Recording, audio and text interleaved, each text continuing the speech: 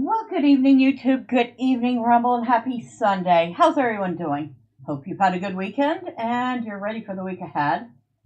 You all voted, and I was kind of pleasantly surprised to see that, for a change, Power didn't win. Mr. Thormurn of LOTRO won this round of votes, so LOTRO it is. Let's see, where are we? We need to go up. And hello, Neon. Happy Sunday to you. You say your first time in LOTRO game. Like, this is going to be great. It is great. I mean, it's an old game.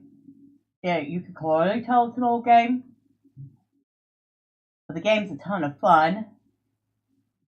The heck am I? Okay.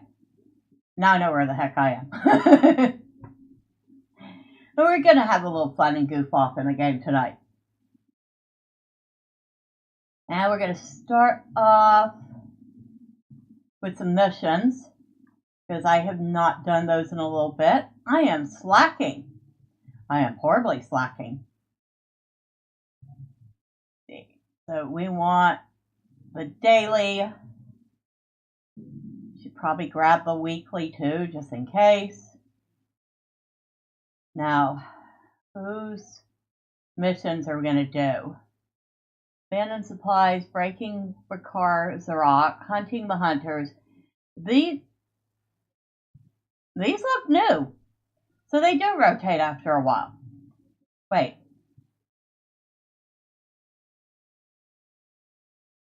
Huh. Okay. Fun. We get to do some new ones. We have abandoned supplies, breaking for cars, the rock, hunting the hunters, into the crystal tunnels. Maybe they're the same and I just forgotten the names. You know what? I'm going to try this into the crystal tunnels,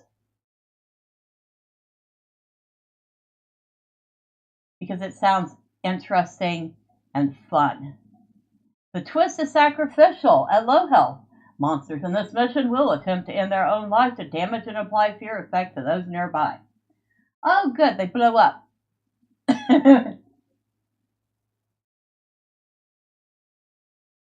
Ooh. Maybe we have done this. I do like the look of the place. So that is what we're here for. Oh, bouncing. But we managed to get it. Alright. No mobs so far. Huh. So borrow trouble, shall we? Like this trouble.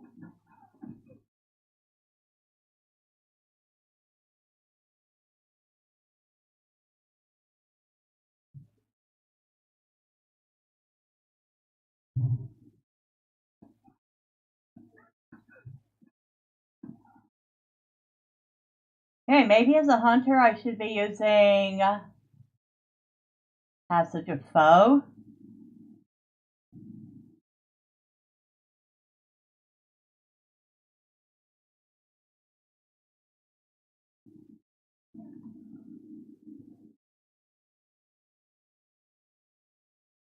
There it is.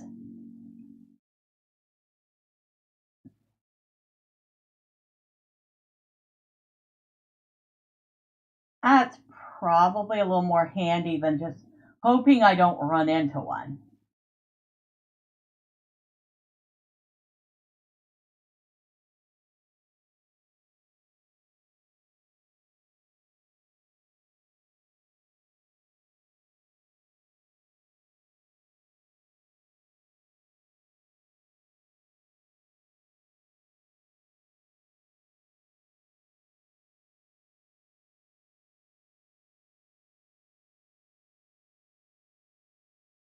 All right.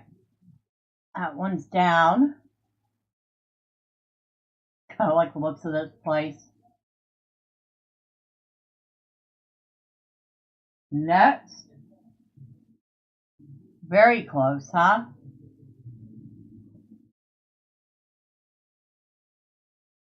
Very close. Where, though?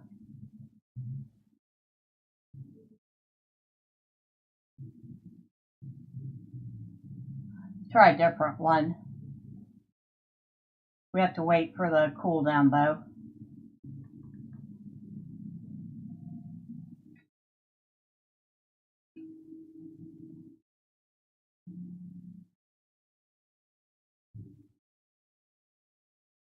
All right. Go with this one.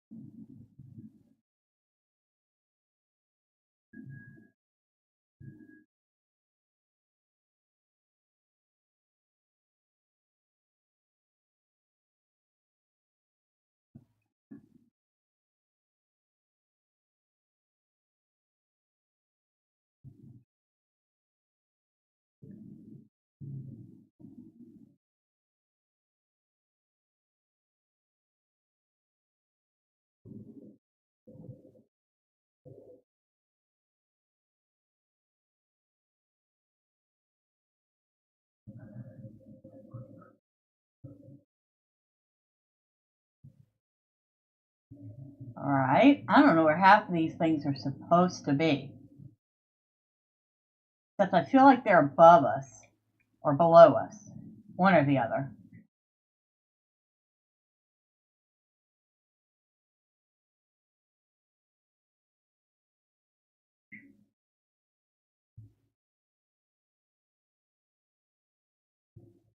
Okay, there's the entrance.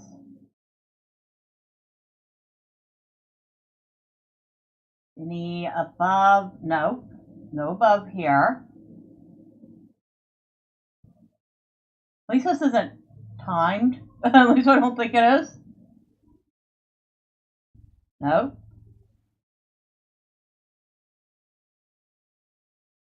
Nope. Is it just me or these look like they're lit with UV light?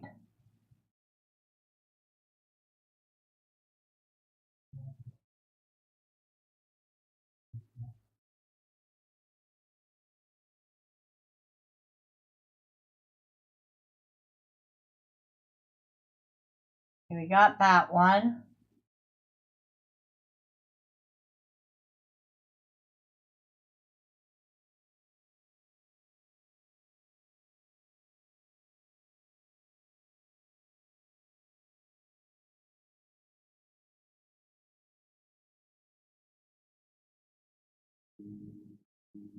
Nothing there.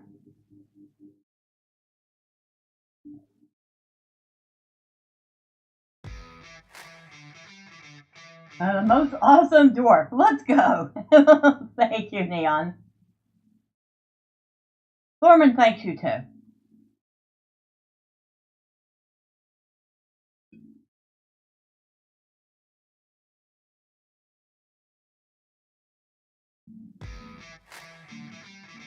You're welcome. Talk to Horan, who's probably back at the entrance, so we have to go all the way back. Let me double check. Yeah, he's got to be back at the entrance. All right. A dwarf scout has arrived to escort you back. Yeah, but he could have come in a little further in instead of making me go all the way back out. He's a dwarf. Shouldn't be afraid to come in here.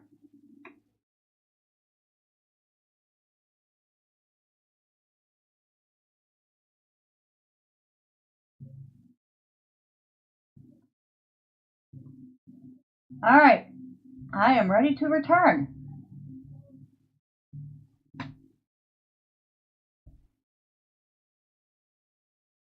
Okay, that one was easy.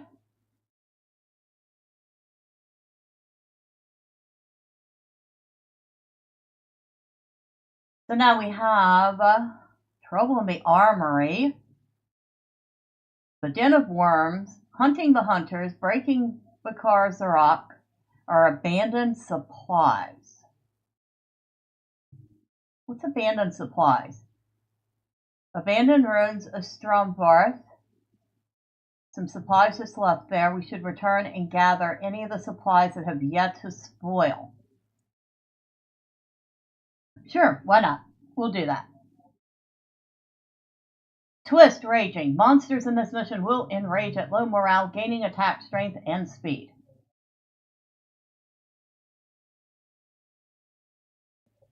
Sounds like a good time to me. So we need to recover supplies.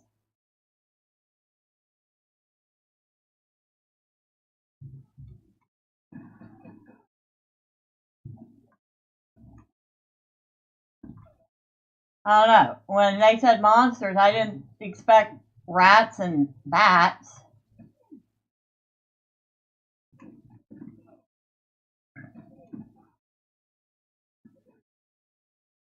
And lots of them, no less. Okay.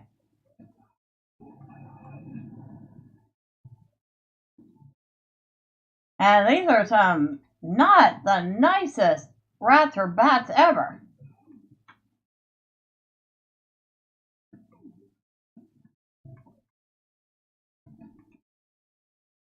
Doesn't help that I can barely see it. Maybe I should get to higher ground and I can see what I'm hitting. Alright, better. Go ahead and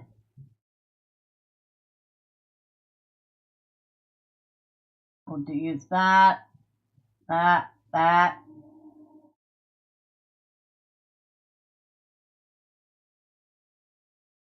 Anything else here? No? Good. Okay, so I was sitting there looking for orcs or goblins or something big. I was not expecting critters, as we could clearly tell.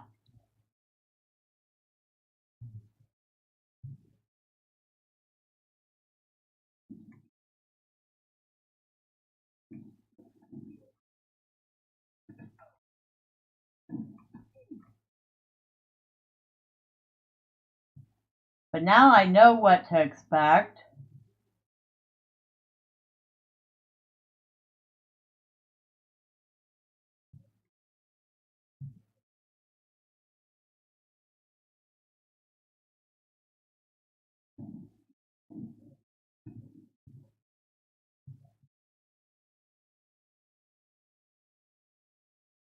Wonder who these belong to and where they went off to. Well, I get the feeling we're probably going to discover the answer to at least one of those.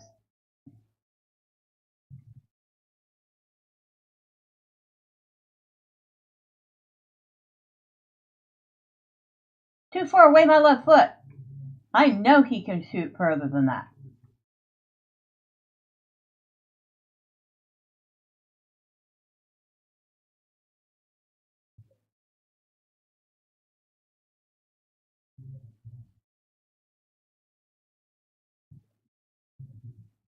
Looks like a orc camp.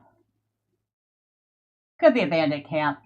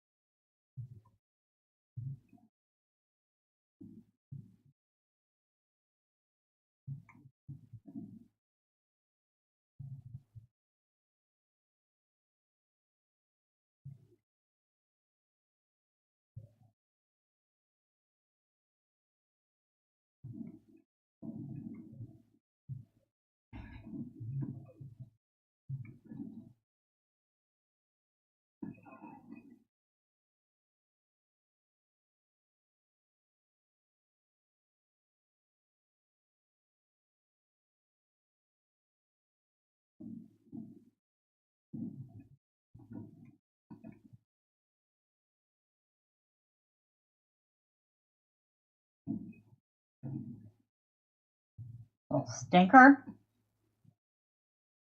It looks like an actual rat too. Very realistic looking. It's kind of creepy.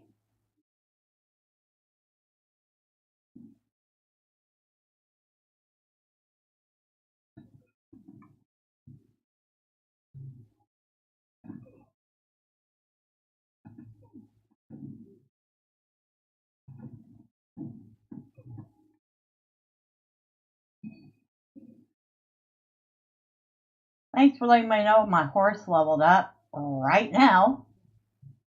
I could have waited. I think we have something up over here.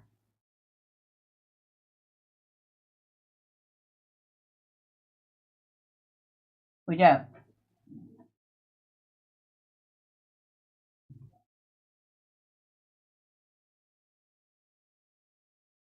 Target not in line of sight my butt.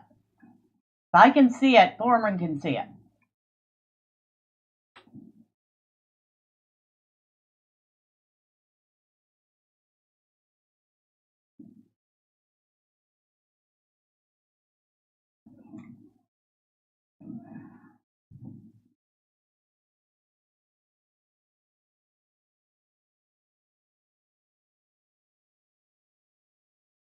Glad I decided to come look.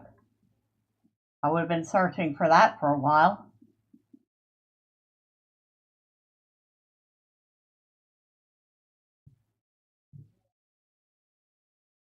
We're still only 5 of 12.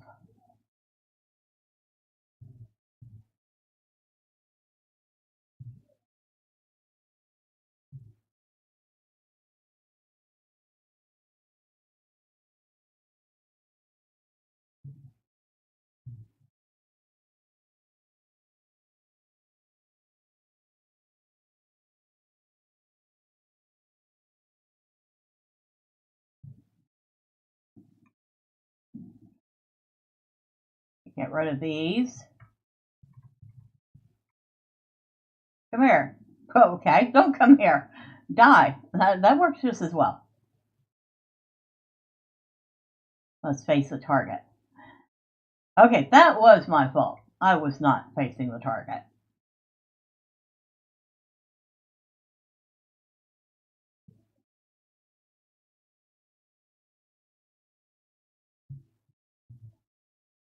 Two more.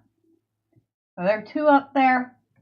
We're going to find out as soon as I get rid of this rat with wings.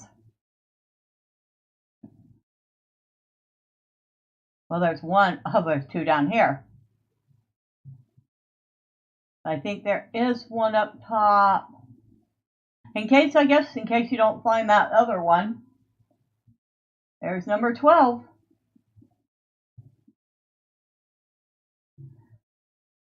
A dwarf scout has come to take you back. All right. Well, we're not going that way.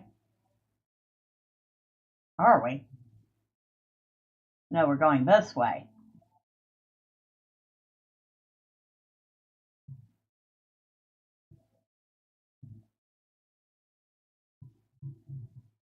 Same dwarf from last time? No, different dwarf. Hello.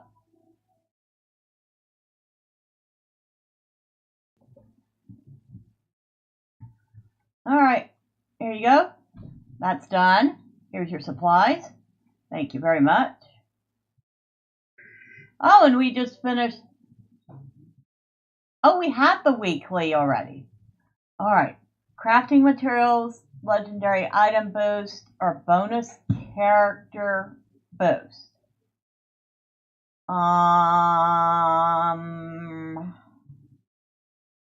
Contains items to aid in your. Contains items to upgrade your legendary. I'm going to go with that because eventually he is going to need to do a whole redo of his legendary weapons once he hits 95. And I'm still not thrilled with the new LI system. But that's almost on it. We are not here to harp on that tonight. We're here to have fun. Oh, let's check out the map. It even looks three-dimensional. Oh, that's neat. Maybe I should get off it so y'all can see it too. See? We've got mountains and rivers and a lake over here. This looks like it would be a fun table to do wargaming on. You know? It's nice and big. It's got a lot of land mass. You could do a lot with it. But I'm going off on a tangent now. Let's get back to our missions. We need to do one more and we'll have the daily done. I'm kind of curious about this Bakar Zarat, so we're going to do that one.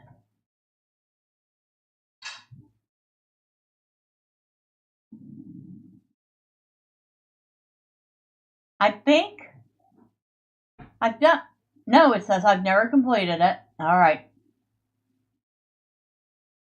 Lieutenant of Gorgar, the monster commander in this mission, will attempt a brutal wounding attack.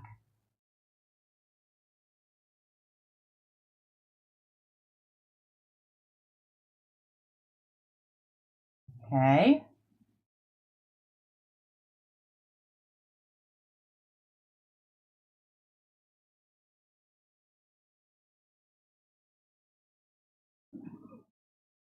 The heck? Oh.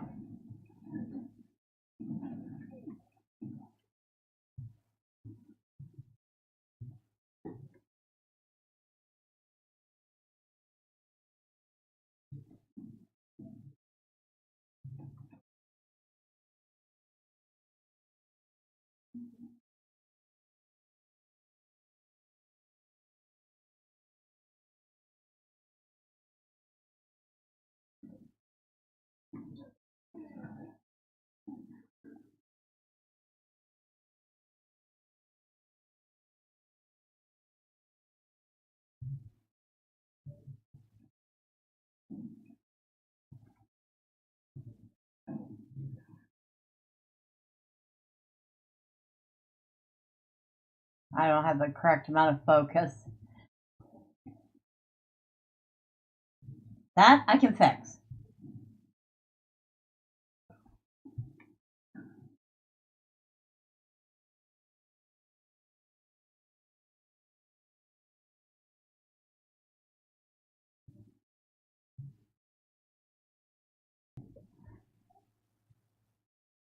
Now either there's a whole bunch of guys I don't see in there, or there's another level.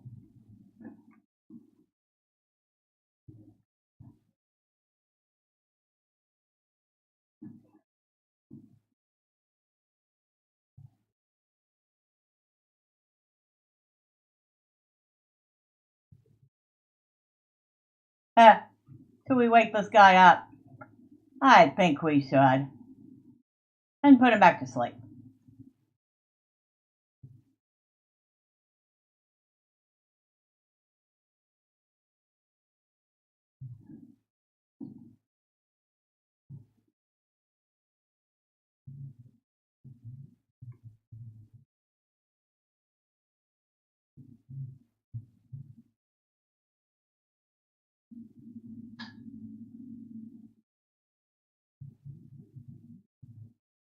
I was say, ew, nasty, but then what do I expect? They're orcs.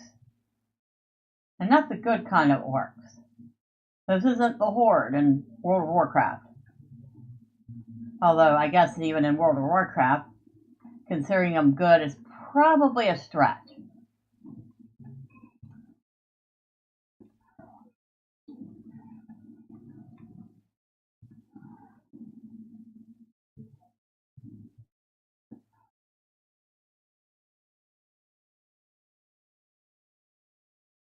Ah, there's a way up. Okay. Let's get rid of these guys, though.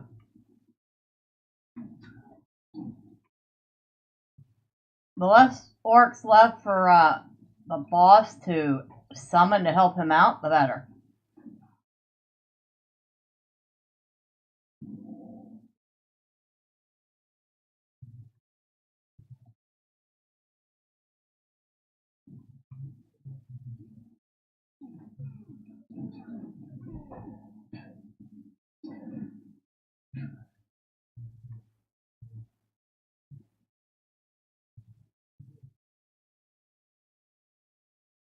You the only one left?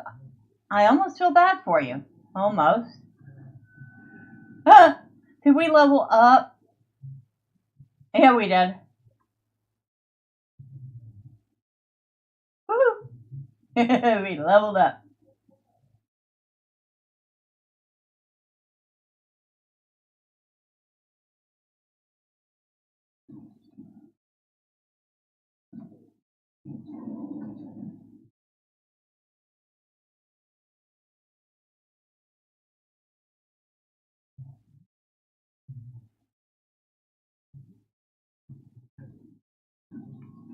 Come on down. There you go. Really don't like standing on stairs to attack you all.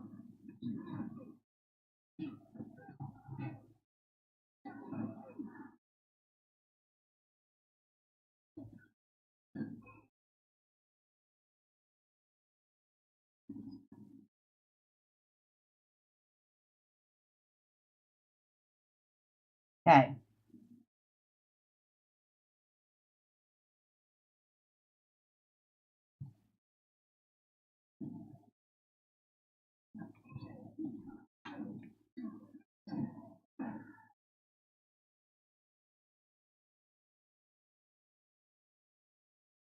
Where are we now?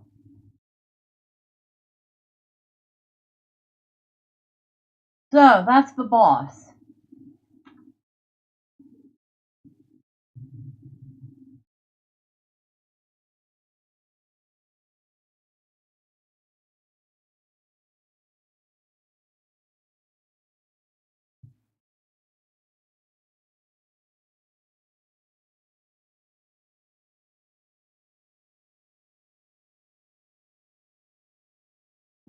Yeah, that's what I thought.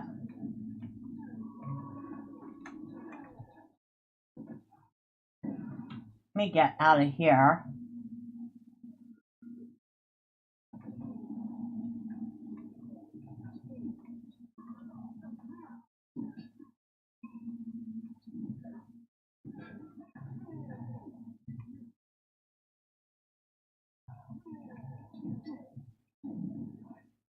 Oh, we got him.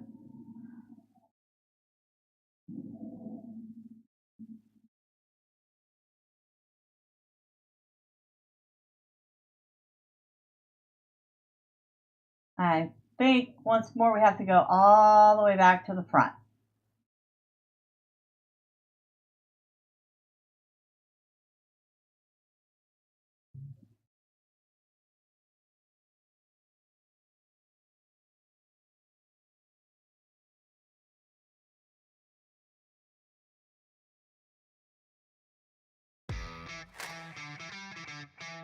John Wickham down.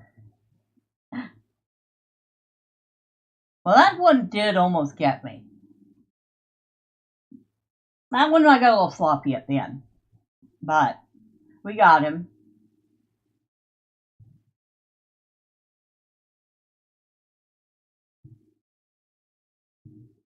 Okay, and with that, we've completed the daily.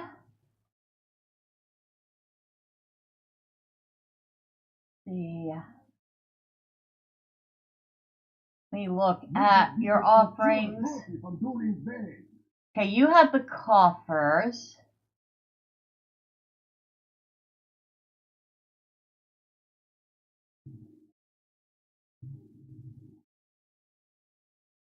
Traveler's Gear Medium.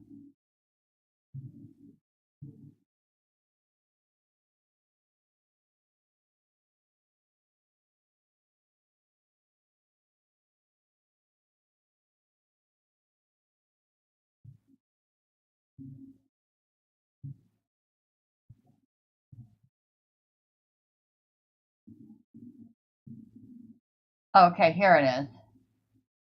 Alright, so the stuff that's grayed out is stuff I cannot use because I'm already well past the level for it. It maxes out at level 50.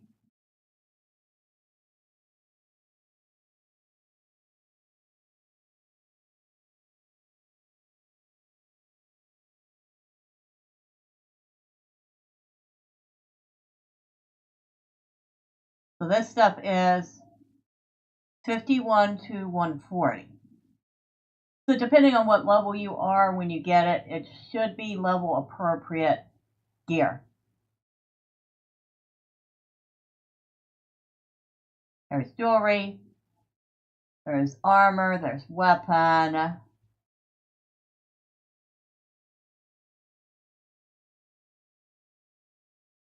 there's also higher versions of the stuff. So like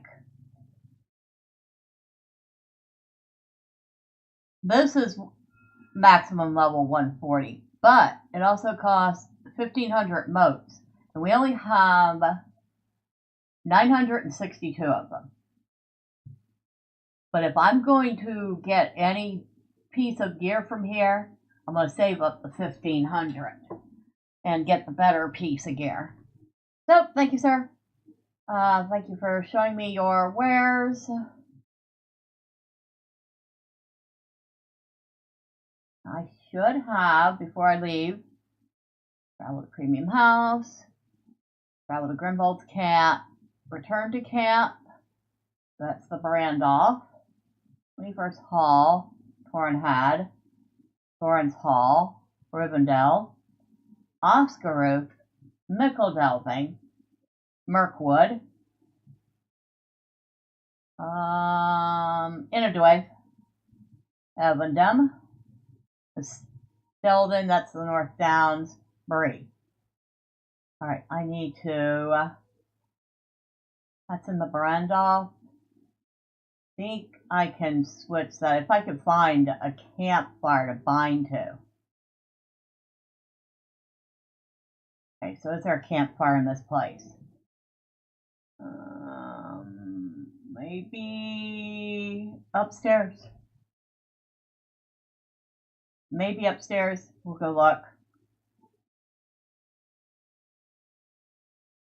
I mean, there are horses here. And actually, it's not upstairs, it's downstairs. So if worst comes to worst, I can still get here relatively easily. But I'd rather just bind.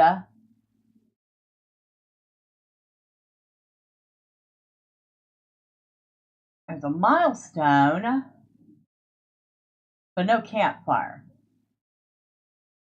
My milestone is bound to Dunland because we weren't done there.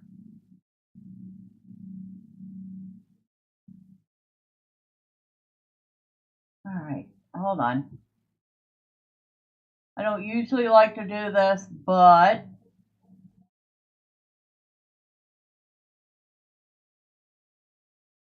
anytime today.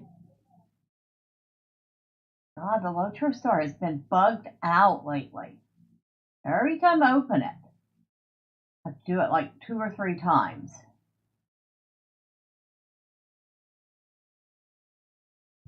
Oh, what do we have on sale right now? Level boosts. I don't use them. I even have a couple, I still don't use them. I think the only 2 I've ever used were for roleplay characters, and that was just so that they could access more areas. Other than that, now mithril coins are on sale. How many mithril coins do I have?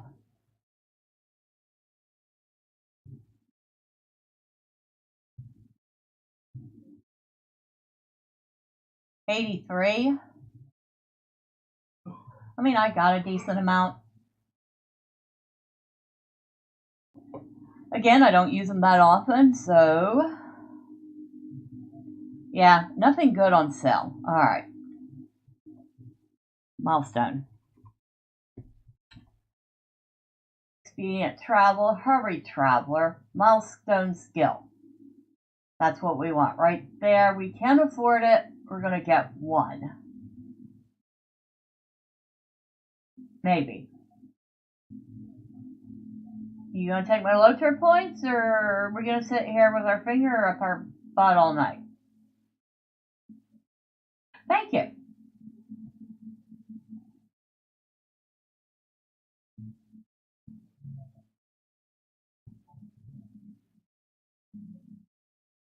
I'll move that, that, and that. Move the new milestone skill right there. And where is that milestone? In here somewhere. Mailbox.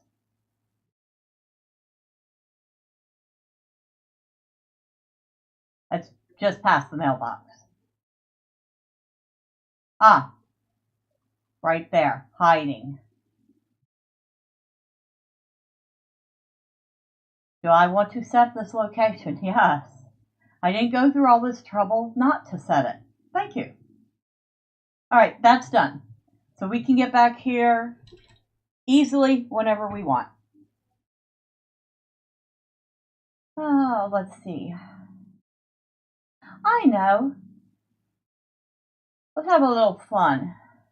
So let us go to Mickle Delving.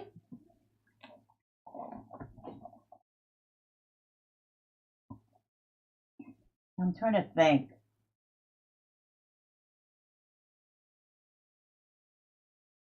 The Shire most certainly has.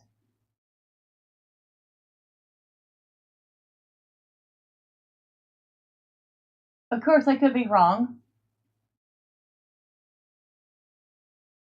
I think I am wrong. I thought for certain it had a skirmish camp. I do not see one anywhere. Okay, so no skirmish camp. Barring that, we'll go to the festival first. Festival here is fun. And, you know, it would help if I turned on his little speed skill. So we're going to go to Hobbiton.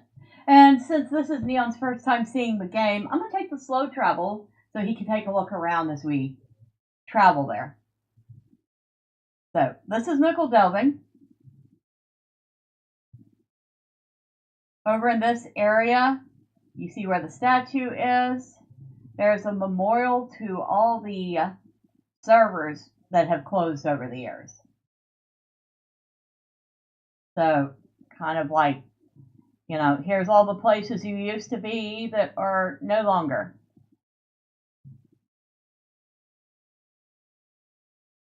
That includes all the most recent old servers, the 32-bit servers that were closed to make room for the new 64-bit servers.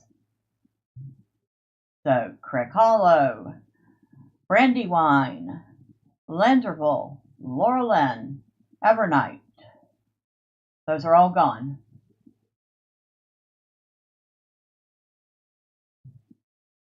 And I think there were a couple others, I just can't remember the name of every single one of them.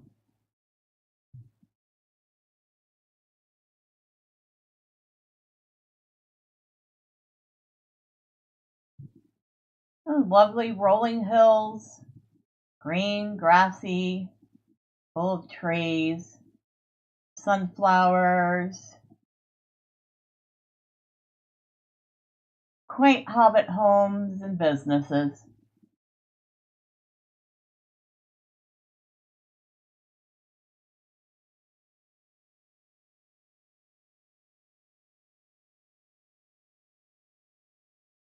And over here, we have one of the taverns.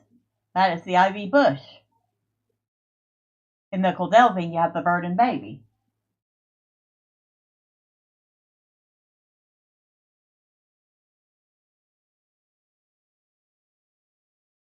Always love this little thing. This little house with the water wheel on the side. Always thought that was cute. I was like, I'd live there. Even got a place with the hobbit fishing.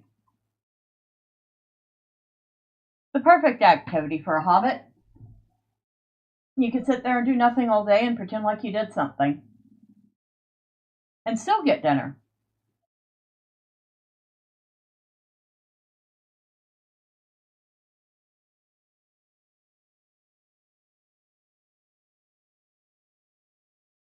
Little farm. A lot of little farms here. But we gotta go say hi to someone. We're gonna say hello to the gaffer. There is Gaffer Gamgee. Sam Gamgee's father, I believe. Or his uncle, I can't remember which. I'm pretty sure it's his father.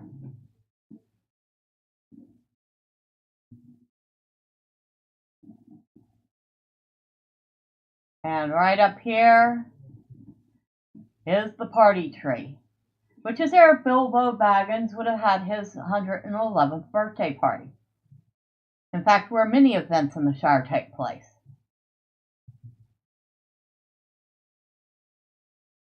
And there is, of course, currently an event going on. Before I do anything, we're going to go take the daily.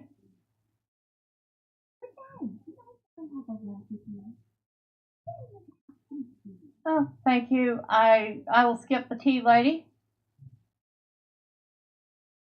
Go ahead and dunk for apples. We got 1 medium apple, which gets us 2 fall tokens. Speaking of which, do I have any? I don't even know if I have any from other years. So, close. Festivals and events.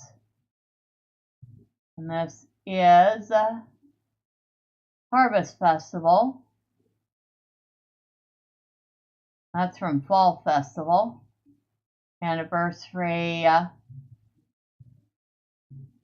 Midsummer. Spring. Yule. Don't think so, unless this is Fall Festival. Oh, it is Fall Festival tokens. Okay. So we actually do have a few. Not going to start with you. I'm going to start over here. And I'm not going to read, I hope you don't mind, I am not going to read these, but it's basically each of these quests does a different thing. I will explain it as we go through. So this first one, we need to find the source of the rattling in the attic. So something is rattling around in the attic and we need to go find out what it is. That wolf trophy or warg trophy has a candle in it, and the smoke from the candle's coming out through the nose. And the glow of the candle is turning the eyes red. That's actually would make a very neat Halloween decoration. And now I'm wondering if I can make something like that.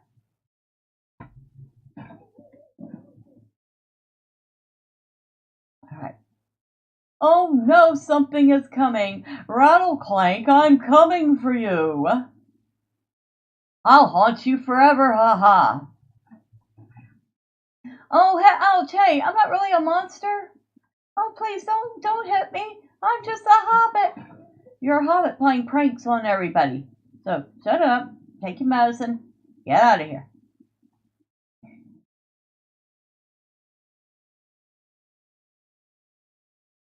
And that is 1 down. Second one, we have to find the source of the roaring in the cobwebbed wing. So back in we go for round 2.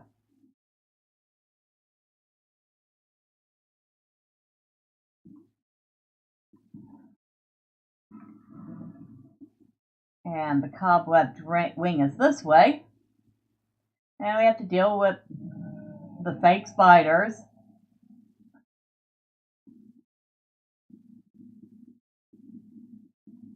And come over here to this little honey pot. Roar, slobber, slaver, droll, grrr. Roar, I'm hungry. Yep, you're a hobbit, all right. I'm only a hobbit, don't hurt me. Well, quit tormenting people. I know, it's a haunted house. Y'all are supposed to do that, but still. Now, we go through the creeping wing, through to the basement. And before we leave the basement, we're going to go in here.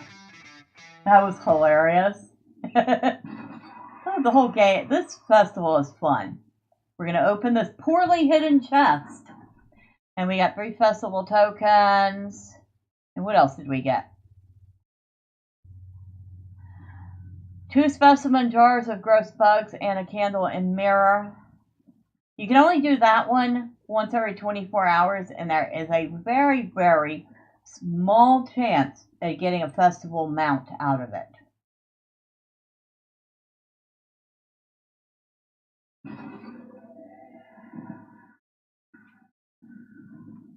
And I can't remember if it's the white, green, or red skeleton horse you get out of that one.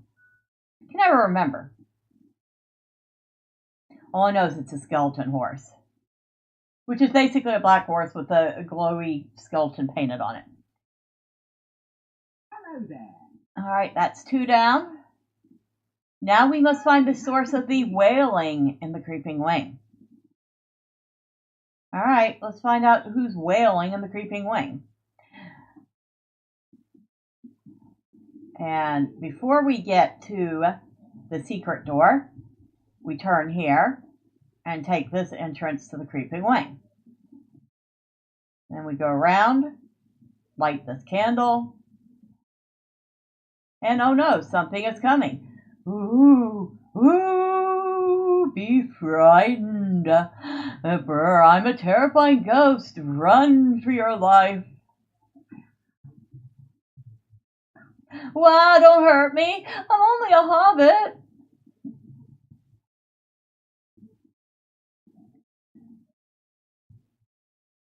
Alright, so run back through the basement again. And tip, if you're going to do this, don't use this door. That door takes you back to the entrance of the basement, not out of the basement.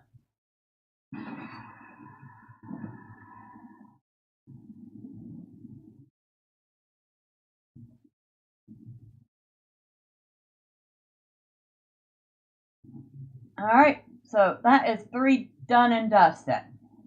Oh, good day. This hobbit is waiting for her friends, but her friends have not come out of the haunted burrow, so she'd like me to go find them. And we can only take 1 quest at a time. If you're wondering why we're doing it like this, they only allow you to take 1 at a time.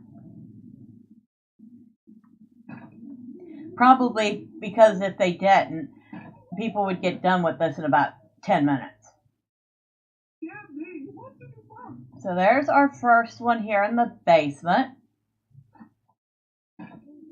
We'll go back to the cobwebbed wing. We'll go over to this corner here. And there's our second hobbit. Deal with the spider again.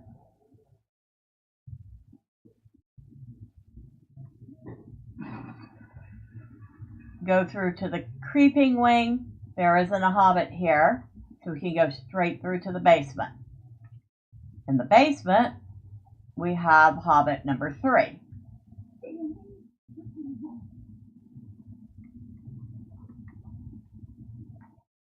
Go around, up, out of the basement. It's actually very quiet tonight, and yet it's still dynamic layers. I just must have gotten a very quiet layer. And here's number 4. And before we get 5 and 6, we're going to go through here, go around, and we're going to grab these 3 chests. And, oh, I got 2 festival tokens out of that one. Nice. A sign and a festival token. A sign that says, roar! Okay, so we got 4 festival tokens from those 3. Now back the way we came. Back out.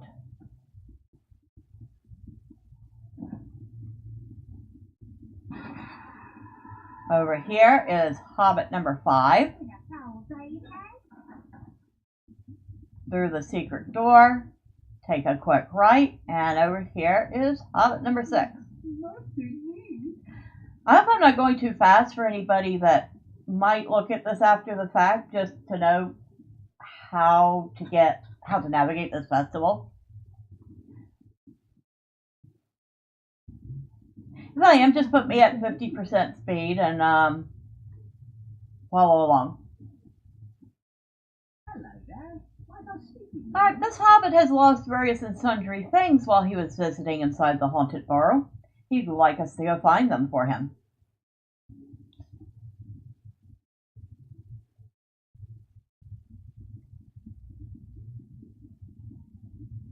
So, there are several of different items about, but I'm going to show you exactly which ones to go to for each thing. So right off the bat, you're doing excellent speed. All right, thanks. We got this jar of crawlies. You want that one, you get his pocket watch. Go through the door, go to the right and straight ahead, and this specific bone pile will get you his button.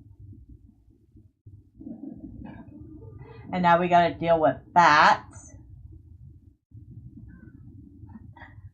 because obviously we have bats in the attic. The cobwebbed wing. Go over here, and we can click on the sticky cocoon from through the wall, something they've never fixed, and we can get his glove and another spider.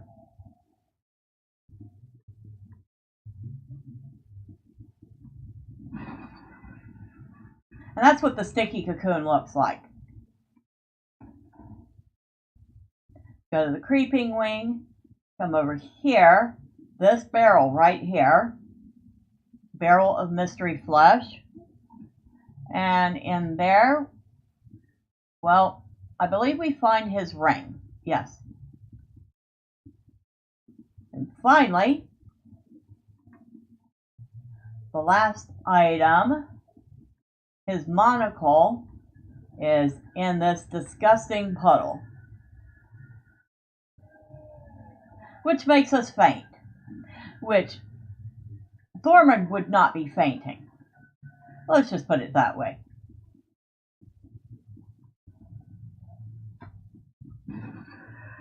And now with all his items, we will go turn him in.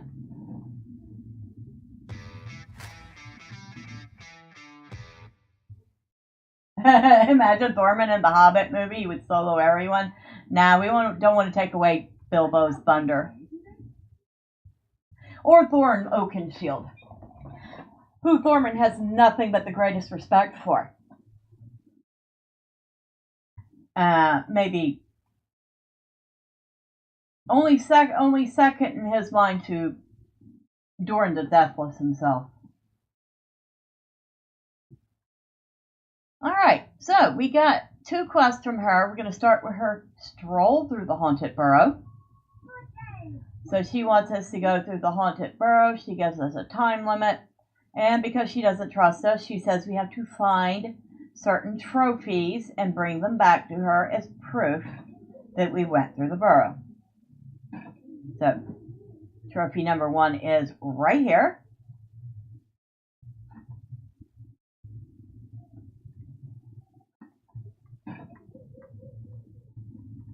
Back into the cobwebbed wing. And trophy number 2 is, once again, we're going to click it through the wall. It saves us time. That is that one. And another spider.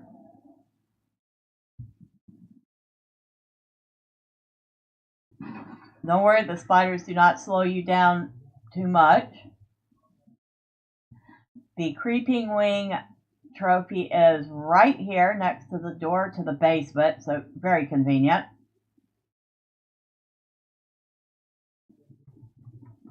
And the last trophy is in here in this disgusting puddle.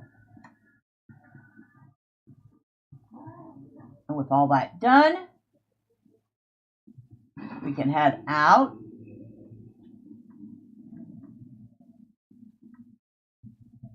And turn this in.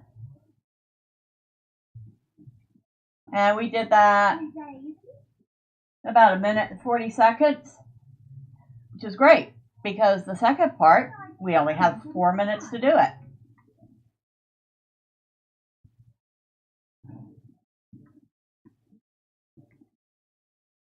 Come on.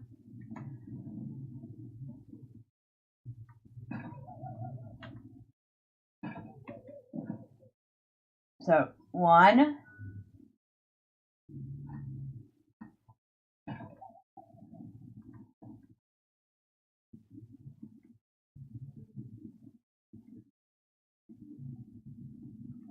2,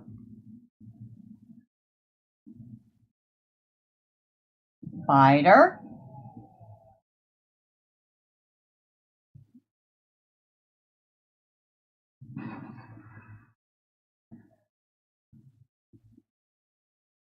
3,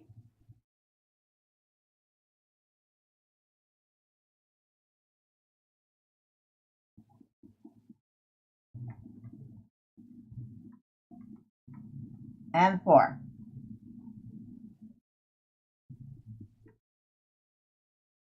Back out we go.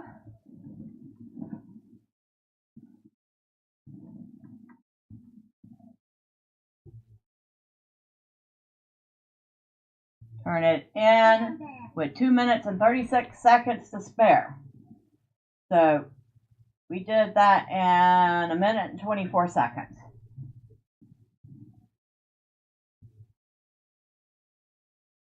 And now we are up to 7 of 10.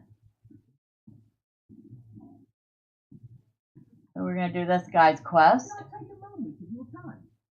And this one involves some riddles. I'll read through the riddles. We have 5 minutes to do this. So, clue. He weeps golden tears in morn's light. A mighty shield he makes at sun's height.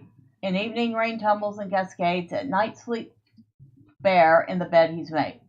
So the orange bottle has a warrior. The white bottle has a tree. The blue bottle has a cloud.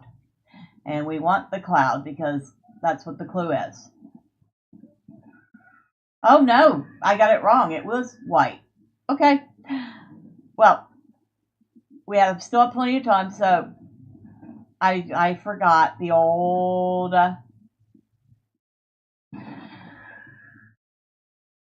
and I'll tell you at the end.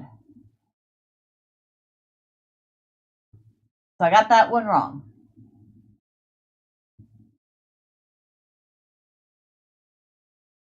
The correct plot, okay. The only certainty is death in battle, for once thrust by sword is lost, henceforth sweet life must be lived at its fullest. The orange bottle has a thief, the white bottle has gold coins, the blue bottle has a bee. Now that one I know for certain is the bee. Because a bee loses its sting after it stings you.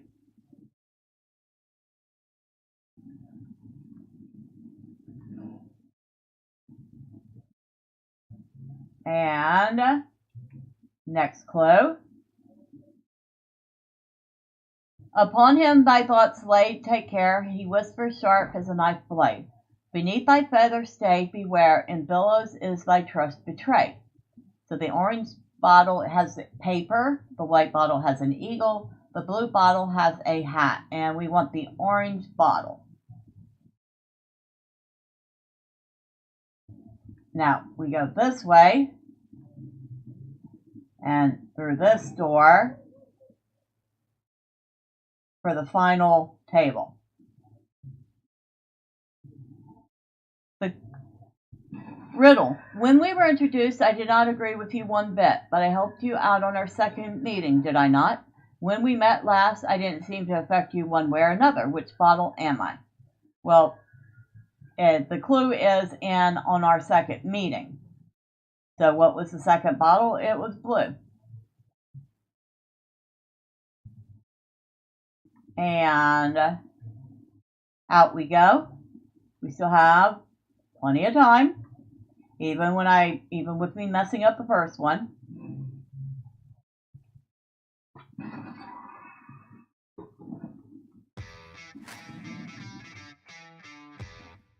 Hello, Wolf. I will look at that in just a moment, but happy Sunday. It did not seem like it was good news, though. And there we go.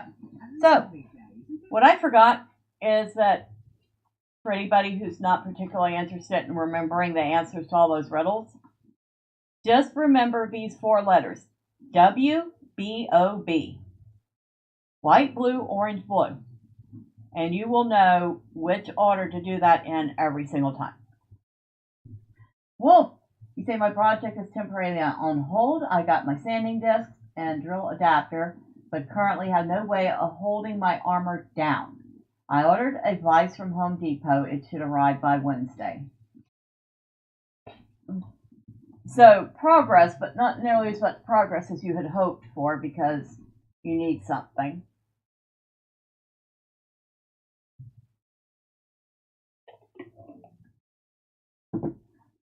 Now we still need 2 more, which we have pretty much run out here. We can do this one. It's for the Ale Association, but it also counts. And this fine dwarf here would like us to go trick some hobbits in the Haunted Burrow.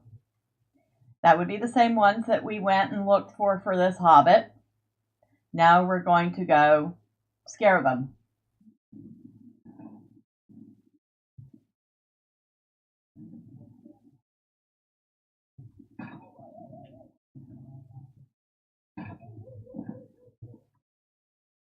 So, bucket of tricks. Oh, save me! Boo-hoo-hoo!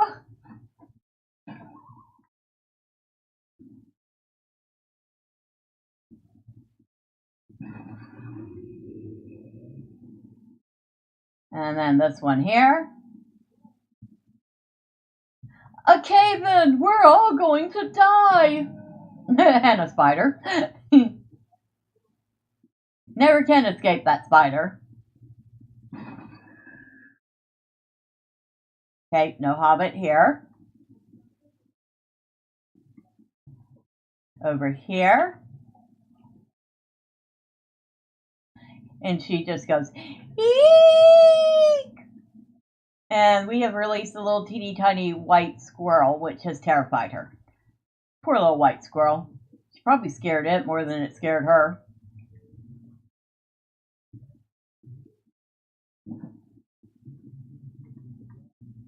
So, this bucket of tricks.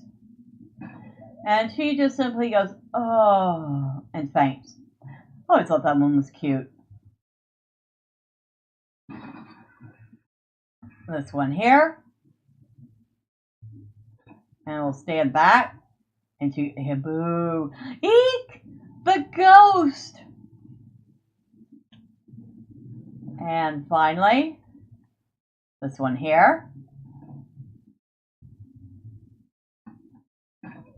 And he goes, eek, a ghost, help. And with that, we're done. But we are still shy. 1 quest for the daily. It's starting to get to be crunch time to get my costume done. I have to sand, fill in gaps with resin and baby powder mix, sand again, prime, then finally paint. Take a breath, Wolf. You'll get it. I have faith in you. All right, since we need at least 1 more quest, we'll run over to Westmead, and do the easy dailies here.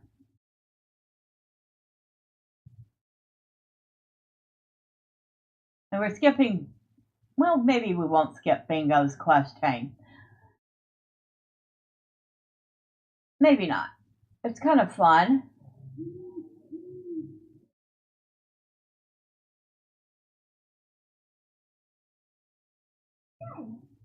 Okay, so you want me to find black cats. You want me to help hobbits celebrate the spirit of the holiday.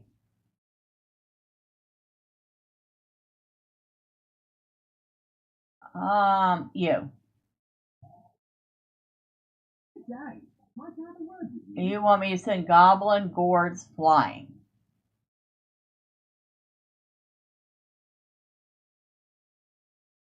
Alright, let's spook some spiritless hobbits. Knock some goblin gourds around. They're just basically green gourds with carved faces that look like goblins. They're kind of cute. It would kind of be fun if you could find gourds that big to create little goblin decorations for the holiday.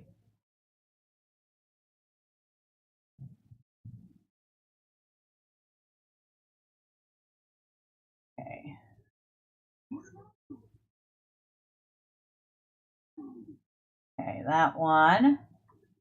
Got another one over here, kicking a pumpkin like it did something to him.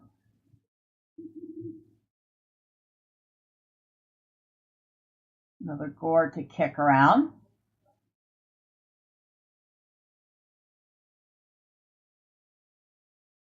This one taking a nap. I almost feel bad about spooking him.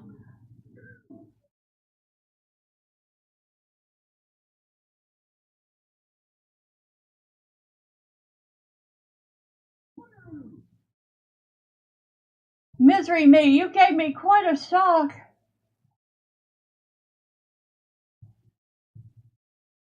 We need one more gourd, and then we need to find some black cats.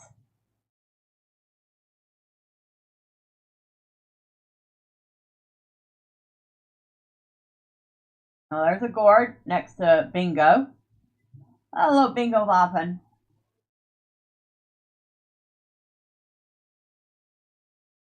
Go find our kitty cats. Well, here's a kitty cat right here. So we're going to gather them all up and bring them back to the Hobbit.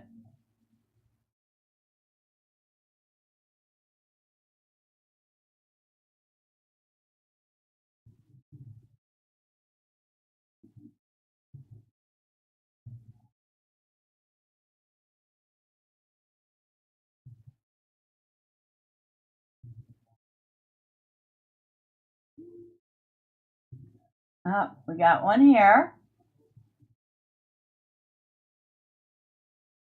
They do move around a little. So they're not totally stationary.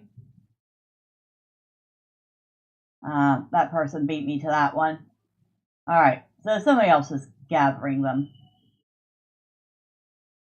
Ah. We have this one here sleeping.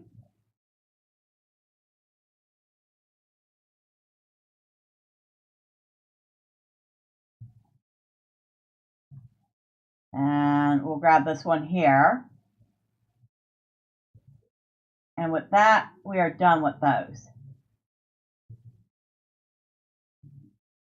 Now there's actually a cornfield maze in here. We won't be doing that because I'll be quite frank, I suck at it. I get lost in there pretty easily. Now Gus was with me. He's much better at that type of thing than I am.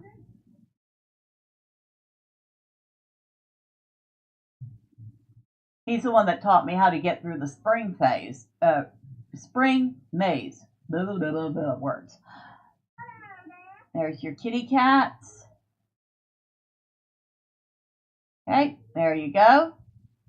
And with that, we have now completed the amount of quests we need to turn in the daily. A lovely day, isn't it? Okay, so that's done. Get rid of all that. Remove all. We'll go back to the party tree.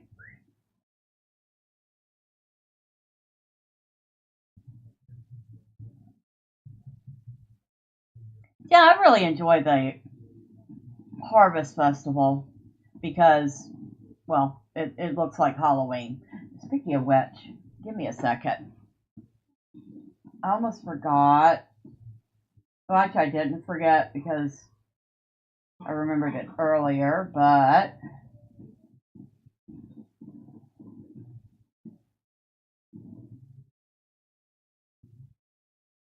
one moment.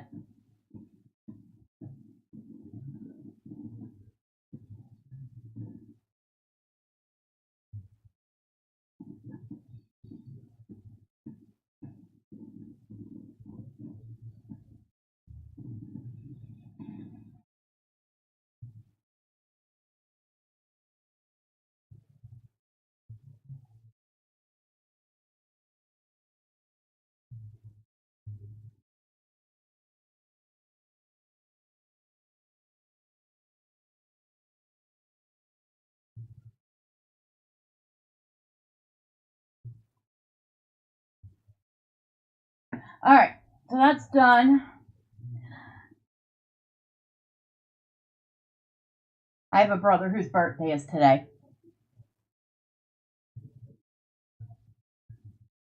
Let's see. The new rewards for this year. Can I help you find something? So we have the cobweb garment. Let's see what this set looks like on him. I did not like the looks of this on my Hobbit. And to be honest, I like it even less on my Dwarf. Not my favorite cosmetic set at all. Just not.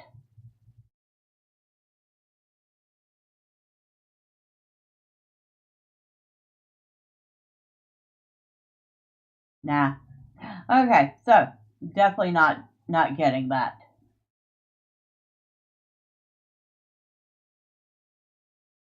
Now, I got that for my Hobbit, the Harvest Math Cauldron. It's cute enough. I got her the Fall Hobby Broom, which is basically a mount. Yes, you're riding a broom like a witch. That's a whole thing. We have the Tome of the Pumpkin Huon, which I've seen. It's kind of neat, but not really something we want. We have a couple of new decorations, small potion table, pumpkin, some spooky themed stuff for houses.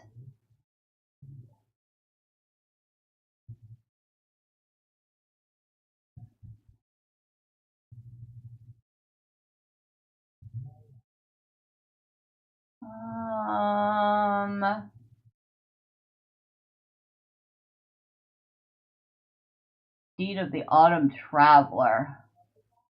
We might already have that. Home of the Ghostly Cat. We have that. That one kind of makes me sad because Ghostly Cat. Suggests Kitty died. But we have it. We also have the Tome of the Black Cat already.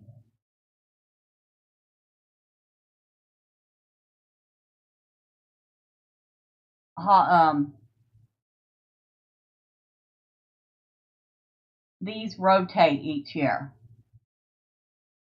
So this year you could buy the Autumn Leaf Dye and the Twilight Purple with festival tokens, the Ashen Slate Green and the Fallen Leaf with Mithril.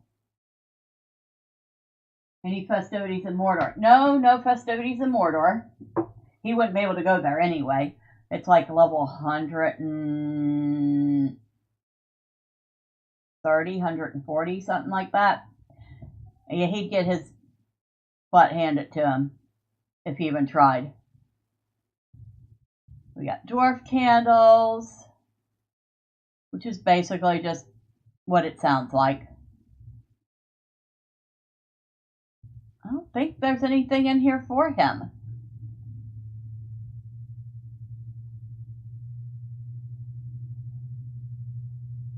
Old festival steeds. Spooky Steed of the Bat. Harvest Bruce Steed, Harvest Math Steed, Sable, blah, blah, blah, blah, blah. Okay. Traveling Robes of the Autumn Wanderer.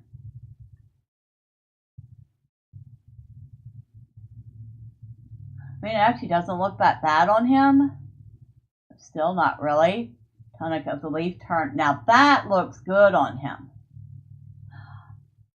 I wonder if he already has it, though. I mean, I should probably check. What about the tunic and trousers of the Autumn Traveler? The top looks alright, the bottom doesn't, but I really like that.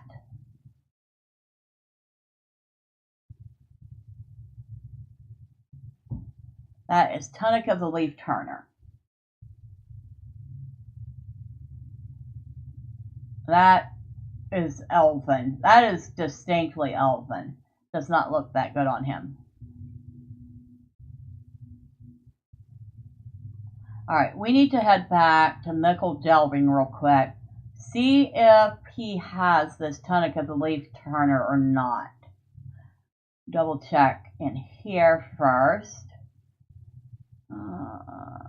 Well, he only had 3 outfits unlocked here, and none of them is Leaf Turner. So, we'll hunter travel our way back to Mickle Delving.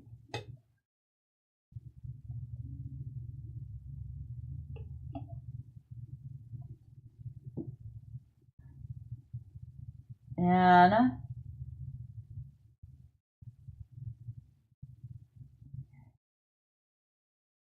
want to go this way.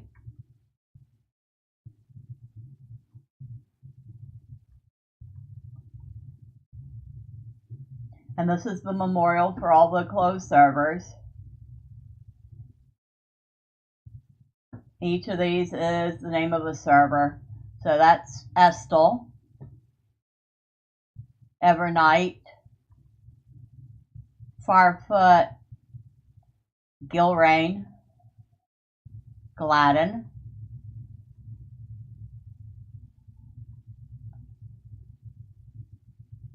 Guahir, Landrival, there's Landrival, Emeladris,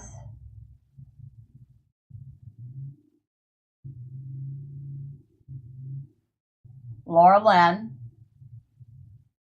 rip to Laurelin, Meyer, Minildar, Morthond, Nimrodel,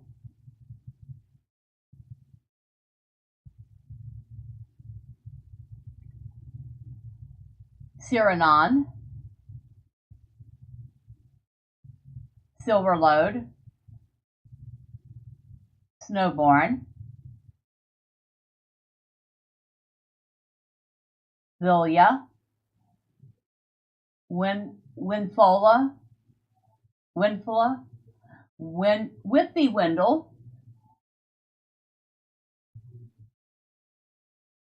Arkenstone, Anduin,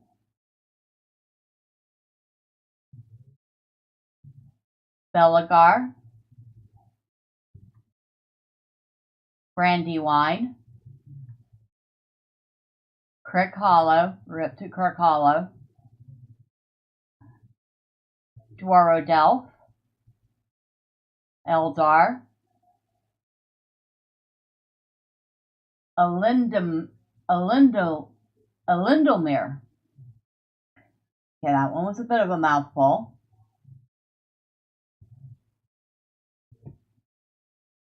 Estel, I think we might be back at the beginning. Evernight, yeah, we're back at the beginning. So yeah, there are all the servers that have been shut down.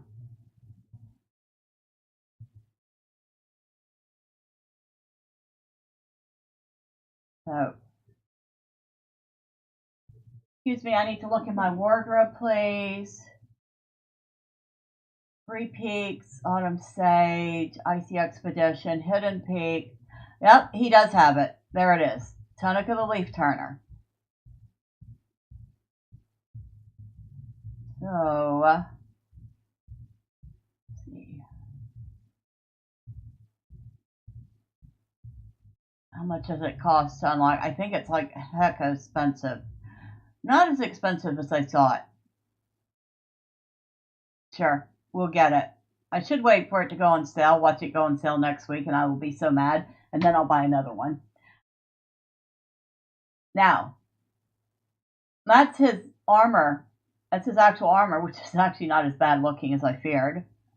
But we're going to put this in.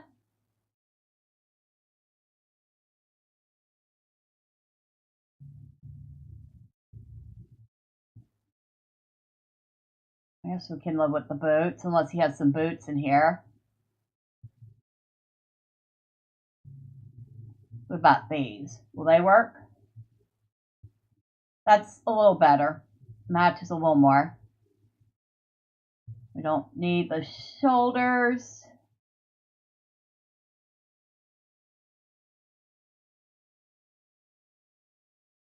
You can go with his circlet. Doesn't need gloves.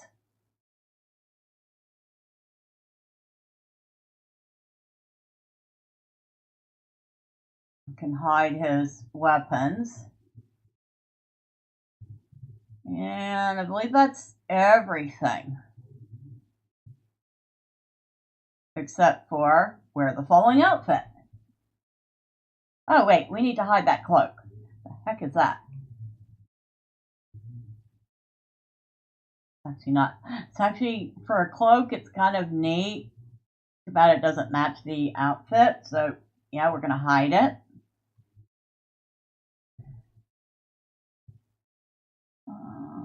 There, better. All right, there he is.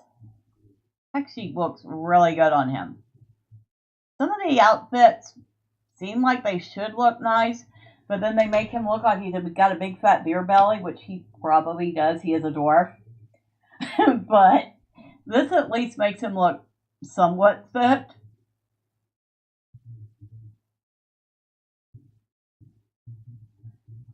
And it looks very good on him. Okay, so we don't have to go back to the festival because we did have what I was looking for, which means he has all these tokens that he doesn't need to spend. Don't know what he's going to use them for. Probably get the music boxes at least for his house.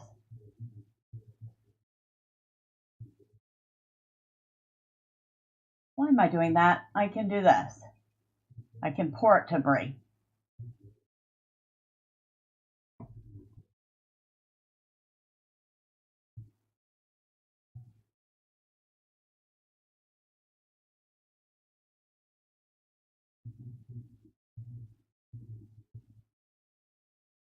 And then we'll be lazy. And we want the South Brie entrance. That's not, you know what? No, because I don't, North said, Neon said this was his first time seeing the game. If that's the case, then we need to show him around Brie a little bit. We'll get on a goat. So here we are at the west gate of Brie.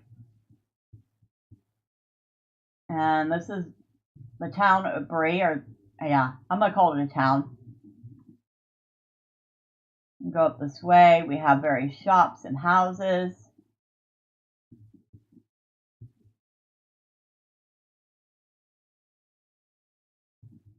Hello, Captain. That's a captain. I know, because they have a ghost following him around. That is his herald. And here, another game that you should look into, Star Trek Online. You played it, runs similar to LOTRO. I didn't even know Star Trek Online still existed. There's a Dungeons and Dragons Online too, done by the same people that do this game. I've tried it, but it's kind of not very fun to solo, so I stopped playing it. That there is the one and only Prancing Pony. So if we go inside, we actually get to talk to Barleyman Butterman. Barleyman Butterman. Wait, Butterbur. That's his name. Wow, I can't believe I forgot his name. So, hop into the Prancing Pony.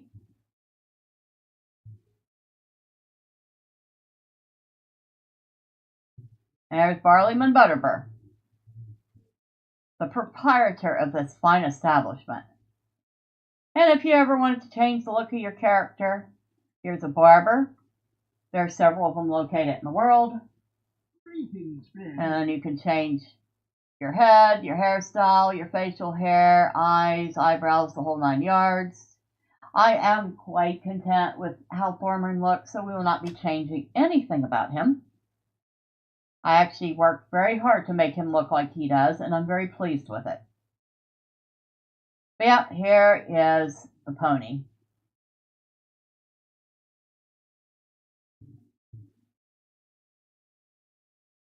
And if you go over here,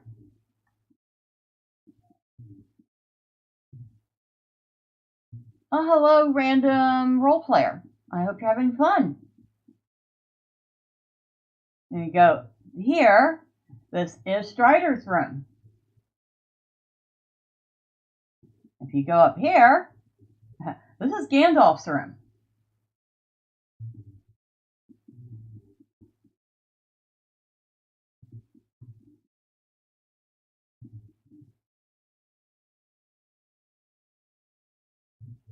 So the reason I knew that that person that I passed was a role player is because their name over their head is in white, which indicates that they are role playing, while Thormurn's name over his head is in yellow or kind of a goldish yellow, indicating that I'm just playing.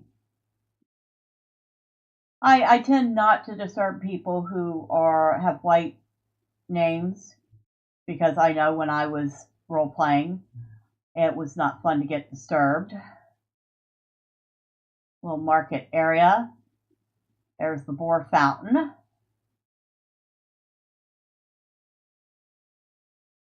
So I do my best not to disturb them.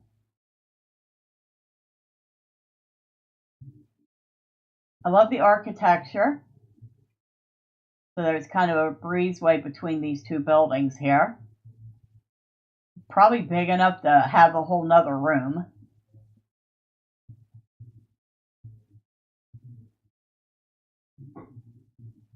You got the town hall here. And if you were playing the game and you wanted to do something like you give your character a surname. How may I help you? Actually, this is for chartering a kinship. That we don't need to do right now. Here, this is the lady you would talk to, the notary. And then you could change your surname or give a surname. Also, Star Trek Online has voice acting from the various shows that are unfortunately no longer alive. For example, Nog from Deep Space Nine has some lines and is a captain of his own ship. Well, that's kind of nice. Like I said, I didn't even know it was still around. Once again, we are not going to change Thormurn because I already have a very nice surname for him. His surname is Greythane, and he is a seeker of deep places. That title comes from Moria. There used to be a staircase that had a cute little hidden object in it, but it's gone since they remodeled it. Nice room. Upstairs, you have the mayor's office. All right, but that's the town hall. So that's where you could start a kinship, change your last name, things like that. There's a weapon and armor shop over there. Doesn't have really much of note. One or two pieces you can use cosmetically. Nothing special. Now, if you want to buy a house, nowadays you go over here to the broker's office and you can choose from any of these. He already has a deluxe home in Erebor. Maybe we'll go look at it later. We haven't done much to decorate it lately, though. So, I don't know. That wouldn't be very exciting, I don't think. Still, if you don't want to see it, we could go see it.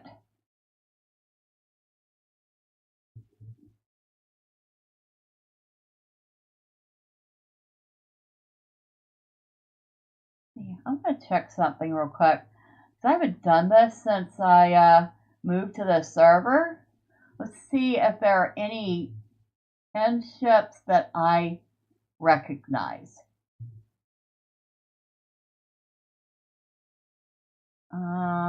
No. The Wayward Wanderer sounds vaguely familiar. Red Company sounds vaguely familiar. Dwarf Arundel. Path to the Moon, Order Starlight Dawn, Men of the Lost Realm, Leaves of Laurelin. Well, we know where they came from, Laurelin.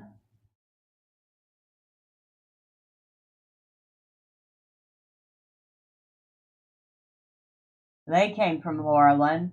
Gwaith I Galadlim.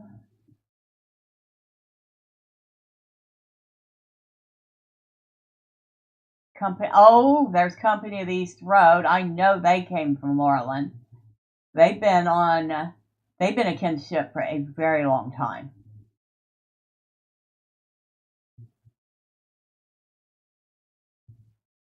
That's the only one I off that list that I absolutely recognized. This Company of the East Road. I wonder how many kinships just went poof when the 32-bit servers closed. Probably a lot of them. Probably a lot of dead kinships where nobody was even logging on anymore and didn't even know that it was happening because they'd moved on with their lives. It kind of makes me sad to think of.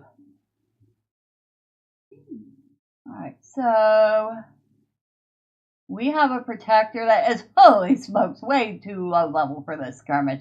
We need to upgrade. So, now what are you at? 82. Alright, there. And, of course, we need to upgrade all your skills.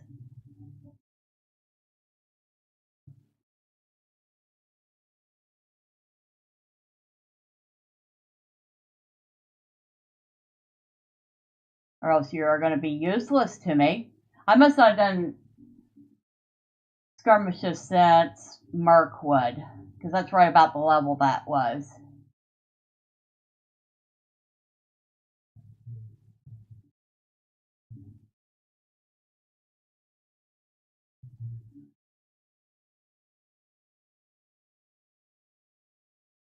Okay, and for me, I need to upgrade my stuff too.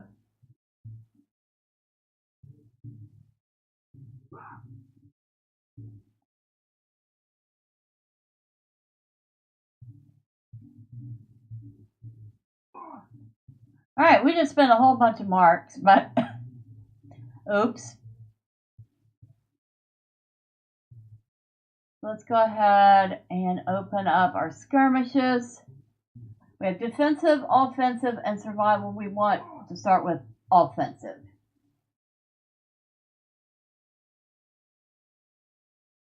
Let's see, we have Assault on the Ringway Lair, Attack at Dawn, Breaching the Necromancer's Gate, Rescue in Nurzgashu.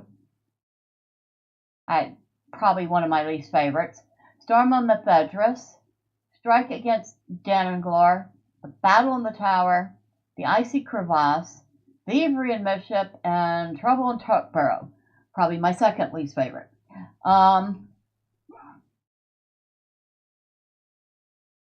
So, Assault on the Ringway Lair, Breaching the Necromancer's Gate, and The Battle in the Tower were all Mirkwood skirmishes that we unlocked as we were doing the Epic Quest chain.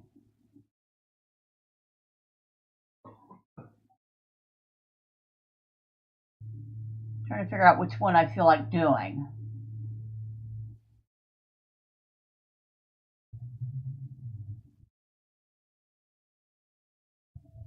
We'll start simple. We'll start with Thievery and Mischief. That one takes place in Bree.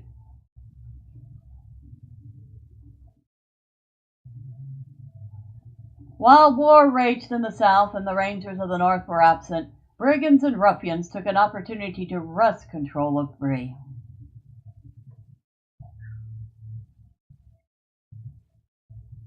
While war raged in the south and the rangers of the north were absent, brigands and ruffians took an opportunity to wrest control of Bree.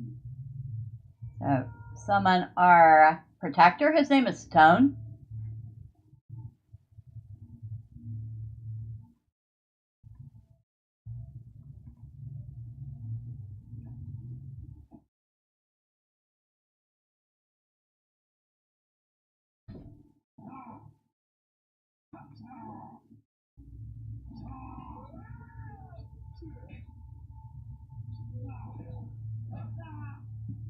Okay, he was actually taking a beating there.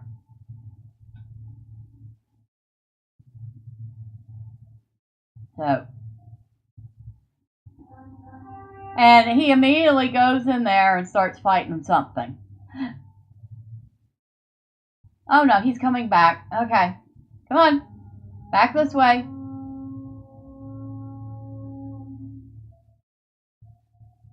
Oh, Dowerhand Stormkeeper.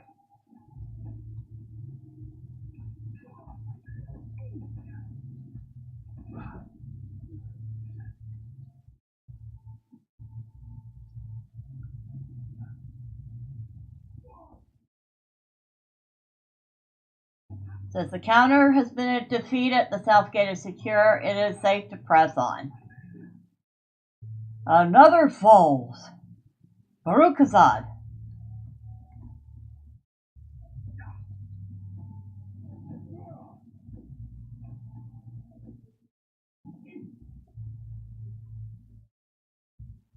And if the music for the skirmish is too loud, let me know.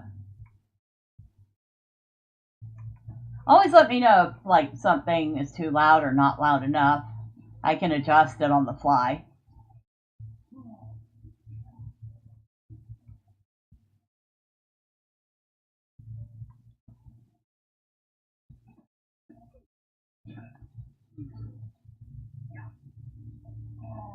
The auction hall has been cleared. The banner may now be claimed for the free people. So, get that. And we should have another counter.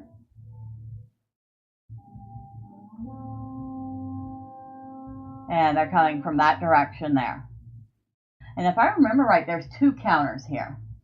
Or it might be 2 counters at the next one.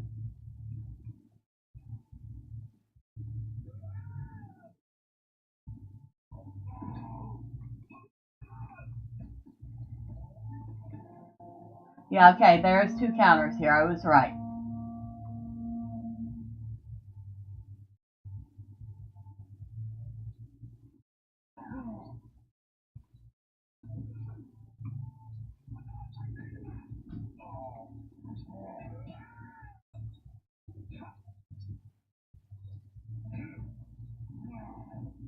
Alright, counterattack has been defeated. The auction hall is secure. It is safe to press on.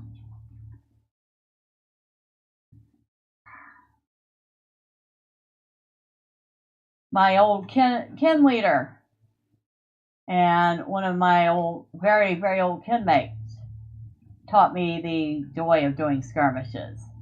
In fact, there were a couple skirmishes that we used to do over and over again for the marks and medallions and to level up. Now I just do them for fun when I feel like it. Excuse me. The heck are you? Rude is what you are. The haunted alley has been cleared. The banner may be claimed for the free people. So our counter is going to come from there.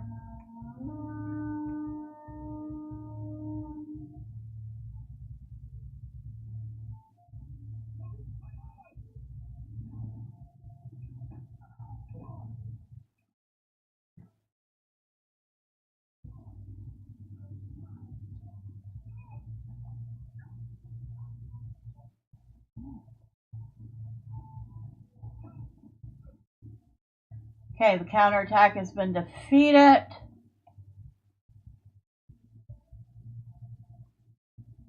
And a roar erupts from the alley to the northeast. So one of our 2 encounters is nearby.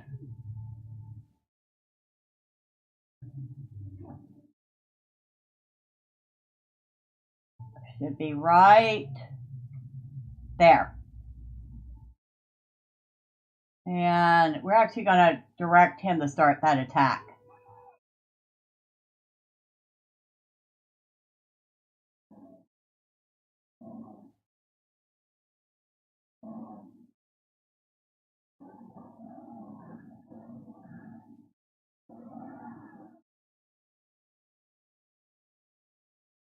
Alright. Lord Fisher has fallen to your mighty blow. That was the name of that giant bear. Lord Fisher. Defender of the Vile. Stand strong, they will not break us,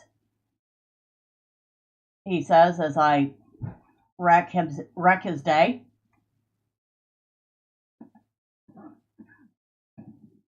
Hail Sharky's enforcer.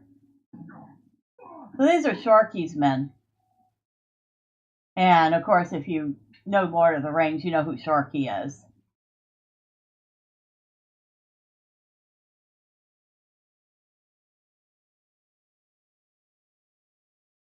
There should be...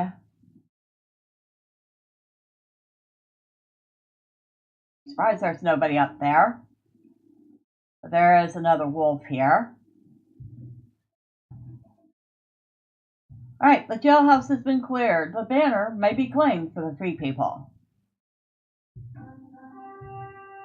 So our next.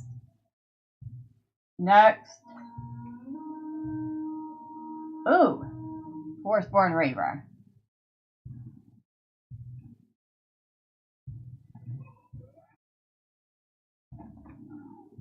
No more Forestborn Reaver.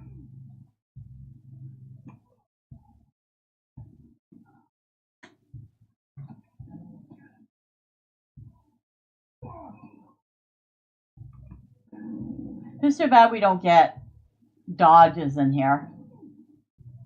I keep looking for a dodge because I'm used to doing that in survival games, but nah. No dodges here. Okay, the counterattack has been defeated. The jailhouse is secure. It is safe to press on.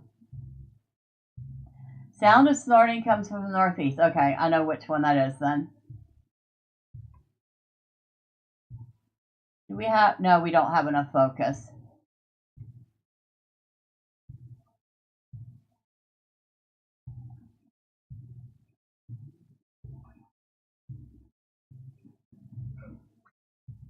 Okay. As soon as we're done with this skirmish, I've got a message to attend to.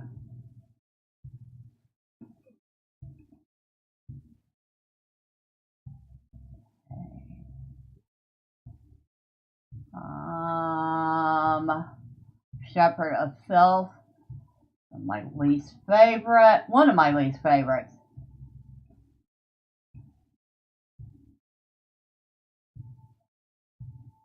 And he did summon his crawlers.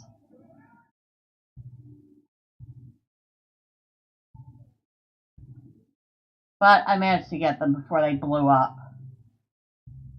I leave a sticky mess. Which is annoying because it's so rude, it kind of slows you down.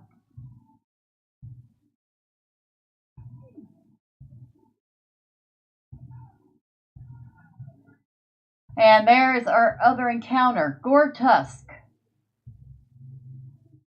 He's a giant boar, obviously. There he is rolling around in the snow. And yeah, you can go after him, please, and thank you. Now that he's got his attention. Or he had his attention. Oh, get off me, you old ugly.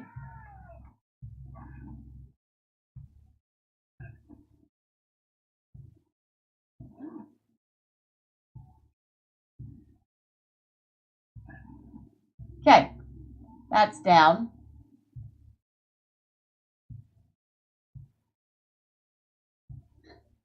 I think we have one more.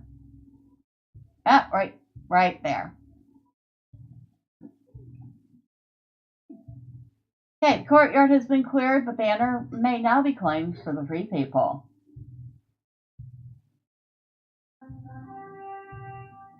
Okay, and all we have left is this guy here.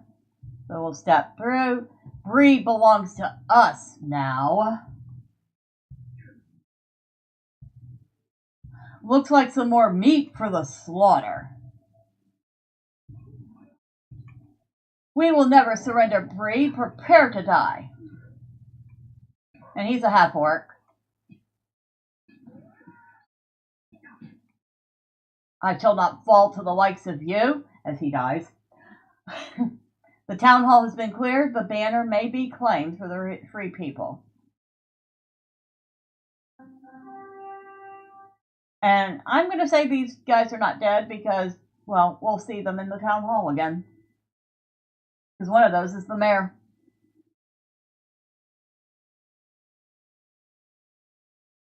Alright, so what did we get out of that? A word of mastery that we really can't use, but we'll break down into 20 ancient scripts, which we absolutely can use. And get out of here. Now, one moment. You said I have a message to attend to.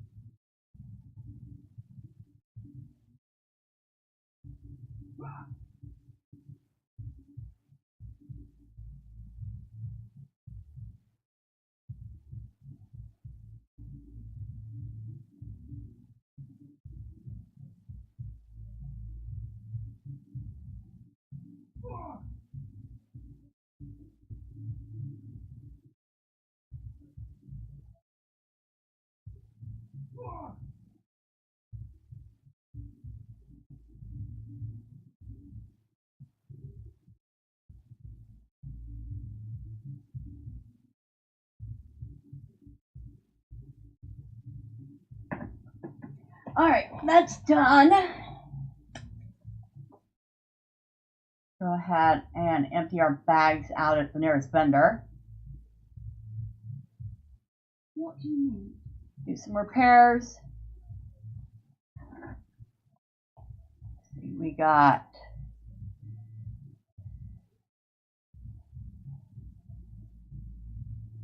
well, that's old. I wonder if I can break that down too.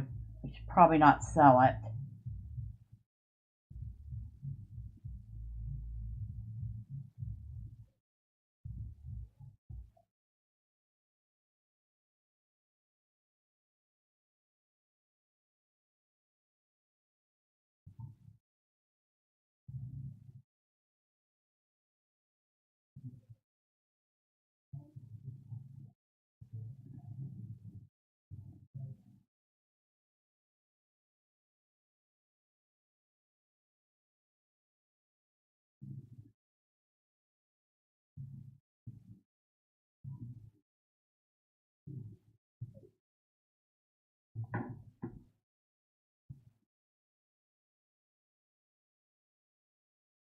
$104 silver.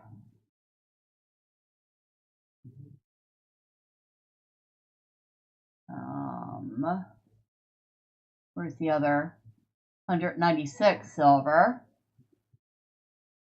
So we got that 400 silver from doing that. How's our bags looking? Like a hot mess. Not surprised. Not even the least little bit surprised. What's this?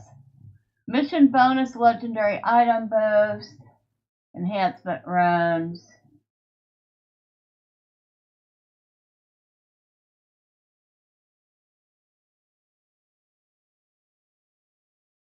Really don't need the Halloween sign that I got, but I'll hold on to it, I guess.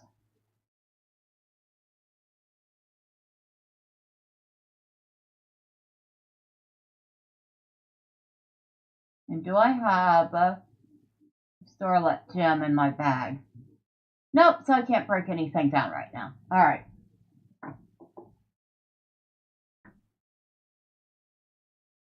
What's this? Guide to the Harvest Math Festival. I can get rid of that. I know a little bit about the Harvest Math Festival after 16 years. You know what I mean? If I didn't, I should probably go back and take a primer.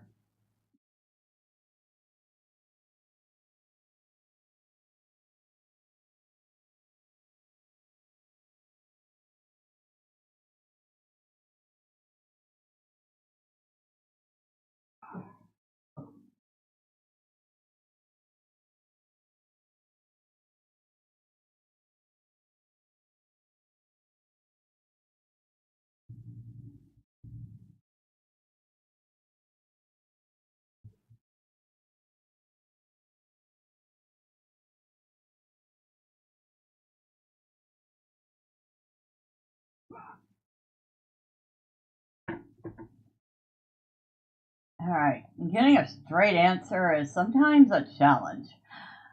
Shall we do another skirmish? Would you all like to do another one? I'm feeling like another one. Since we've done thievery and mischief and gotten warmed up, let's see about doing a different one. Okay, I didn't think there was one for this festival.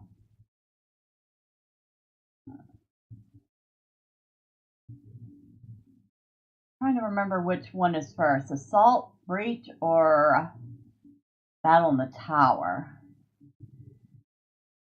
Can't even remember.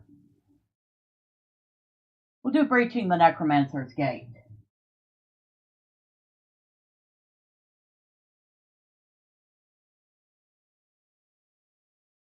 Dolgador is a labyrinth of night hallways and open courtyards. The necromancer's gate marks the entry into the heart of the fortress. Hold on.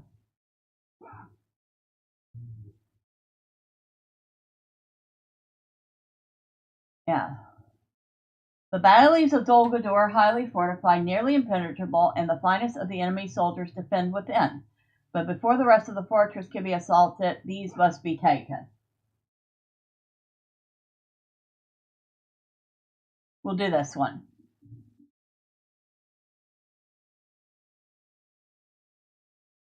The bays of Dolgador are highly fortified, nearly impenetrable, and the finest of the enemy soldiers defend within. Before the rest of the fortress can be assaulted, these must be taken. You have given us victory at the necromancer's gate, so I should have done the first one. Okay, but this one's pretty fun too, so. Bearer of Blight.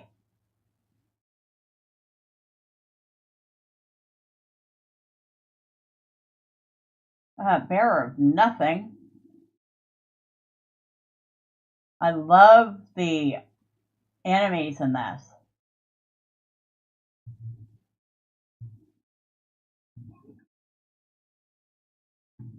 You got the little drakes.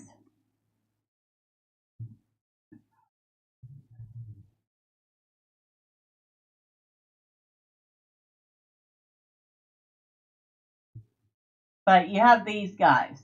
They're basically walking armor held together by a fell spirit.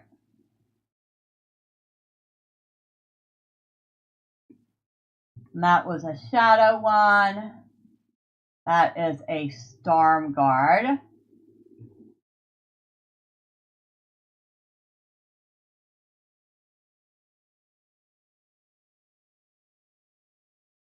Another shepherd of filth.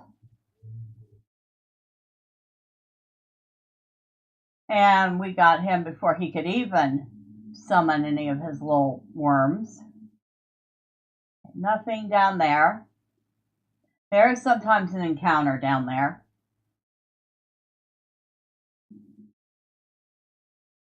And these fountains look like they're full of blood, which is kind of gruesome. But then we have a Helgaldor Bloodmaster. And a Deathmonger. Rise and return to battle. How about you rise nothing? Thanks.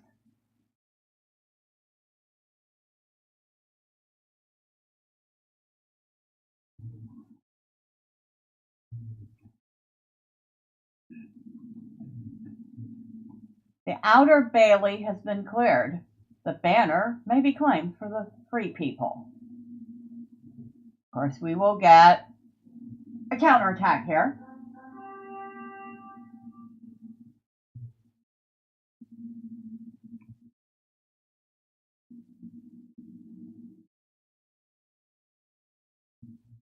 Goldagnir sent me to help you secure the outer bailey. Stand fast. I'll let you keep up. And that would be a fell beast that just flew overhead.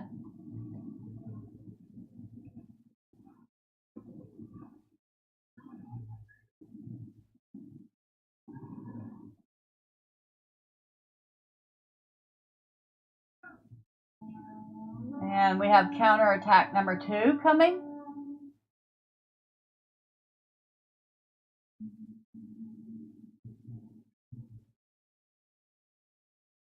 Not much of a counterattack there.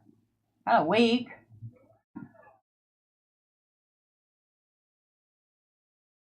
And you're not doing jack diddly to help. Thought you were here to help.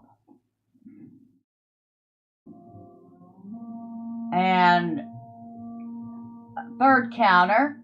This time we have a big old lieutenant, the troll wound taker. And he's gone. Oh, we have 2 of them. That's right, we get doubles. Oh, we completed Pale Trapper Slayer. There is the fell beast again. You have beaten back the enemy's assault on the outer bailey. Encounter a horse cackling comes from the south. So somewhere around here we have an encounter.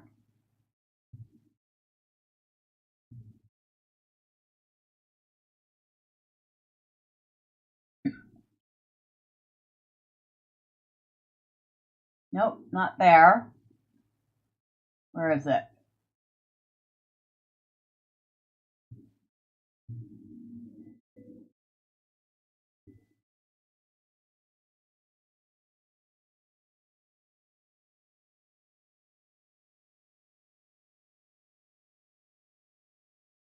Oh, both of our encounters are over here.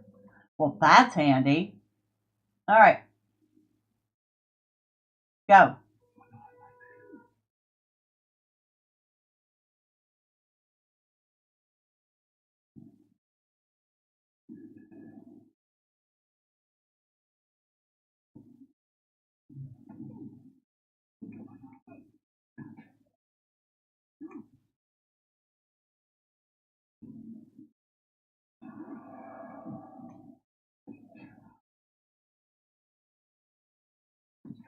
That is Phaelathron. Okay, get rid of that off of me. There's the other one. Big burly orc guy that looks like he probably bench presses a troll every morning before breakfast, just for the giggles.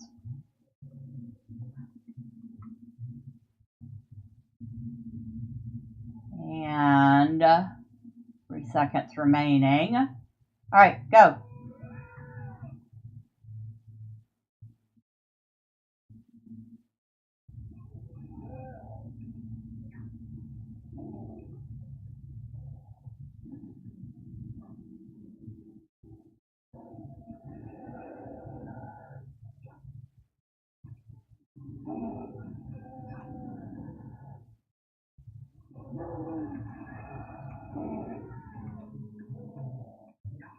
Okay, and he's down. Once again, let's get rid of the fear effect on us.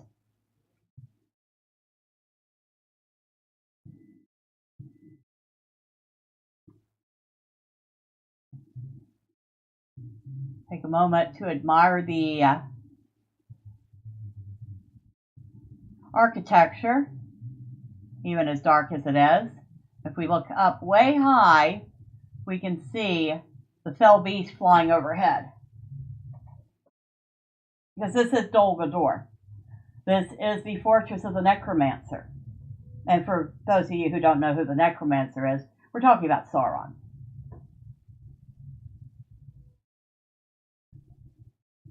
It is one of Sauron's many monikers, the Necromancer.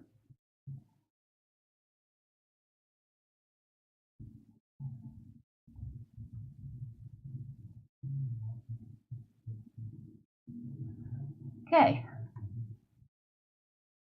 Let's go ahead and take care of some guys. Who are you? A weak Golder hate-monger. She's a sorceress, basically. But we'll take care of the Echo of Death first.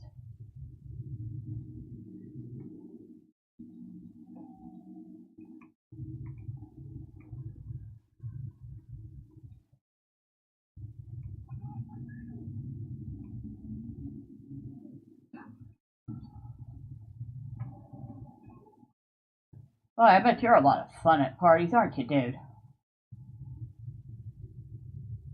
Okay. Oh, I was rooted. Okay. I was like, why can't I move? I'm not rooted. Oh, yes, I am.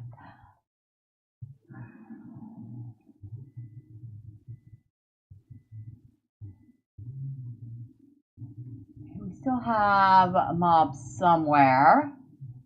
Oh, upstairs. That's right. We have to go up.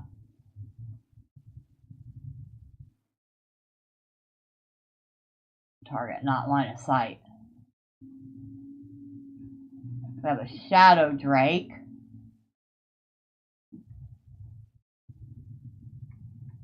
A deathmonger up there.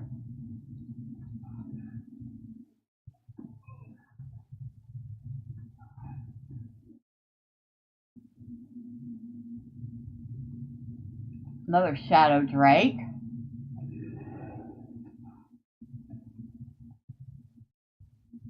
Missing something. Ah, another drake up there.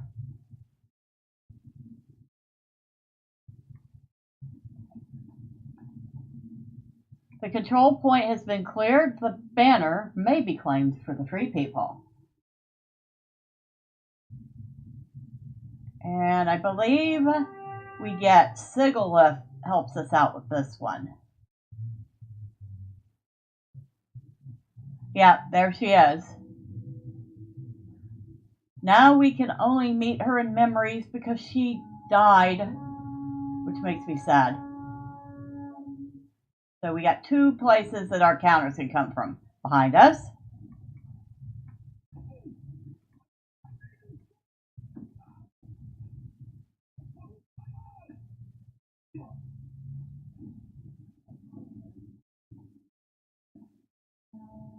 And in front of us.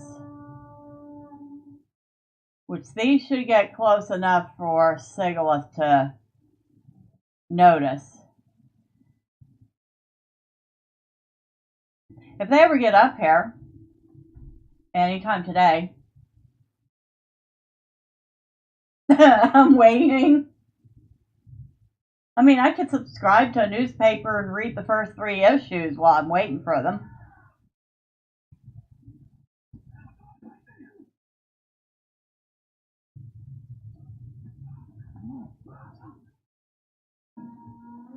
Okay, Lieutenant of the enemy has joined the battle and they're coming from behind us.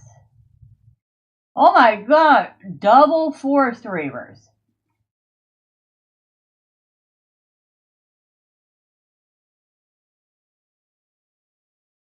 And Sigilith doesn't even see them.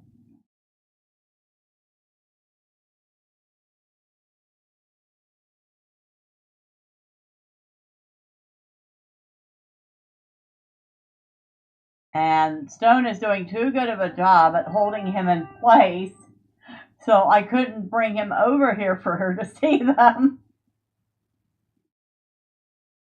So back down we go. And now we need to go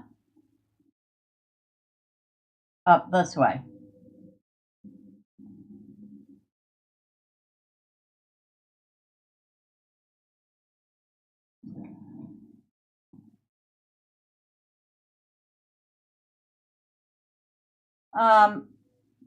Ooh, where'd you go? Come here.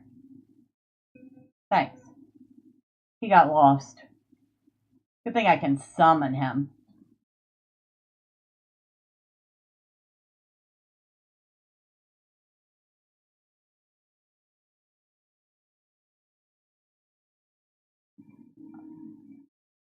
Bloodrook. Not a fun one. But easy enough to get rid of. Oh, hold on. Let's see. See what I mean by them? They're really cool looking constructs. I like those.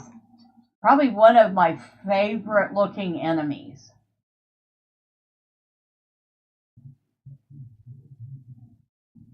And then the final approach. And we have a Kargul. something that was made up by Turbine, but they're kind of like a step below the Nazgul.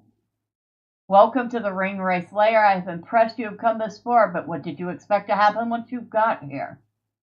Did you really think you were just going to walk right in, foolish weaklings? Prepare yourself, for this place will be the last you ever see.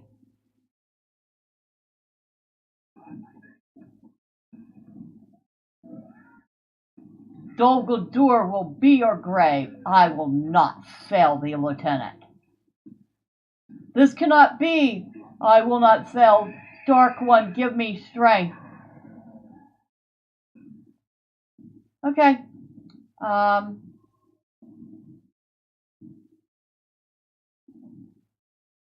Yeah, about that. You can go die now. Okay, and we'll get our reward. Single target healing criticals.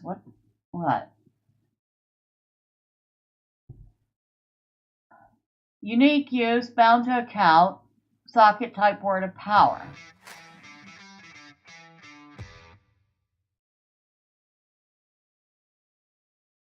Still only worth breaking down. Dang, Bella, cold-blooded vibe, nice. Thanks.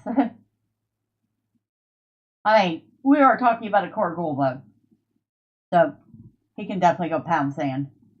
And go back to Sauron in disgrace.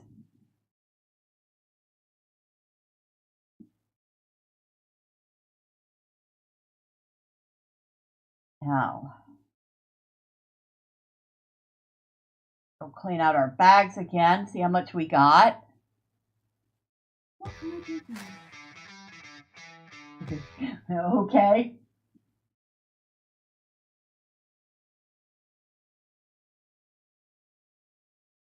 $156, $196.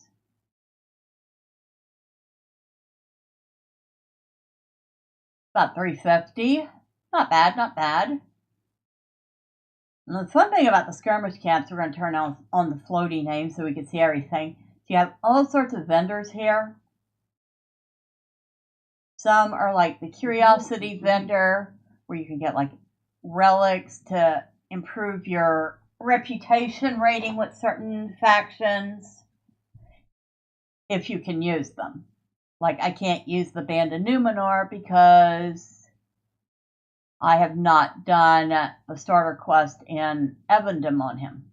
I can't use the Lawsoft stuff because I haven't done the starter quest in Forkill. I could use these, but these aren't cheap, and they're just as easy to farm up. But there's that, and then there's class items that you need for certain quests later. Which, if you don't feel like going to farm them up, you can spend your LOTRO, or not LOTRO points, your skirmish points here.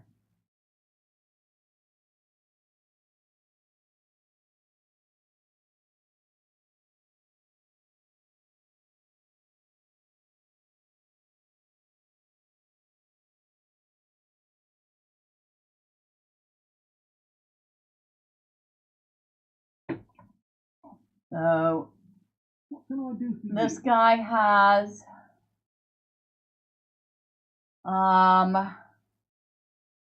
raiment of the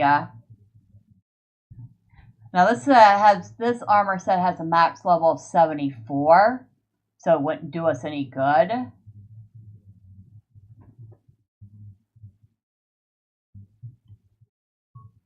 That one has a max level of 55. That one has a max level of 65. So none of that armor would do us any good. Oh, let's see. But we have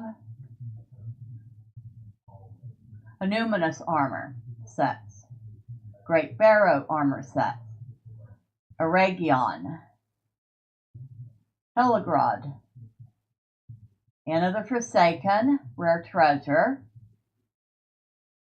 Hall of Knights, that's mostly jewelry, it looks like, plus some other items like housing items. Fornost and Barad Goldor. Now that's level 85 stuff, which he can't use either because he's not high enough level. But we got here. Holy fudge.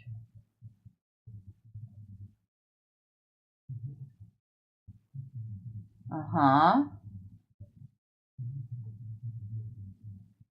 Uh-huh.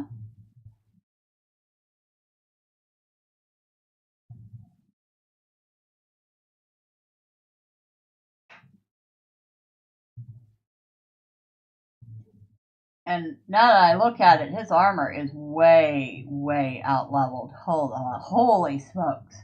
Hold on. Level 72, that's 10 levels out of date. Level 62, that's 20 levels out of date. Level 70, it's 12. Level 72, 10. Level 64, it's 18 levels. 75, that's like the closest to his level so far. So yeah, most of his stuff is between 10 and 20 levels out of date. Yikes. We got some cosmetic stuff here. What do you need? Including some housing items. Also, you can select your soldier race for your skirmish soldier. So obviously we have a dwarf. You can also select what he looks like. He has red hair. He has long hair and a thick beard. And he's wearing a scale guard outfit.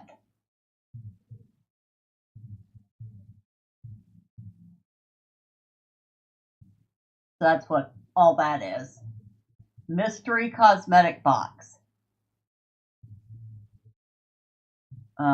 No, I'm not wasting my coins on a mystery box, thanks. A numinous cosmetic clothing, which looks I'm gonna guarantee this looks absolutely garish. We're gonna try it on and see.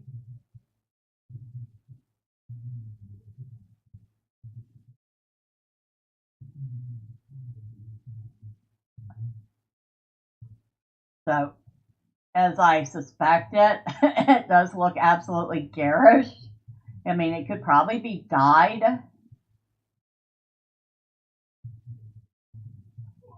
So, let's pick black for everything and see if that actually improves the looks of this.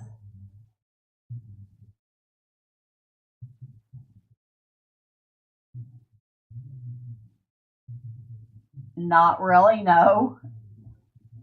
That just all around looks garish.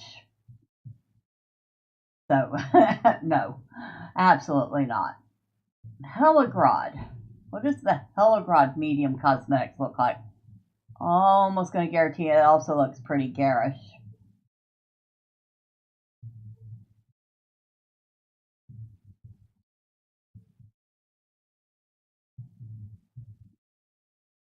Whoa, hold on. We got two different sets here. Okay. Auroch, Auroch, Auroch, Auroch, Auroch. So this is the Auroch set.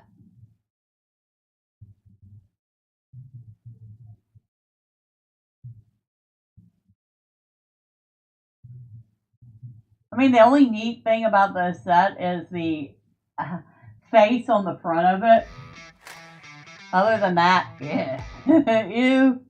Okay, Shadow Stalker.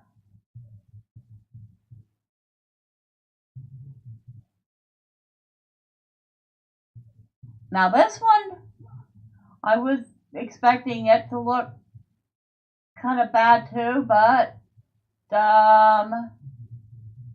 not nearly as bad as I expected.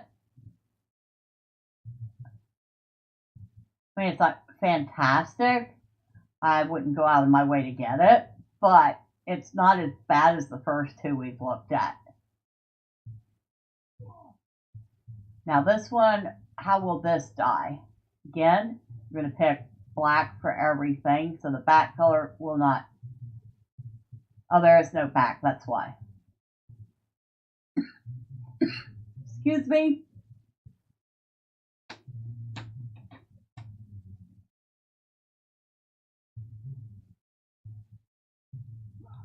Hydrate time, yeah. Alright, so I take that back. That's in black, that's actually a pretty decent looking set.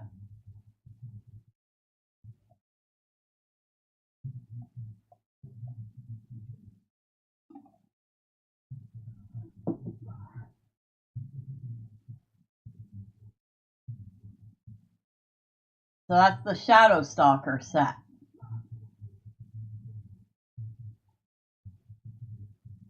Okay. I might actually, I would probably not, I'm not buying it now, but that's definitely a nice looking one.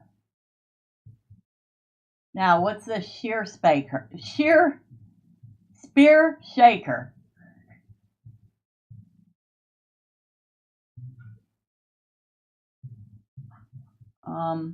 What am I doing? Wrong button. Okay.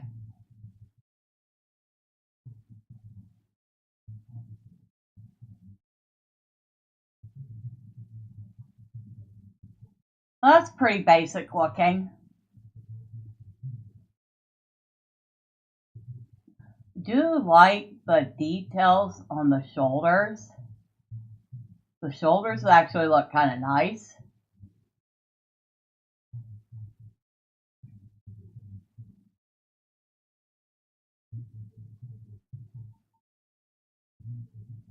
Once again, we're going to test it out with black dye.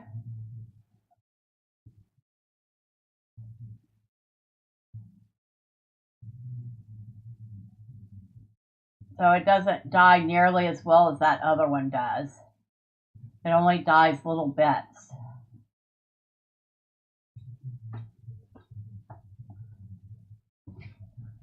Still, it does actually look a little better with the black dye. I still prefer the Shadow Stalker one more. But I want to see something. Okay, there's the armor he's wearing, or the outfit he's wearing right now. Where are the shoulder guards?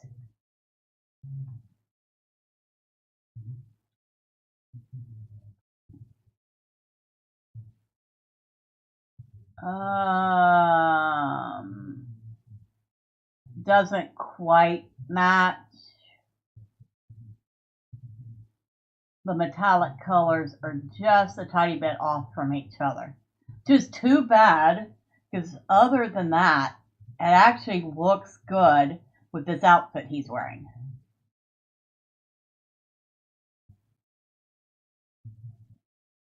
That actually really looks good with the outfit he's wearing. I'm going to buy those just for that. All right, we got that.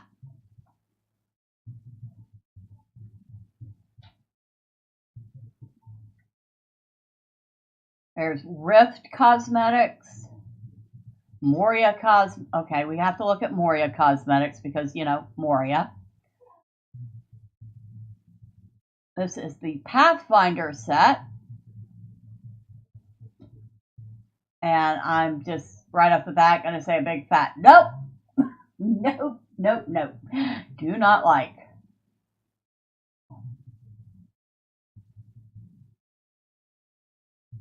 It looks like you grabbed whatever you could off the orcs and threw it together. That's what I'm going to say about that. Quiet Step. This looks like it's going to be almost elven looking.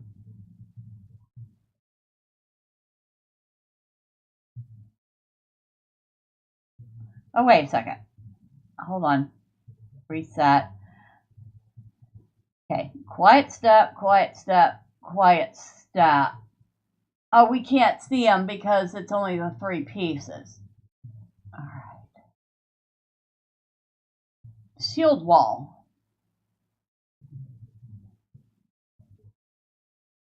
So I guess you have to combine the quiet step with the shield wall because each of them has half the pieces.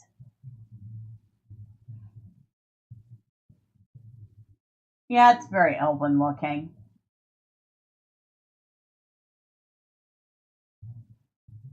I'm not getting elvish vibes from Thormurn, so no. Alright, so we're done looking at that. While we're here, go ahead and go under cosmetics. We're going to add that for his shoulders. There we go.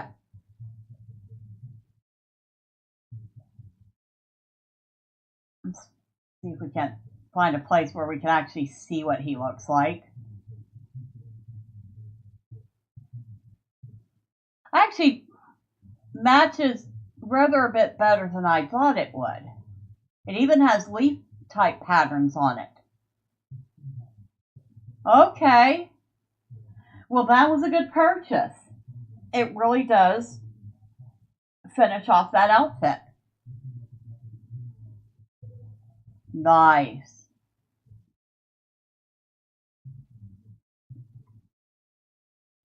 But there's all sorts of stuff here. Light armor, jewelry and cloaks. I doubt we have anything under jewelry and cloaks that I need. What do you need? Level 80. We're here at recruit level 80. We got a couple of trinkets. Nope. No, I still like mine better because it has the physical mastery and evade on it.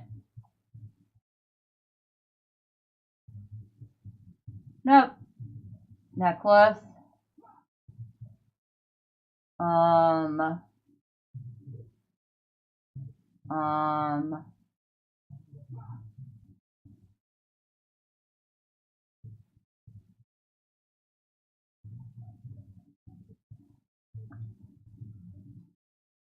Well then.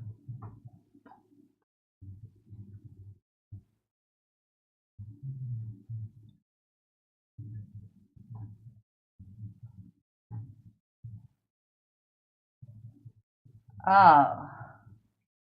Oh, that one has might.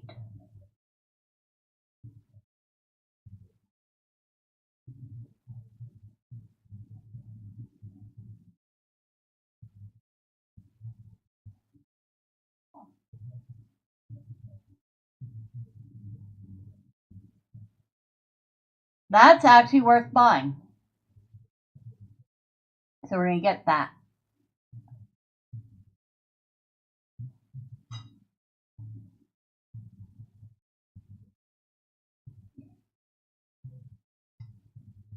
Okay, the earrings we're good on.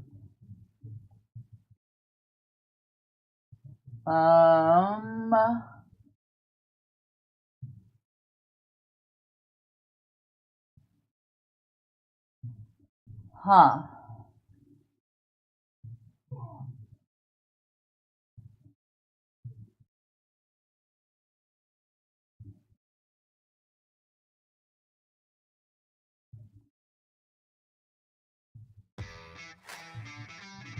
I'm glad you stream on Sundays, otherwise I find it very boring because there's hardly anything to watch on YouTube.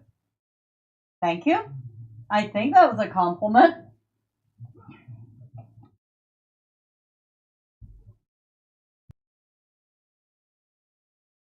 At any rate, I will take it as such.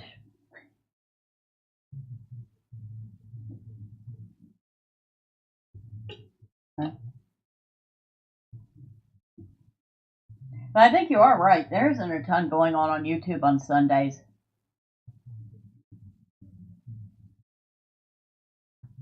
Now,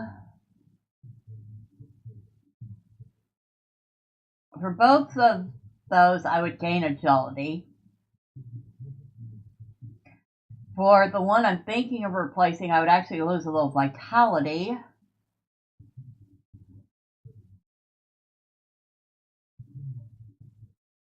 but I don't want to replace the other one because I like the resistance rating and parry.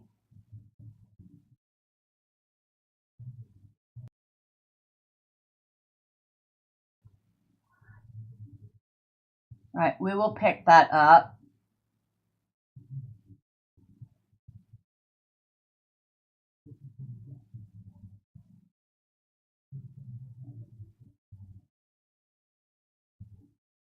Okay, the ring is worthless.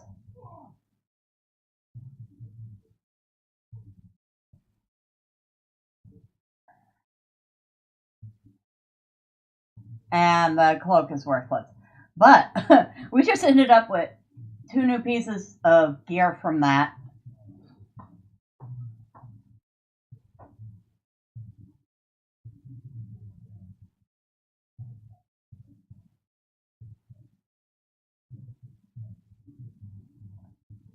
Which got us some better stats.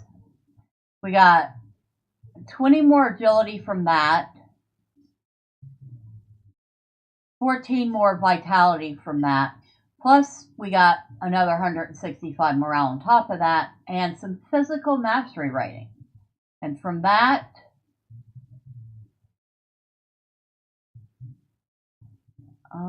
actually that's not the one I wanted to replace, so I have to replace this one manually. It's trying to replace the lowest level one, but that's not the one I want to replace. I want to replace that one. Alright, so we gained 21 agility, we lost 8 vitality, but we made up for it with the other piece. And we got some more maximum power and critical rating.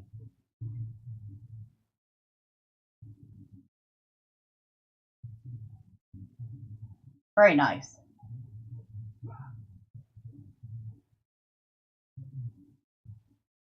So some slightly improved stats there.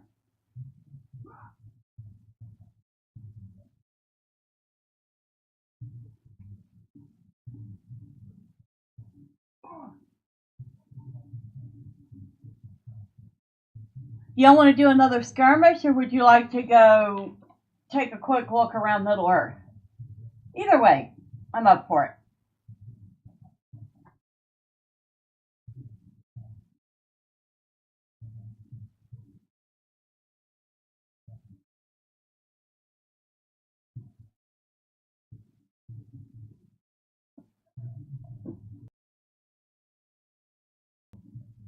I mean, we could go explore any region up to about Rohan.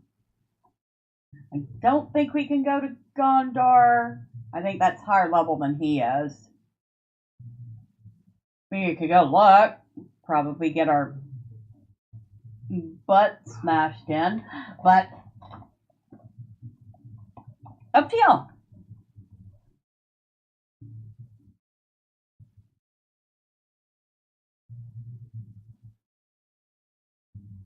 Let me go put this cosmetic piece away while I'm thinking about it. I don't want to accidentally sell it. Especially since it cost us marks and medallions to get.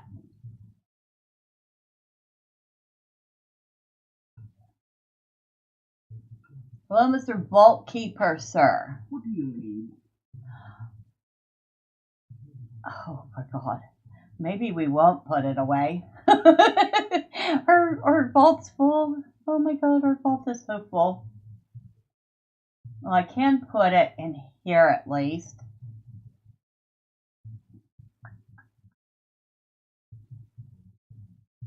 Our vault is so full. Oh my god. I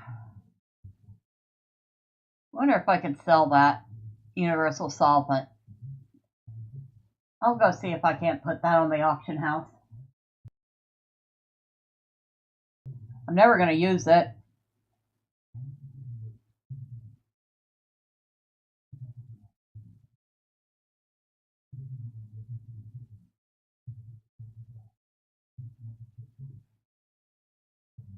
I'll put that in here.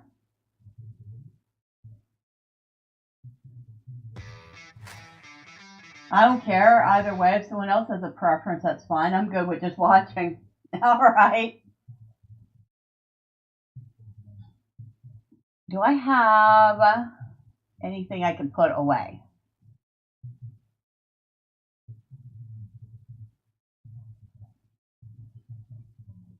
That can go in there. This might go in here. Yep, it does.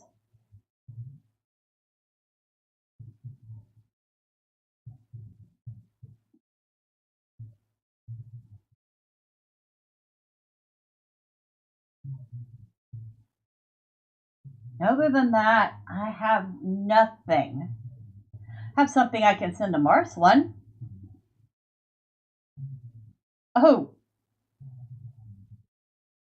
Okay. I'll have to do something with the mail soon.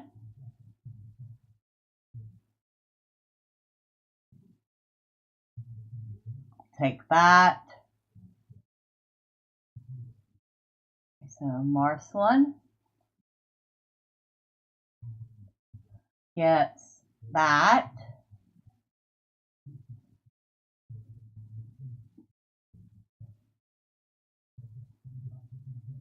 That's it.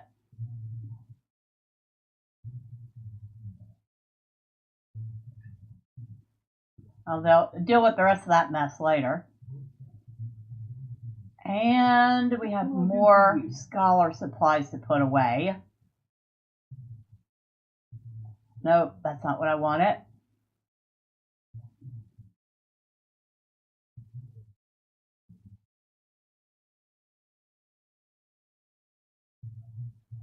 What's this?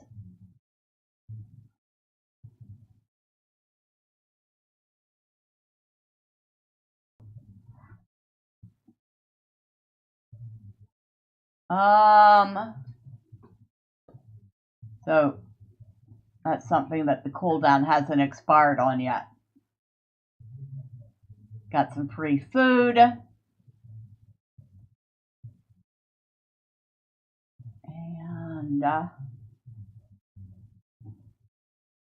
What do you need? I need you to not act like a butthole. That's what I need. Do I need this?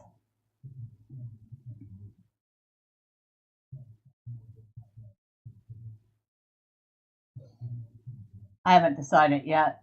I have not decided yet on that. Okay, I could sell that. Sell that.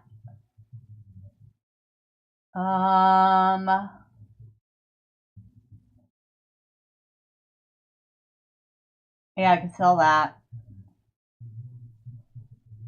Sell that and that. Can sell the sign. I'm not going to use it. I know I'm not going to use it because I never use them. Sell that.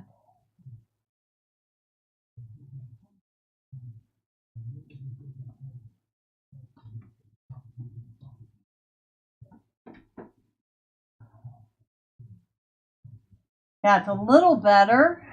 We're getting somewhere. Now, universal solvent.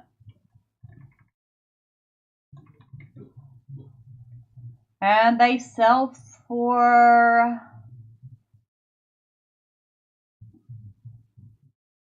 I mean, people are putting them up for between 25 to 30 gold a piece. Mm-hmm. Here's somebody that's trying to sell 50 of them at once for 2,775 gold.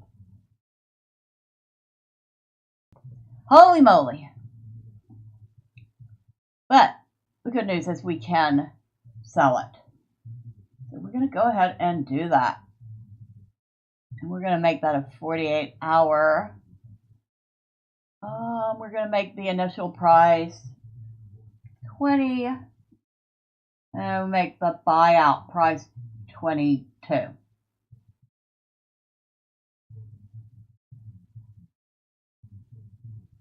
All right, so we have that off our books. And we'll get a quick 20 gold off of it.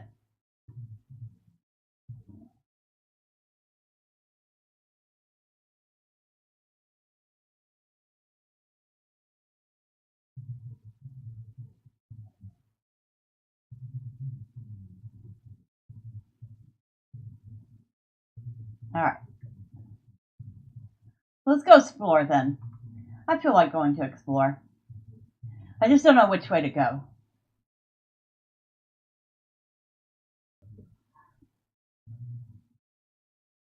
We could go look at Angmar. We could go from here to the North Downs up into Angmar. We could go this way through the Lone Lands into the Trollshaws and past into Aragion. And from Aragion to Enadwaith.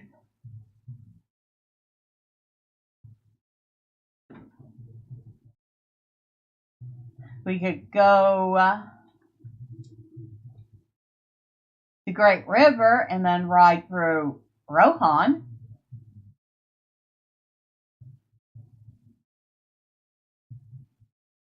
In which case he would probably have to be careful because he will aggro stuff there.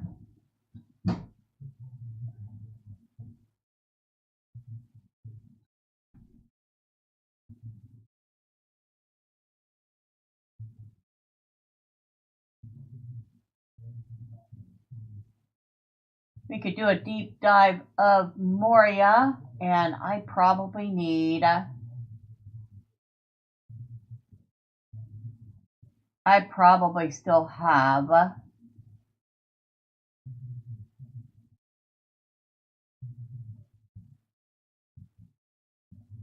That's Lothlorien.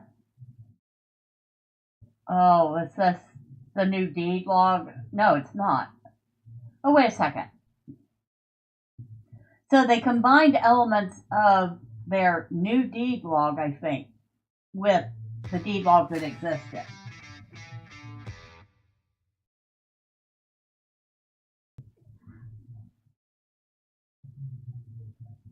See, I like this one much better. Region, Forkhill, Angmar, Avondale, Misty Mountains, Trollshaws, North Downs, Lone Lands, Swanfleet and Cardolan, Erdluin, Shire, Breland, Lothlorien, Moria, Southern Mirkwood, Great River, Eastern Rohan, Wildermore, Western Rohan, Strongholds of the North, the Dwarf Holds, Vales of Anduin, Wells of Length. Okay, we want Moria. Okay.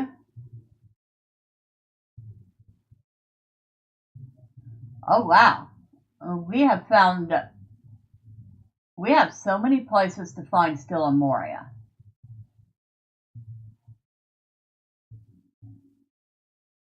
And lots of Slayer deeds. Who feels like taking a trip to Moria and taking a look around?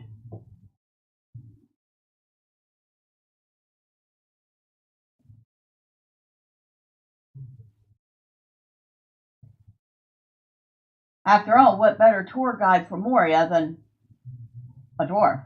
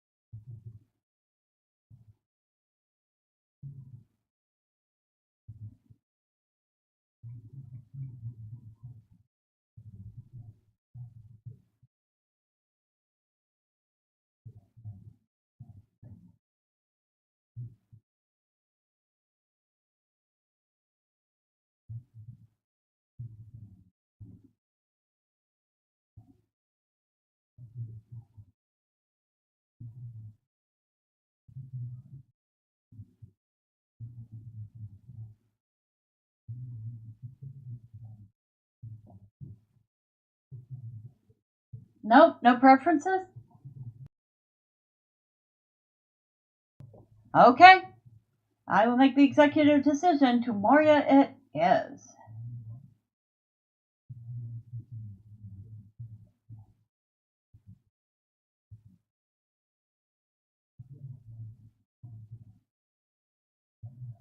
And luckily for Thormurn, he has a port right to the 21st Hall.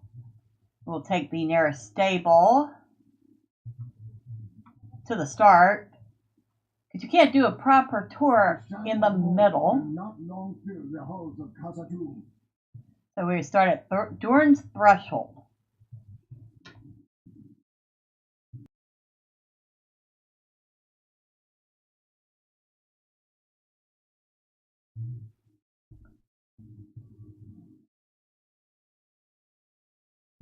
Alright, so this is the entrance to Moria. Or one of the two entrances to Moria, I should say. And because we're in Moria, we can only ride a goat. On the other side of that leads out into the marsh where the Watcher in the Water assaulted them.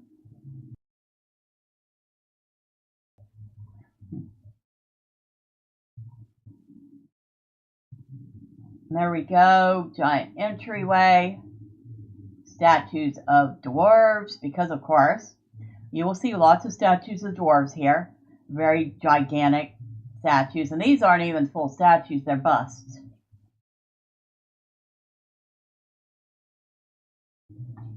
And that is, they call it a relief.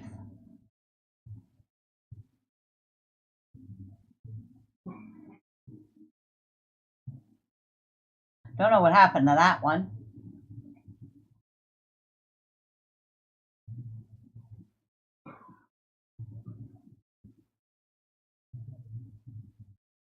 Love the music and the atmosphere in Moria.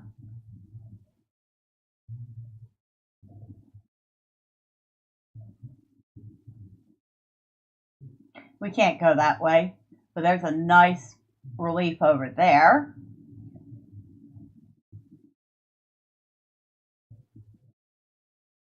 The Dwarf Axe actually starts a quest. We've already done that. The Chamber of Deep Thought. Bunch of crumbling old books in here. Thormurn would love to stop and study these books, but he knows for a fact that as soon as he opened it, one of them, the pages would crumble to dust. Which makes him very sad.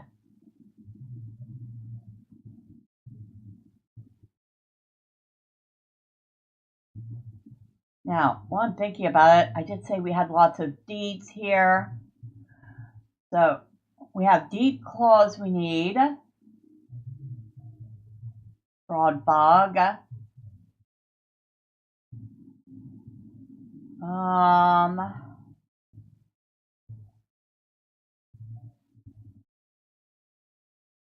Dragonettes. Spiders, we're in advanced on those. And worms.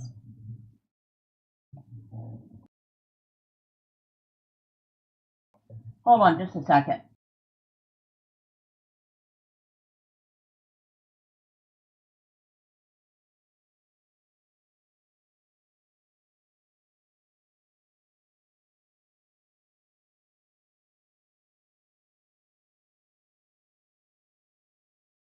Sorry about that.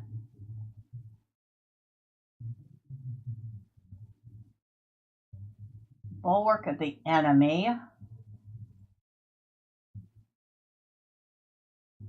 Eastern Durns Way, Redhorn Loads, Limelec. These are all quest ones I'm not worried about.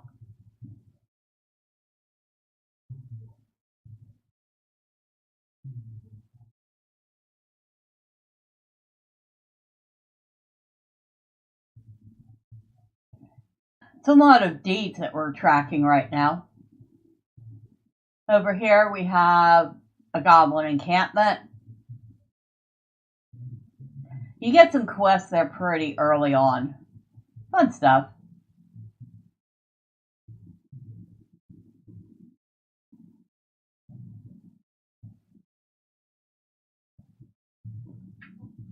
There's the other entrance to the goblin camp.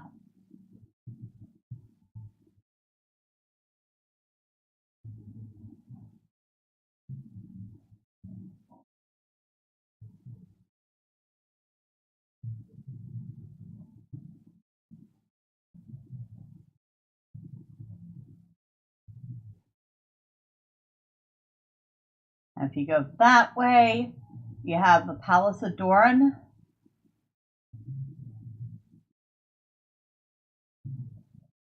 Right over here, which has been taken over by Rodvig. That is one of the things on our list.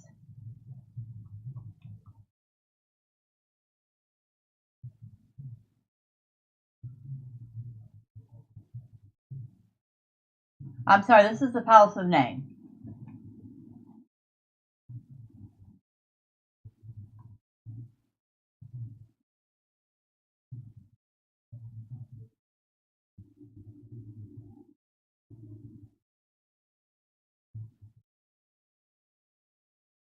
And we are a few big richer now.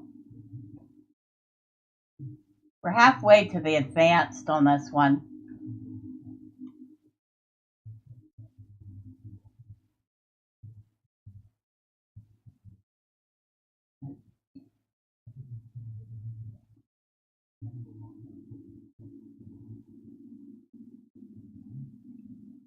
Probably was a very nice place before it became the breeding ground for Gredbig.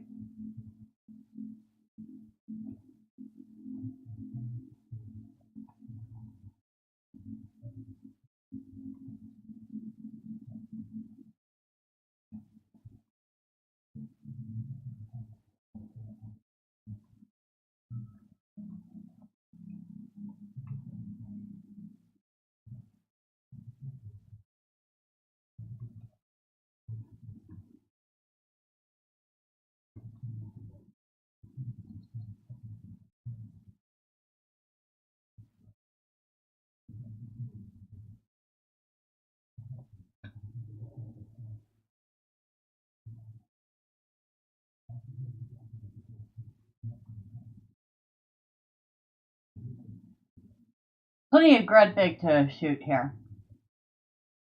Not the only place with them, but it has a decent concentration.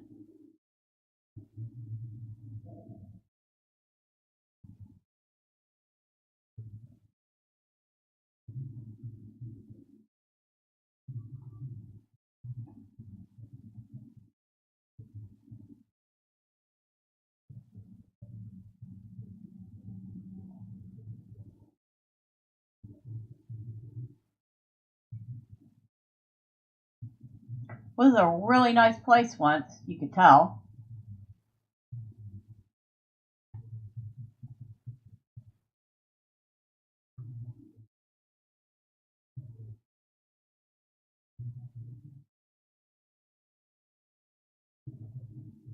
Any respawn? No, not yet. Right, we did that so fast they haven't even had a chance to respawn.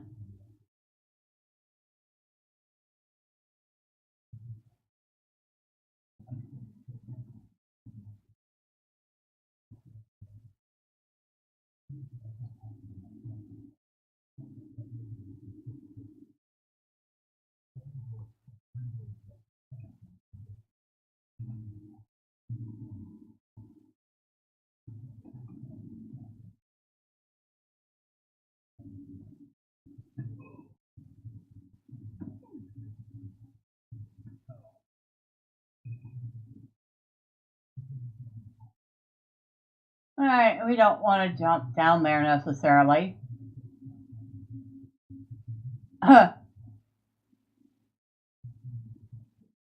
We could probably survive it, but why take the chance? We're not here to fall to our death. We're here to explore the place. And kill things.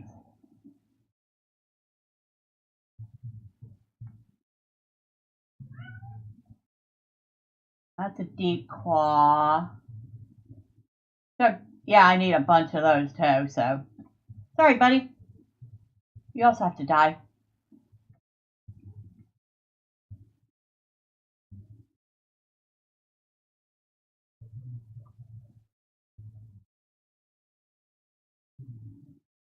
Camp here. There didn't used to be a full camp there.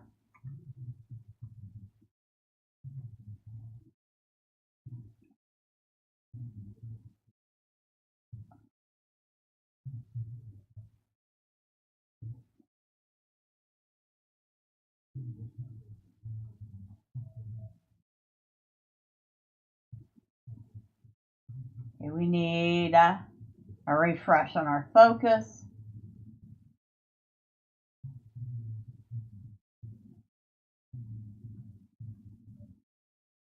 And this is Lamab Dum. Or Lama Dum. Probably has one of the coolest looking pieces early on in Moria. It's this giant geode here.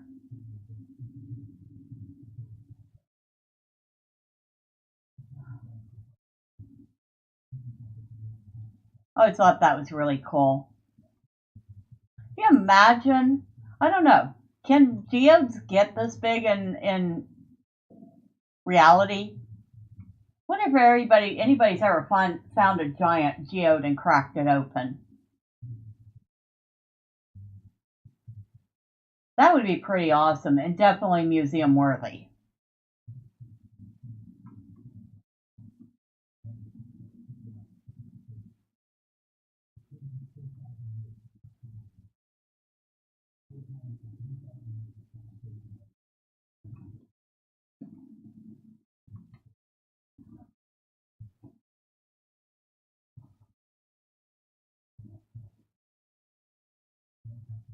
Okay, refresh focus.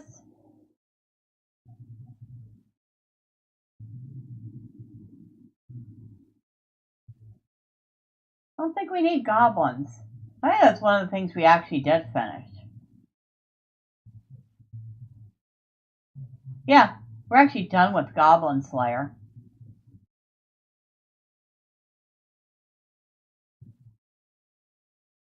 This is the Vault of Doran. So I'm assuming it was some big fancy vault where treasures were kept. Of course, it is fallen to ruin and empty now.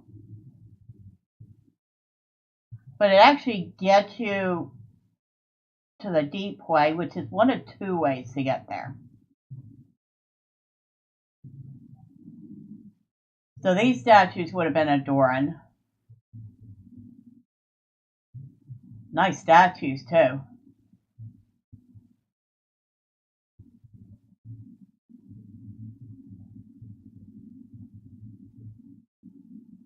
At any rate, that place has at least one or two quests associated with it, so always a good idea to know where some of the things are. I know that I had the hardest time navigating Moria the first couple times. I wasn't until about the fourth or fifth time that I actually started figuring out my way around, mostly. Now I absolutely love Moria.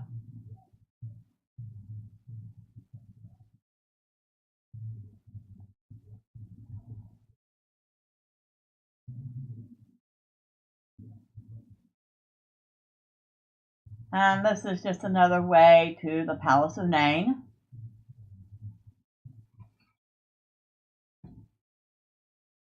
This is really kind of spectacular, although not nearly as much as some of the other things here in Moria.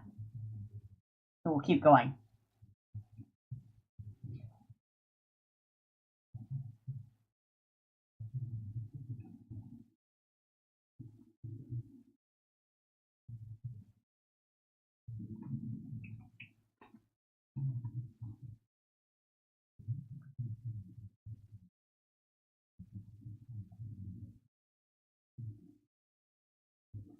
So we got this place over here that has a couple quests.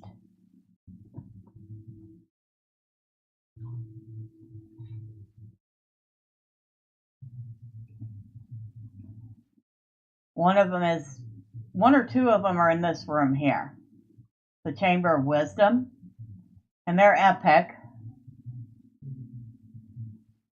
And this in general is just part of the Great Delving. You probably don't want to fall off the sides here. There are spots you can fall off and just die because you'll never hit the bottom. At Peak Moria. They did an excellent job of depicting Moria in the game. And the atmosphere, the tone, the three-dimensionality of it. They did a really good job. And here is the Dolphin view. And lag. Because I love rubber banding in Moria. Just so much. Oh well. We can deal with a little bit of it. Excuse me, sir. You will find no better craftsman than Durin folk. I would know that. I am dwarven too. Thank you very much. We'll go ahead and sell some stuff off.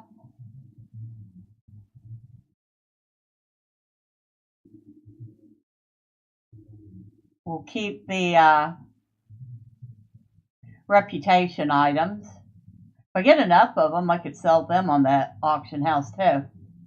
Because he doesn't need it. He has clearly maxed out his reputation here.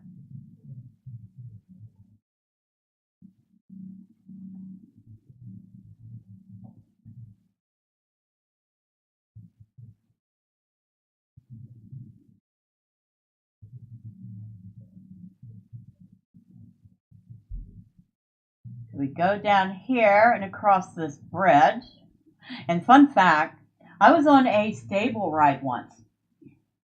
And my game lagged so bad that the stable goat rode right off the edge of this bridge into the abyss and I died.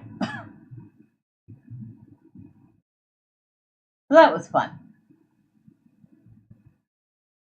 Down here, in here, we have the Silver Time Loads. There's an encampment of dwarves down there that will give you various quests. I guess we'll get on a goat. We'll get on a goat for a little bit until I feel like killing stuff again.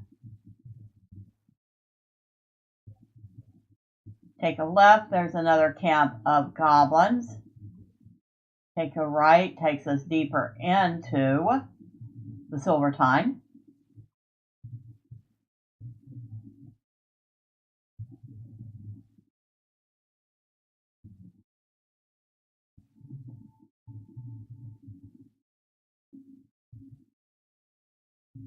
The mines have definitely seen better days.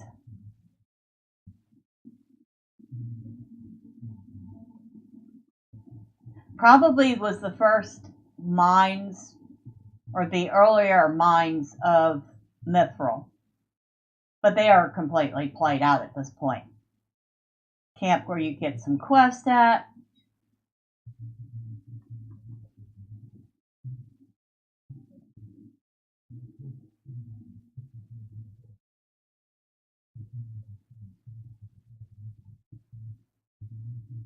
There's a spiral down here that takes us to another area.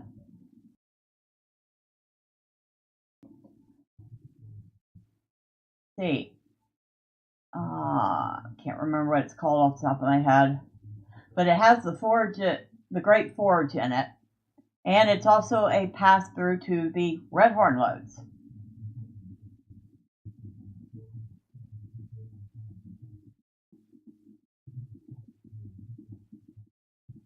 Come through this way, follow the tracks.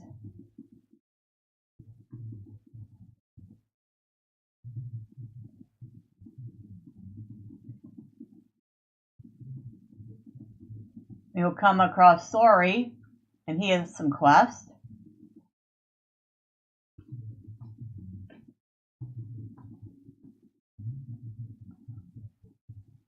Follow the tracks down and around. You will find a secret door. Although, obviously not a secret door because it is clearly you can see this door. And it's the old Silvertine City. So this was a big enough mining district in Moria to have its own city. Riddle, we've done the riddle already.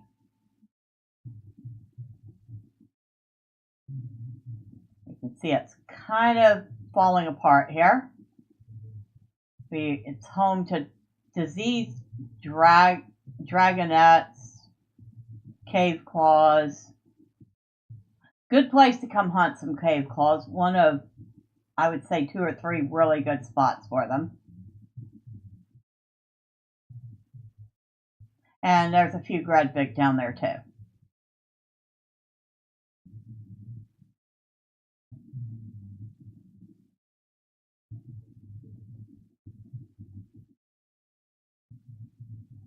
Yeah, more hints of dwarven architecture, which looks absolutely Art Deco. I think they might have taken a little bit of inspiration from Art Deco when they built this place.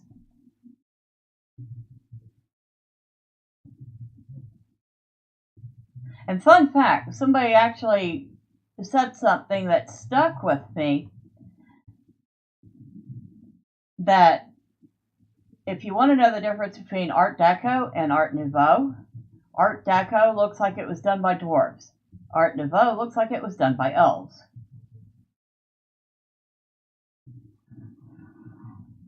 And ever since, I've actually found it much easier not to get confused between the two.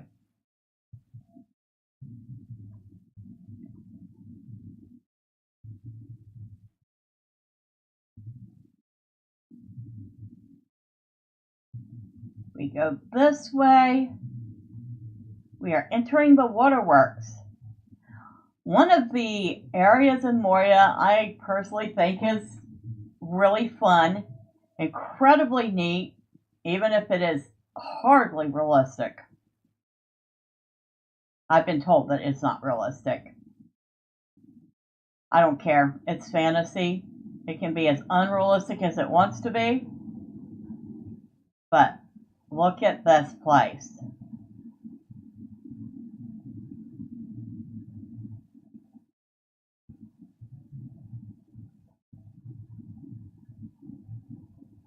Let me get Thormurn out of the way. I mean, just look at it. Is that not spectacular? This big, gigantic cavern with these buildings in it and all these waterfalls and these water wheels controlling the waterfalls.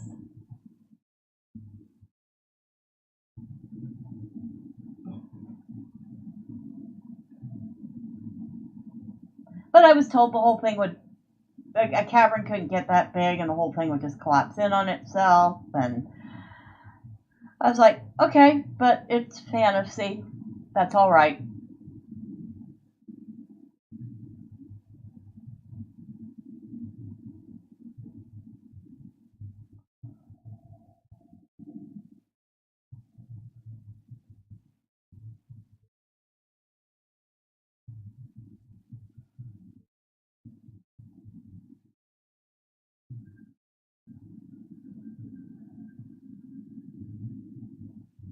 I think we're actually near the Great Wheel. That's not the Great Wheel. The Great Wheel is around in here somewhere.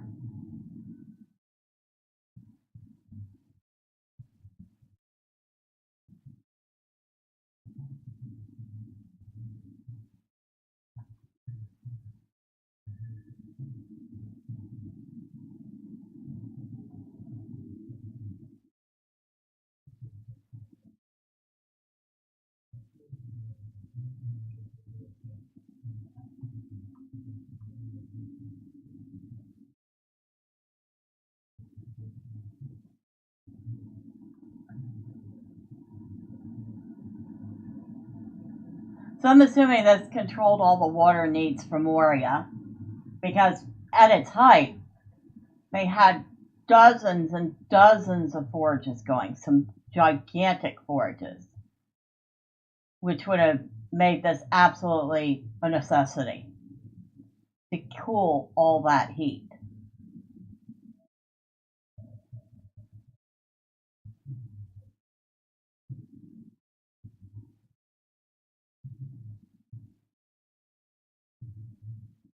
And actually, the Great Wheel is a little further away than I thought.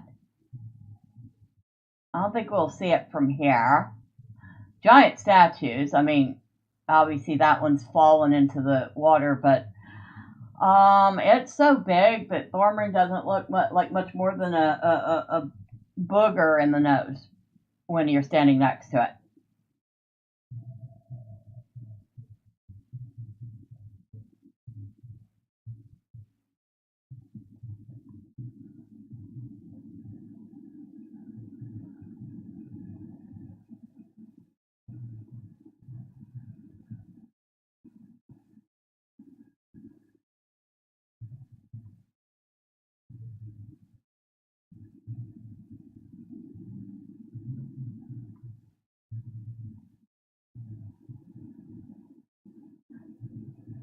Now, if you go this way, see if I can find it.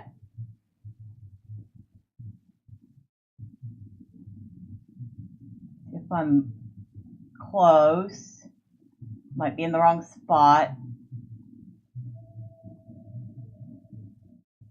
I think I am in the wrong spot. I think I have to go down first. Okay, I do have to go down first.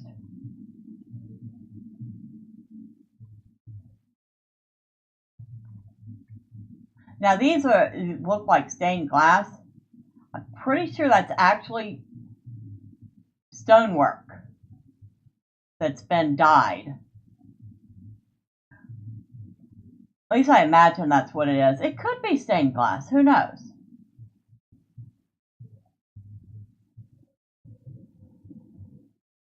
Oh, we go back up. And we want to go down this way.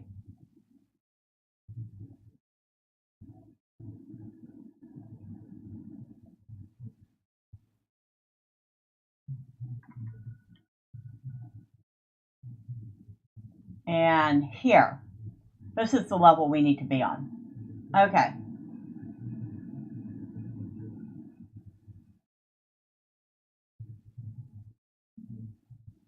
Another fancy statue. This one does not appear to be Durin. The beard is definitely too short. Unless it's hidden in a helm. But I think it's probably a very important warrior if it's being displayed here.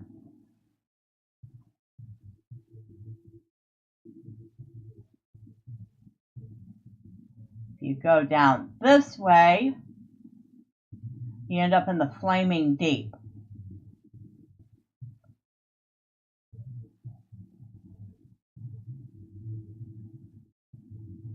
That's a whole different area. You got flaming worms, fire drakes. You have orcs that look like they have some sort of disease. A lot of steam because, well,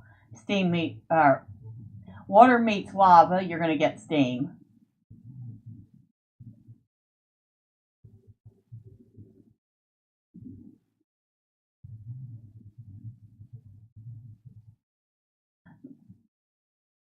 That area is a little more in ruins. Fun zone to play in. Epic will take you down there a couple times.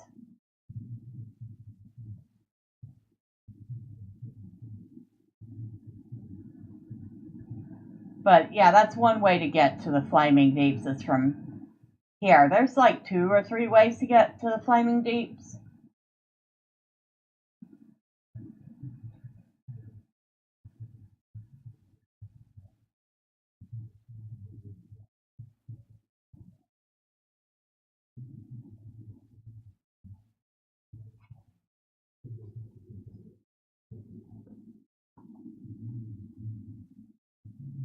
Alright. Enough gawking at the waterworks. You'd think I'd never seen it before. But every time I see it, I'm like, dude, this is awesome.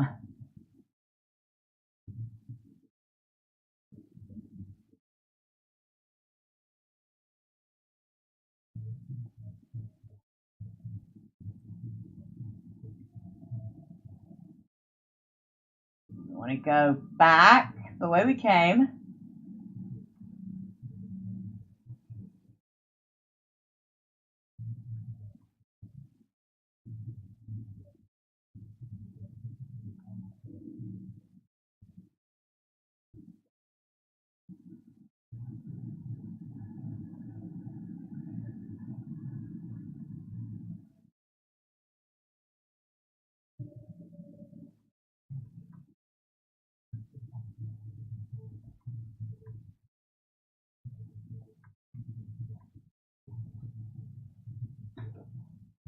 I do love those reliefs. The dwarves of Moria definitely were not arrogant at all. They were so humble. Whoa. That was not what I wanted. That was a serious amount of lag.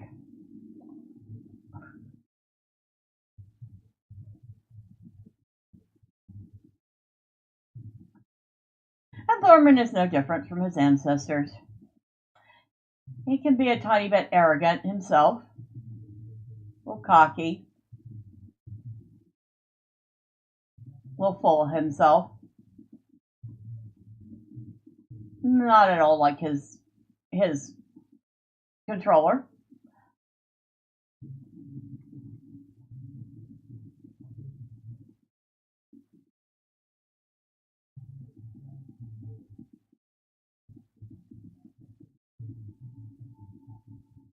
Music is gorgeous.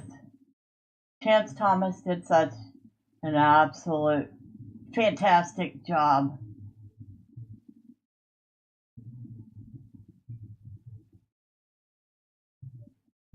Now we go down this way.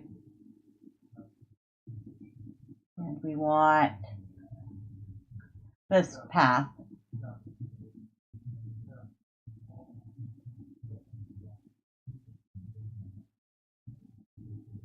And this is the spiral down I was talking about.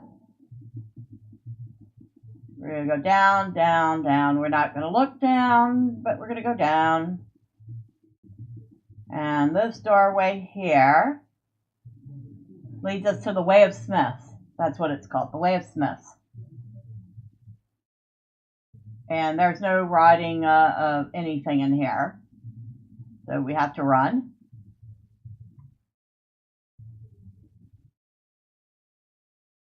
And in here is where we discovered the Heart of Fire, the great beverages.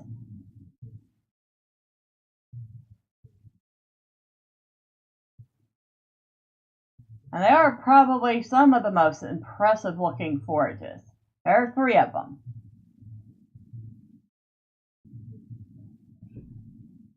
I don't think those forages are going out anytime soon. What do y'all think?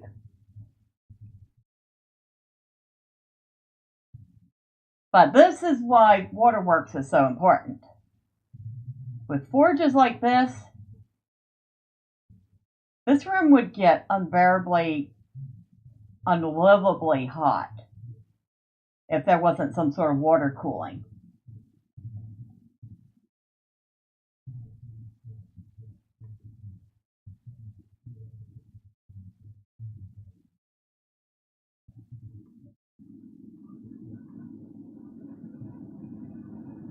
Hey, they don't let us jump in these. That's funny.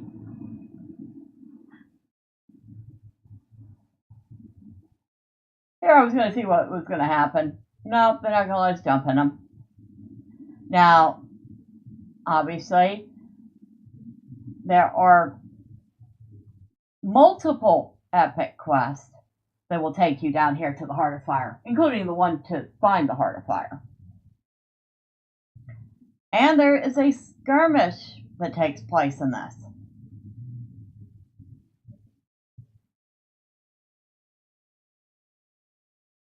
But yeah, very, very impressive and very, very hot.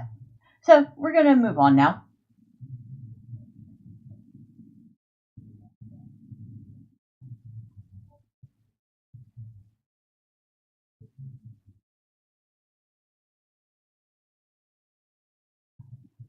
And I did say that this passageway connects the Silvertine loads to the Redhorn loads.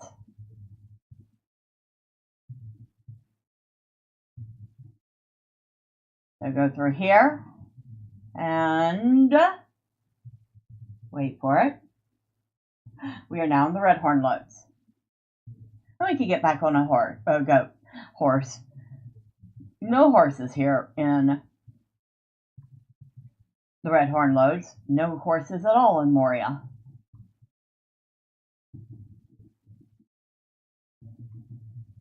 You have quite a number of quests here, not just epic, but there are a bunch of side quests in here.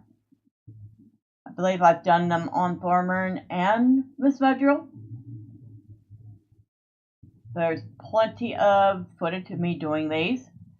We also have some very fell-looking spiders, which we won't just sit there and stare at for a while.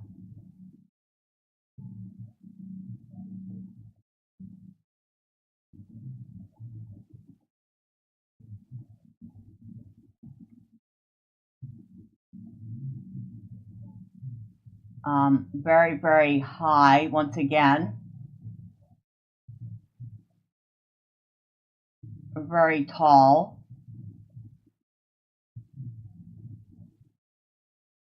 There's an encampment up top where you get quests, including the starter quest, which is to pick up goat droppings. The goats are apparently sick and freely dropping their loads, and you get to clean it up, and in exchange you get a pocket item called the petrified goat dropping. I'm not kidding. That was a thing. But yeah, up in there you've got your encampment.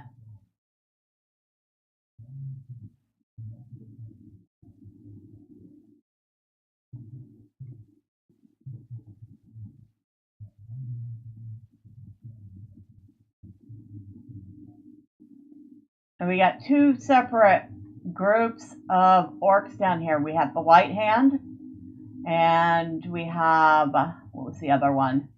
Cannot remember, but there is a second group, the Moria orcs. So apparently they don't get along.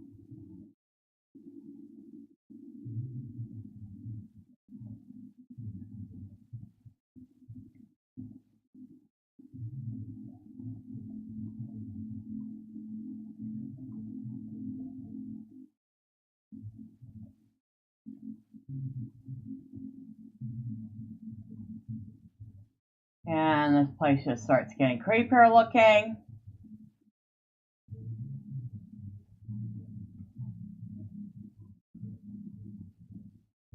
Over here we have a little camp of dwarves that give us some more quests.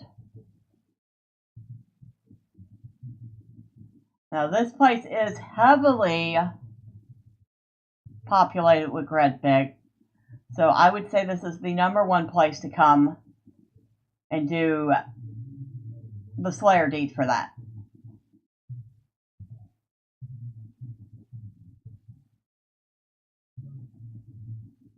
There's also somewhere around here what used to be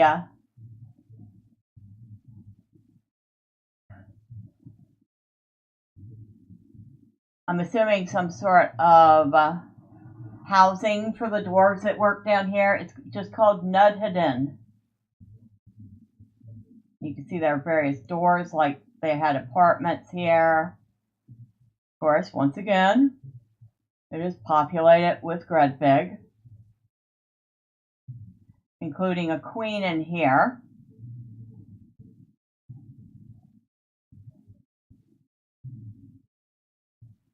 Very fancy looking. I mean, even in its disrepair, you can tell this one was made to last.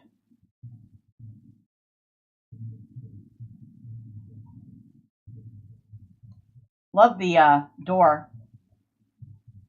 I'm assuming that is the Misty Mountains. You agree it's stunning? It is. Again, like I said, very Art Deco looking. But yeah, maybe one day once they've cleaned up Moria, they can use that again.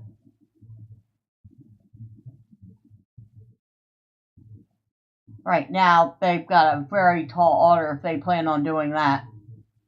Because the Gredbig have totally taken this place over.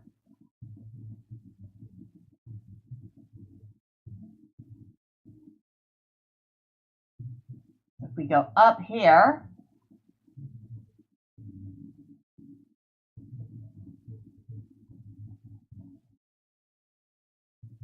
and around this way,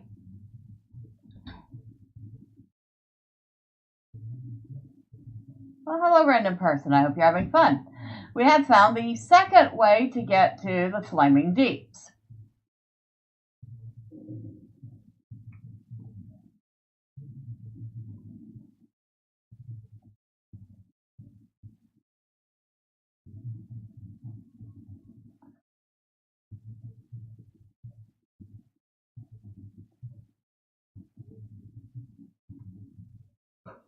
So you can get there via Redhorn Lodge, you can get there via Waterworks. And as you can see, these are the Gash High. Like I said, they look like they're fairly diseased. Or maybe they're even burnt from the lava.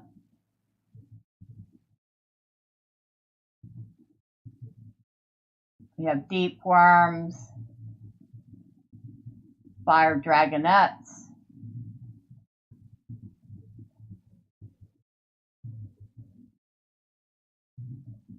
you will actually, after you talk to those, you finish the quest for those dwarves that were near all the Gredbig, they will send you on a quest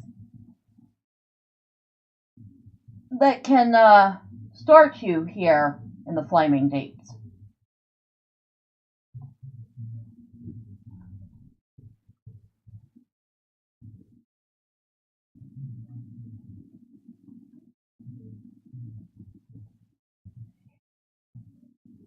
Oh, and by the way, that's not water. I did learn that the hard way once because I wasn't really paying attention and I was kind of an idiot. But, well, I'll show y'all. We're almost there. Whoop. Lots and lots of orcs down here.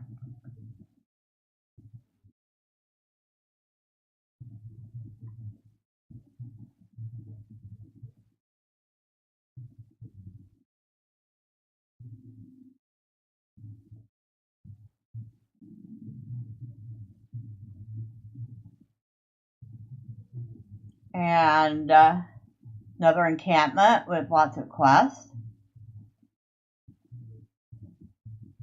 Yeah, now you would have thought that the fire in there would have been my first clue, but I thought it was just strange looking water and was just hot in spots.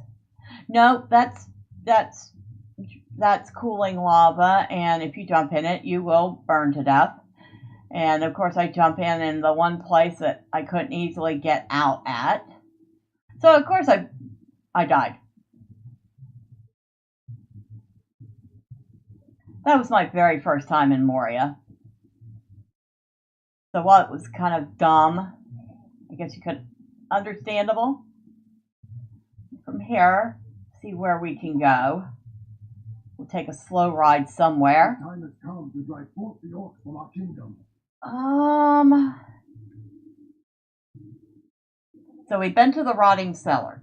That's Waterworks. Orc Watch is at Redhorn Loads.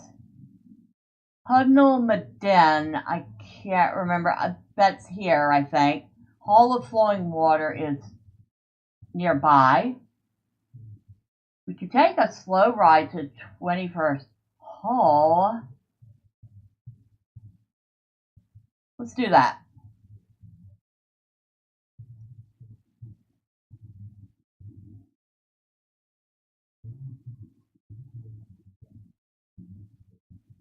And there are stairs.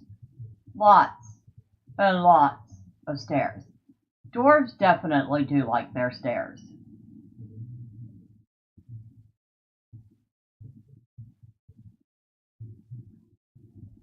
Which is another way that they created this sense of three-dimensionality in the game, or in this zone in the game. You really feel like there are so many layers in Moria.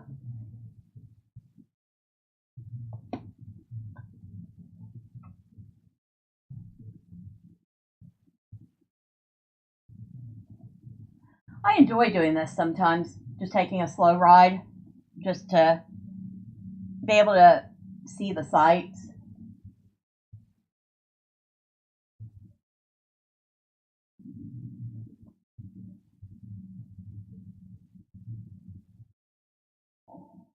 Uzbad Bakan. Obviously that is a orc camp.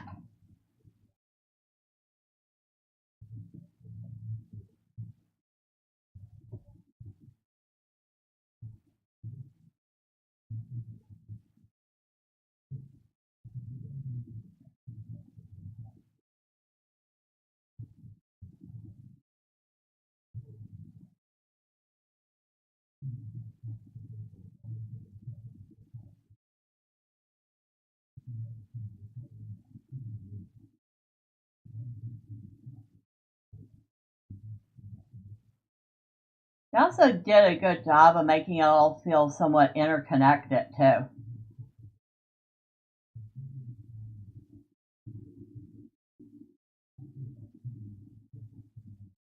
But they also made it feel very much like a maze. Orc Riders. And this is the Hall of Flowing Waters. So if we had taken that stable, this is where we would be stopping off now.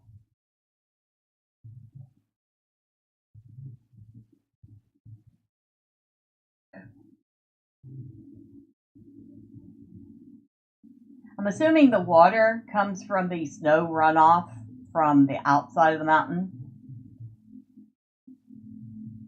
Now this place we're going to have to come back through.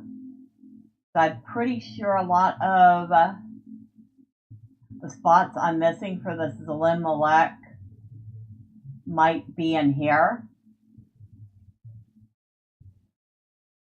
A lot of orc stuff.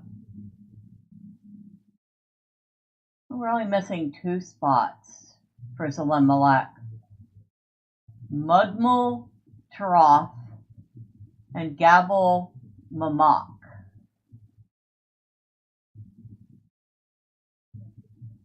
Which one was it? Redhorn Loads.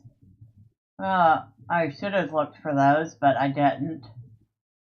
The Tailing Pit and Malmazel. Okay, nobody ever said I can speak Orcish. It's Eastern Durin's Way that we don't have hardly anything. I think this is Eastern Durin's Way.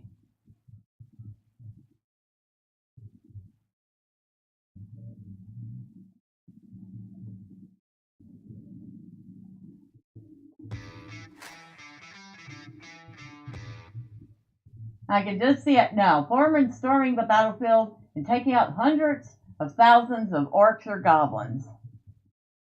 Well, he did his fair share in depleting the orc and goblin population here, that's for certain. As a proper dwarf should. Of course, this is the 21st hall. Very tall. You can barely see the top of that cavern.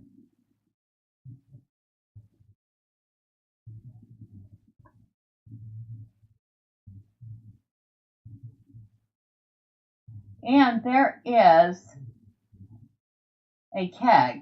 It's called the Moria keg. Now, if you drink out of it, you pass out and you end up in random places. One of those random places is somewhere way up in here. I think up there, there is a Moria pub that you can only access by random chance using the Moria keg.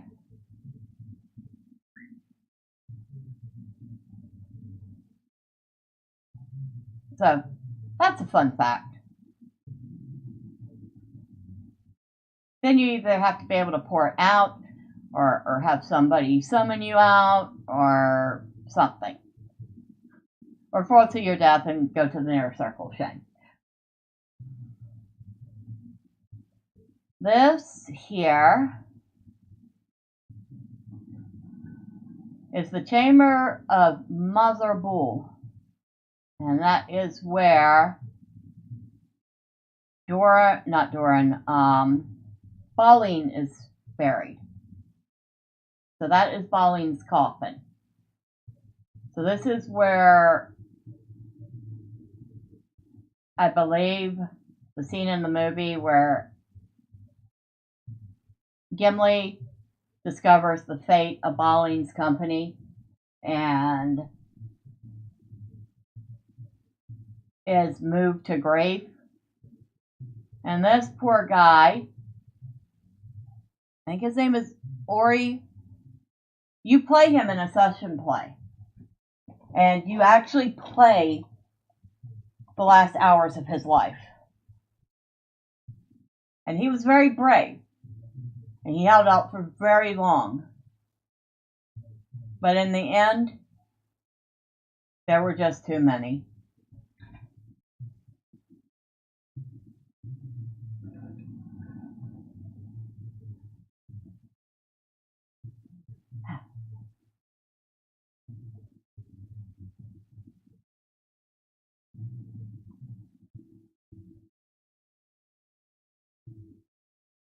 And here we have Jazergund.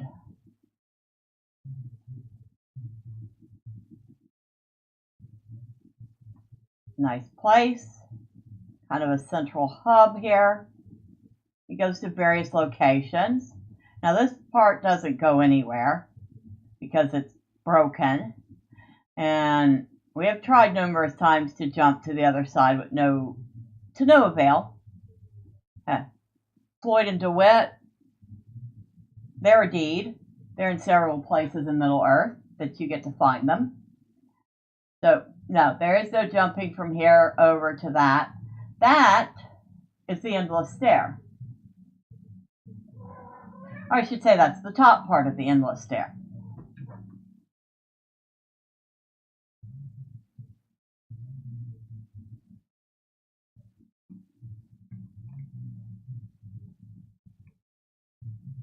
And it goes up and up and up and down and down and down until it reaches the bottom. I don't know why they call it the endless stair. It does have an end. I guess it's endless because they intend it to keep going. That's what that is. And I love all the different reliefs on it. Like I said, dwarves are not full of themselves at all.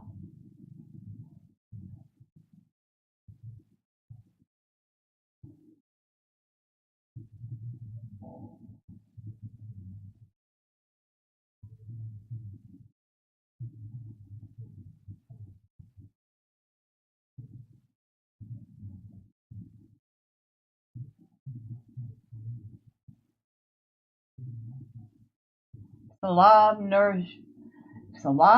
Nerjambul.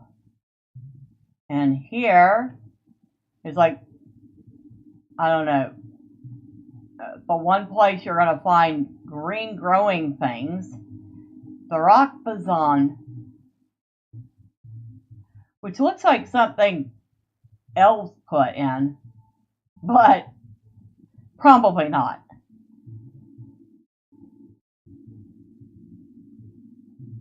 Oh yeah, and one of the many Moria mirrors you need to find for a set of deeds. So this one starts the quest, A Light in the Garden. We've already done it.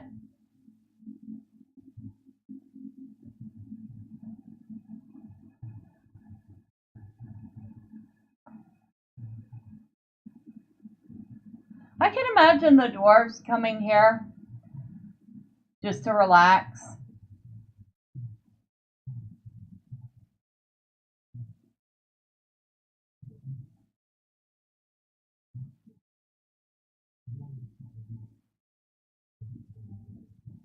That's one of two ways to get here.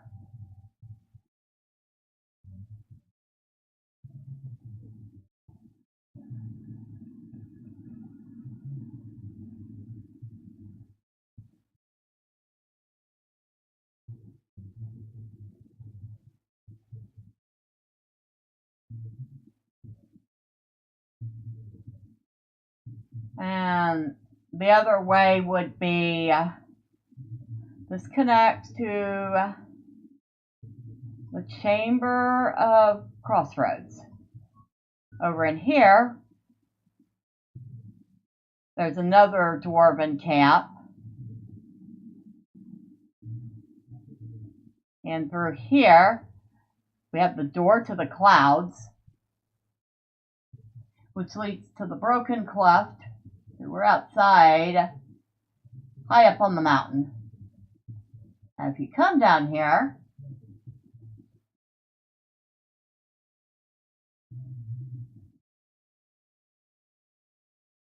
there's what remains of Doran's Bane.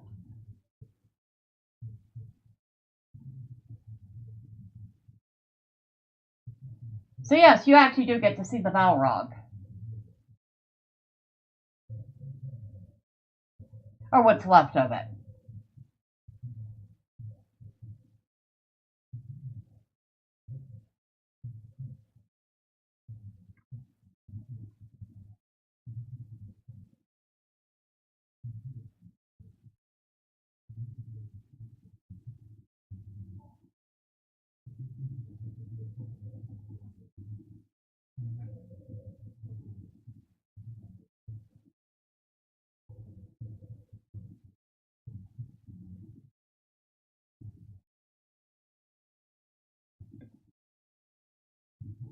There are plenty of mobs out here. We got frost dragonettes, we got wargs, we got Morvel, which are basically harpies.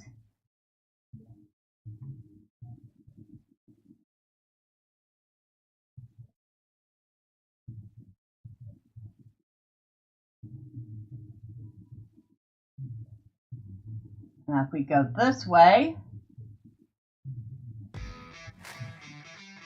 and approximately what period does this game take place in?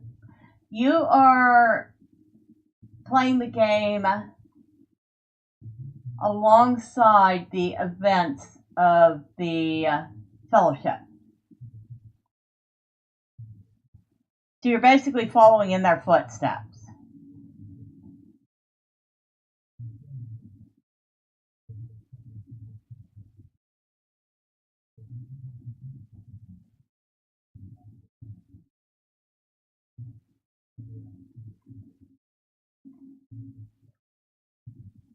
Oh yeah, here's a harpy. That's a Morval. That's a youngish one. So she is more attractive.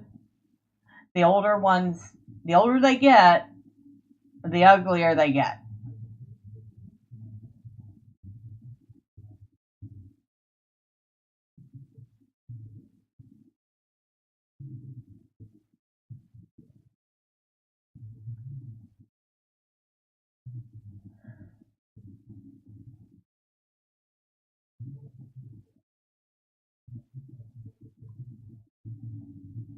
This is the Chamber of Crossroads.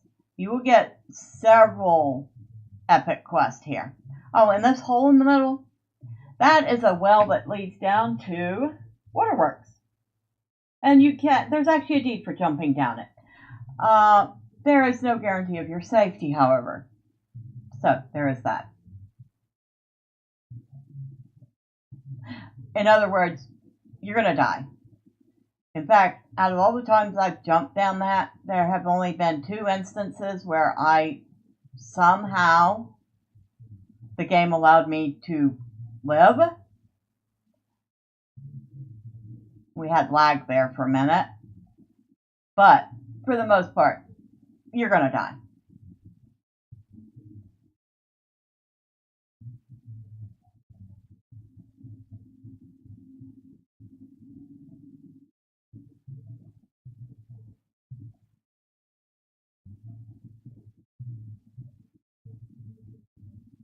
So we come through this long, relatively peaceful tunnel, and I do mean that, it is relatively peaceful. I'm pretty sure this tunnel used to have mobs in it a long, long time ago. You used to have to fight your way through this, but not anymore. Nowadays it's just a nice, easy ride.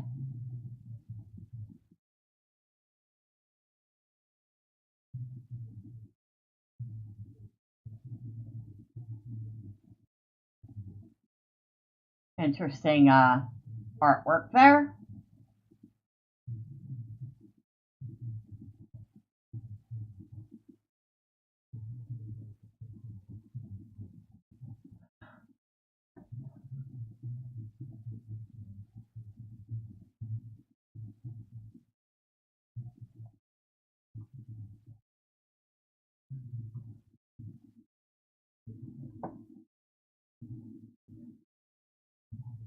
Over here we have some crafting instances. And this is... We have little time to speak. Great events at this Scholar. So, are these both Scholar? Yeah. So, crafting instances are instances where you would go in and not only get to fight stuff, but gather resources. These particular instances are Scholar resources. So, perfect for Thormurn, because he's a Scholar. Obviously, you would be getting the level appropriate Scholar materials for the area. So, I can't remember that tier 4, tier 5 Scholar materials. In Redhorn Lodge, you have one, and I believe that is for ore. And then there's another area where you have one for woodworkers.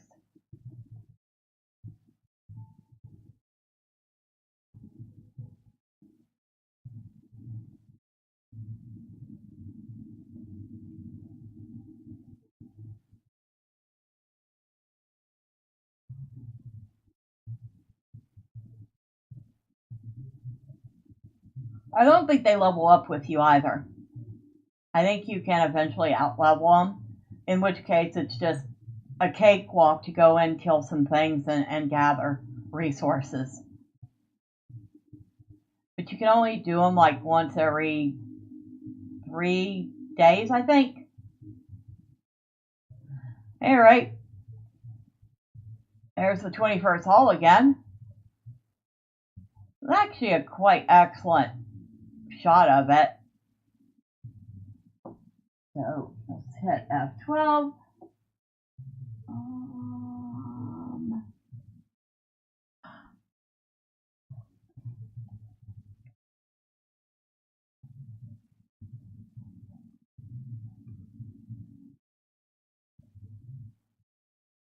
Alright, so we've gotten a couple screenshots of that, because of course I have to. But yeah, we just made a big giant loop all the way around and back into the 21st Hall.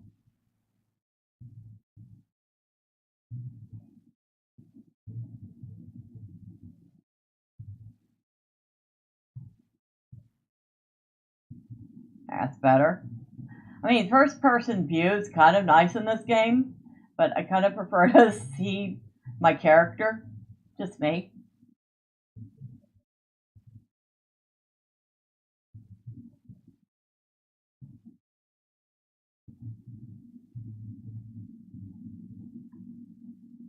I tend to play the game in either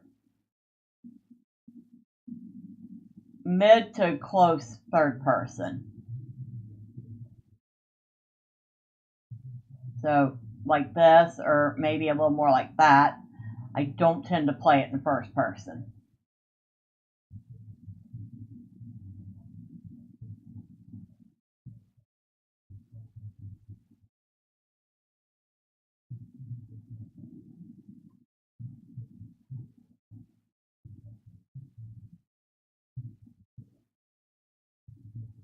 Now the next place we're going does not quite have the majesty of waterworks, but it is still very majestic in its own right. I would say the dwarves that created this were true artisans, and that is the second hall, or the Hall of Stone Trees.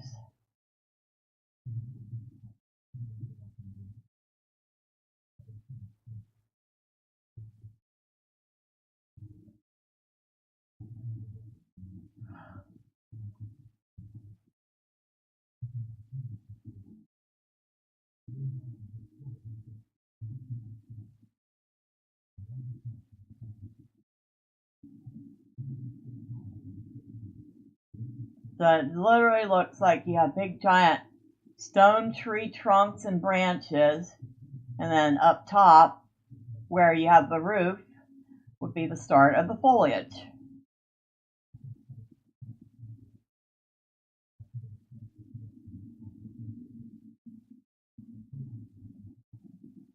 Like I said, they had to have been some true artisans to pull this off. And masters at stonework. Hold on a second.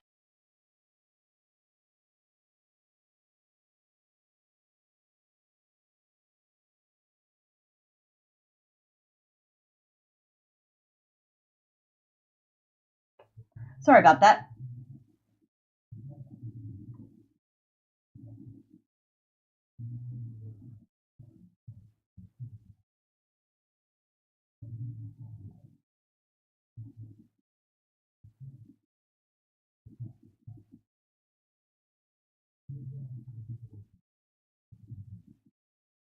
So as always, there's going to be various quests. There's some couple epic quests that come down here. A lot of side quests.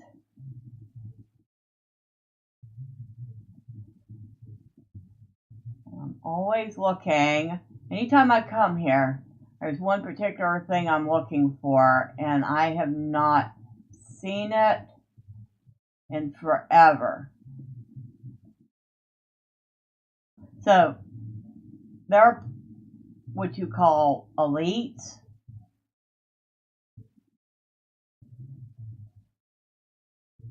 And there was an elite here. There are two elites that hang out here sometimes. One is an Urukai that you should not underestimate, because he will definitely kick your butt, even if you're like 10 or 15 levels higher than him. He is just that powerful. The other, the one that I have not seen in forever, was a giant drake. So a dragon, basically. He was pretty tough too. But I haven't seen him. So I don't know if they took him out of the game. I know I didn't hallucinate it. Or if I've just been incredibly unlucky in not seeing him. Now, if you go up there, you have a bunch of stuff. There's going to be epic quest up here. There's some side quest up in here. And there is a riddle up in here, too.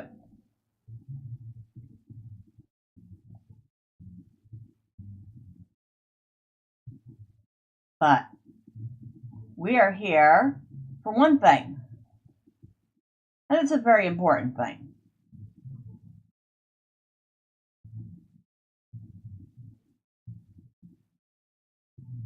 This is the Bridge of Khazad-dûm, or what's left of it.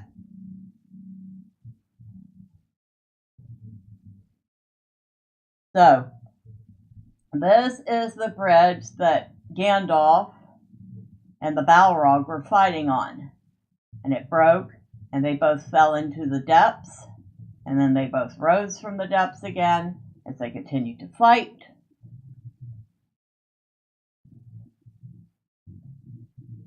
But yeah, that's what that is. So that's one side of the Bridge of Khazad-dûm. And obviously we can't cross it because it's broken. So we have to take the long way around.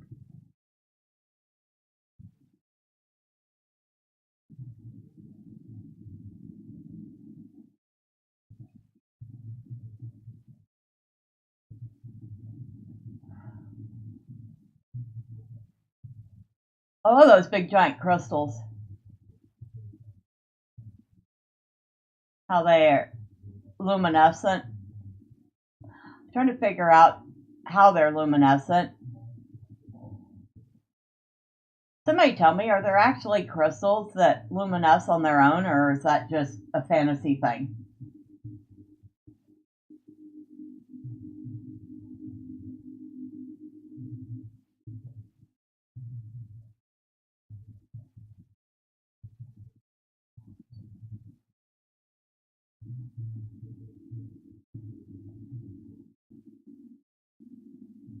Of course, you have your usual Moria orcs and creepy crawlers, cave claws, some orcs. I said Moria orcs, goblins.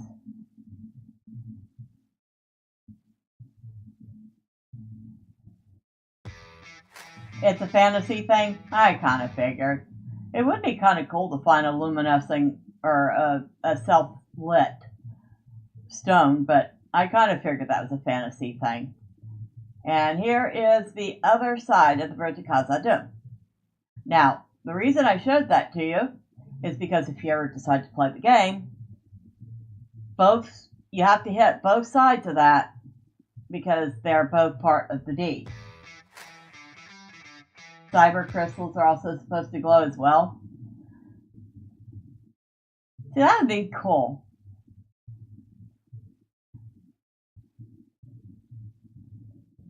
And if we go down this way,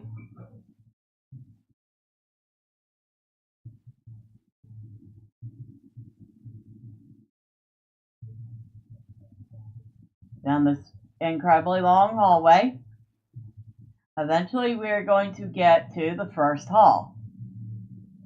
There we go. Now this is the other entrance to Moria.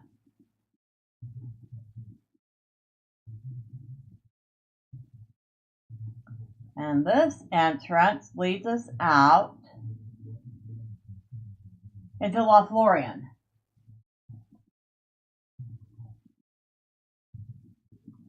So this would have been the side where the dwarves would meet with the elves. They would greet them, probably take them in, do business with them, all that fun stuff. And of course, there's a camp of dwarves out here. At least until they had their big falling out, which wasn't their first falling out. It was just like one in a series of them. But this falling out was pretty big because it was over them delving too deeply and releasing the Balrog. And the elves were none too pleased about that, as you can well imagine.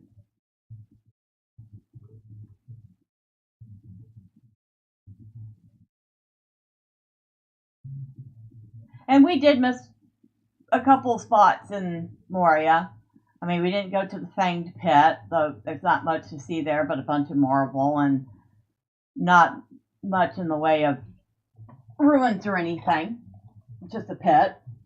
We didn't go to the Foundation of Stone because, to be perfectly honest, I don't like getting lost down there. I would say, on a scale of 1 to 10, it's a 10 for atmosphere. It is absolutely creepy. For navigation, on a scale of 1 to 10, about a 4. You know?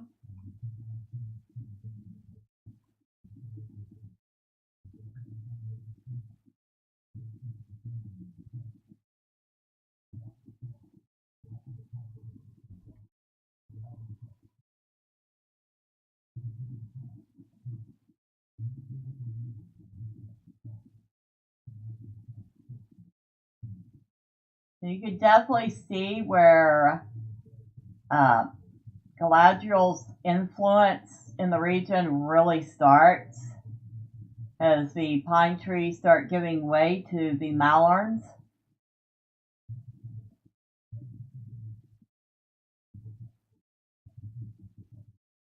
So these white trees here are the Mallarn trees.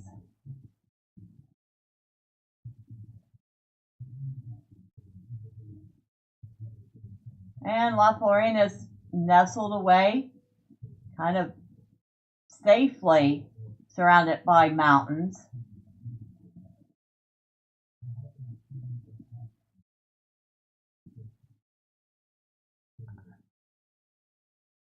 Where's our path across? Ah, down here.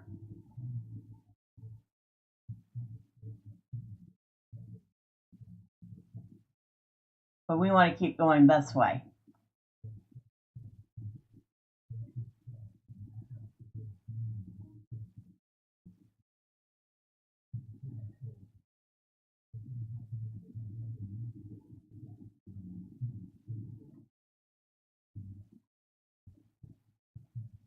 Or are we going the wrong way?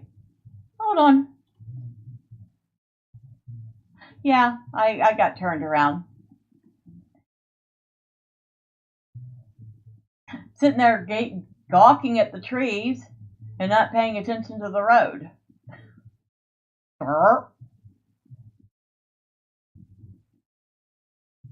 There's a camp over there. Now that has a skirmish camp. It's Ecad and a stove.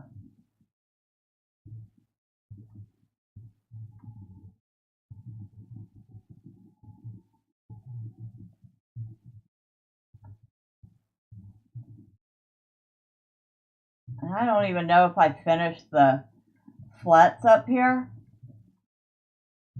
Not that we're going to go look for them all right now. But, see way up in the tree, there's a platform. Those are the flats.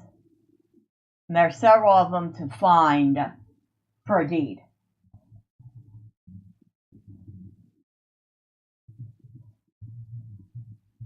So, yeah, these elves tend to generally live up high.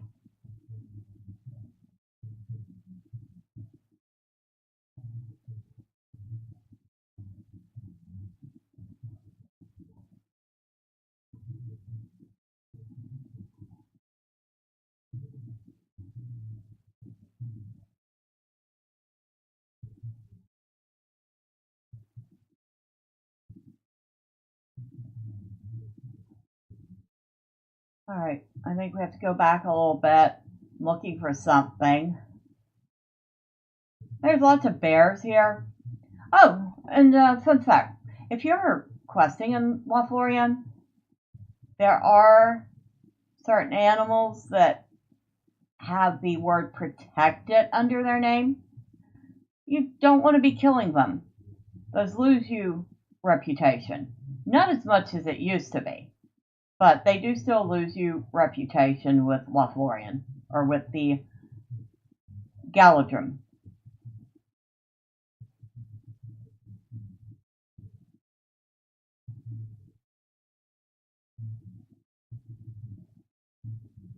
Which is a long way of saying, watch what you're aiming at when you're doing quests, because you don't want to hit the wrong thing.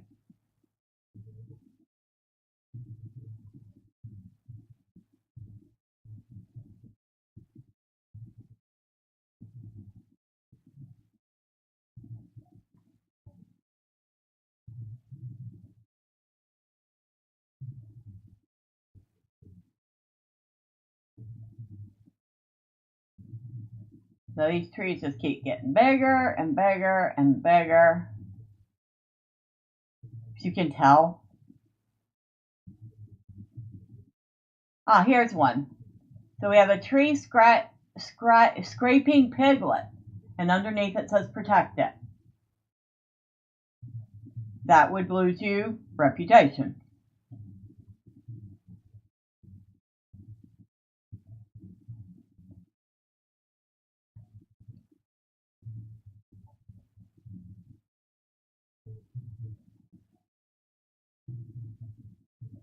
Music here is very peaceful, very beautiful, very relaxed. As you expect, it is Lothlorien. This here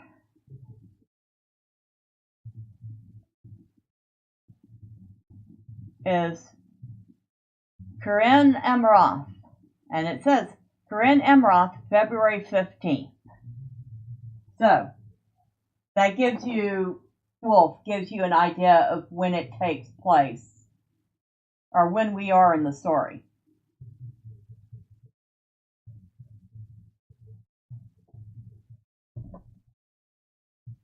Because this is a place that the Fellowship stopped at. In fact, you actually get to talk to Frodo and Samwise and the rest of the Fellowship while you're here doing quests. It also happens to be where Aragorn and Arwen pledge themselves to each other.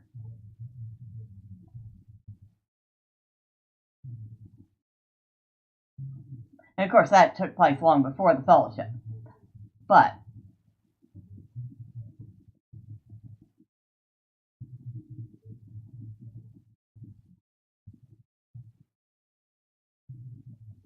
now if we go I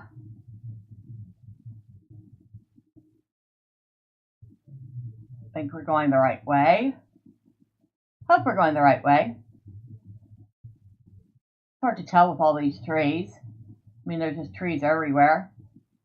But excuse me, can you cut down a tree so I can see where I'm going? Of course, then you'd probably be the most hated person in Lothlorien.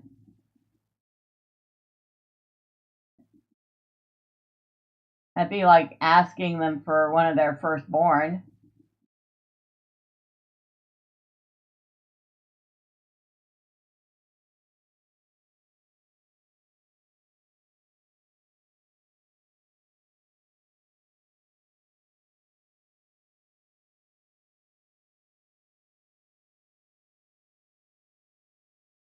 There's another protected animal. That's an Eyas, which means it's a baby falcon.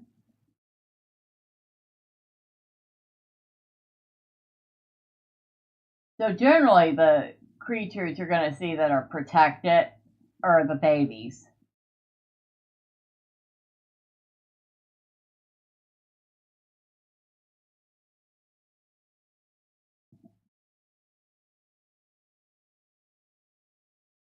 This is one of several meditation I think it's like 5 or 6 meditation spots you need to find for a quest.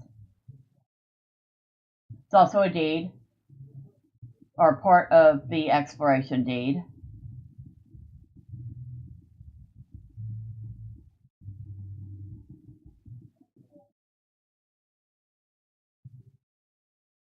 I feel like I just went in a circle. Huh. I did.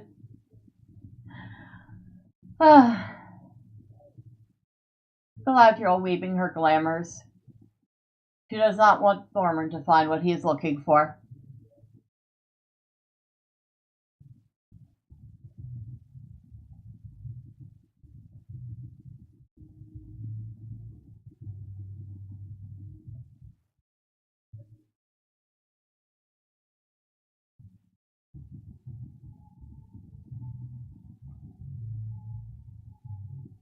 Okay, now we're pointed in the general right direction.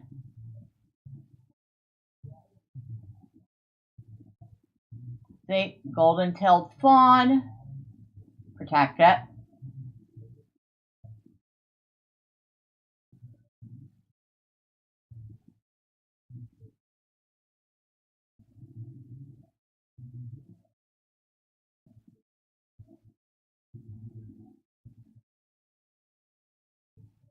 Now these guys will attack you if you hang around them too long. But what a pretty buck. Look at that rack on him.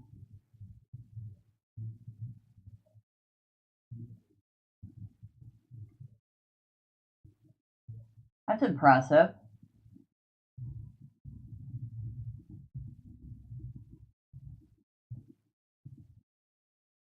Finally, we have come in sight of it. Caras Galadon, the Lady's City.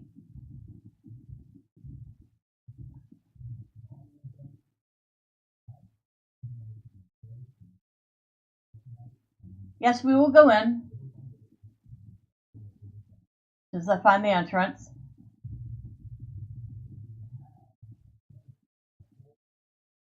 We found it. That's half the battle.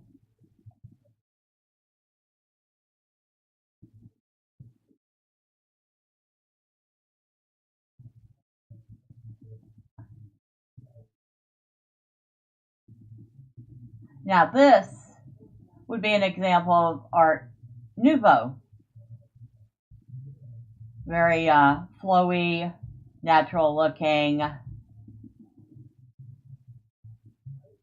as opposed to the very structured, almost industrial design of the dwarves.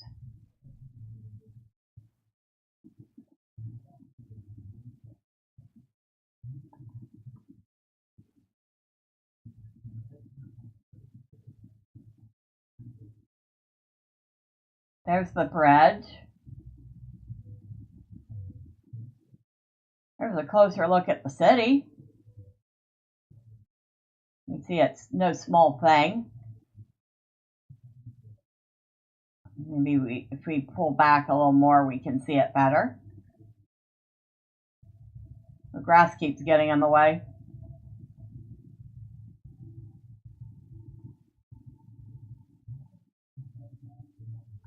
Like I said, they like to live high up in the trees.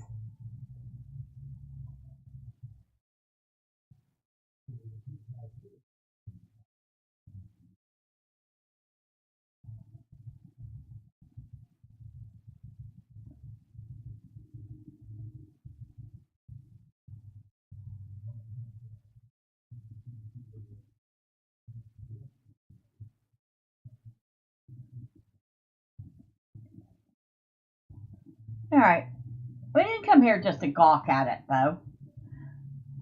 We're going to take a quick walk inside. Hello, Eldon. Hello, Elro here. Visiting your grandmother, I see.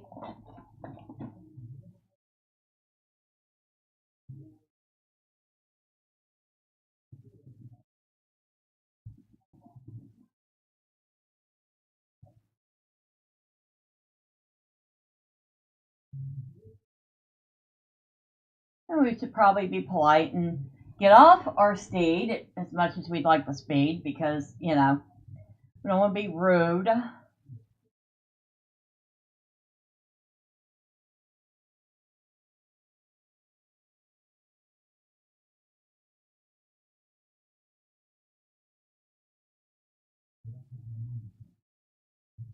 And finding all the flats here is also another deed. And so we have just discovered Tulane Gloroleth, and I don't know if that's part of the main flat deeds or not. Let's find out. Southern Mirkwood, Lothlorien. No, this is part of the deed for the City of the Lord and Lady, which we've hardly finished. Lorien Lookout is the Talons, which we are missing 5 of.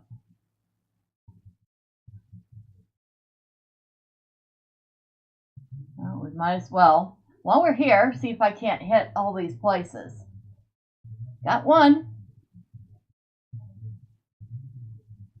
You can see how they interconnect with each other, how they go up, up, up into the trees. And yes, you can fall down that. Not really advisable, unless you like to hear your character go crack a lot, and maybe even die. Wholly not recommend it.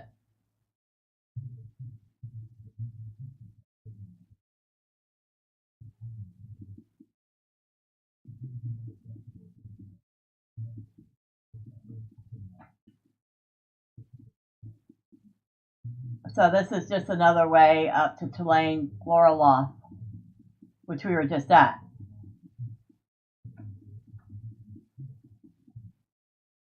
Now this one I'm pretty sure I've already been to because that's where all the crafting is.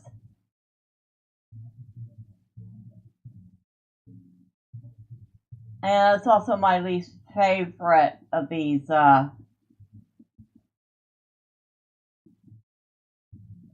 ramps up because at one point it gets so narrow that you worry about literally falling off.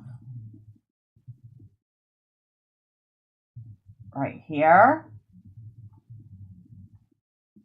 And then it widens again, but still. I guarantee I would be hugging this tree like crazy. Because I'm a bit of a klutz. Huh, no, I haven't been here. Oh my god, I've not been to Tulane Galadrim. What was I doing? But up here, like I said, you have crafting, you have your auction hall, you have your vault. You have crafting areas up there.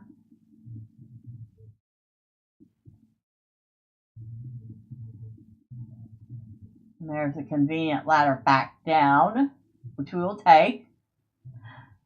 And we're on the ground again. And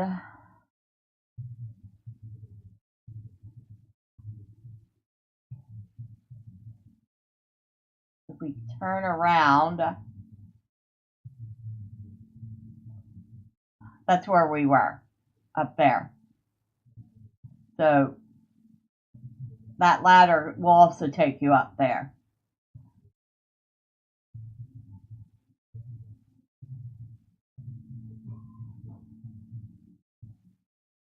You would not be here if you had not the favor of the Lord and Lady of Lothlorien. Alright, quit being cocky. I know, you elves don't like us dwarves. That's fine.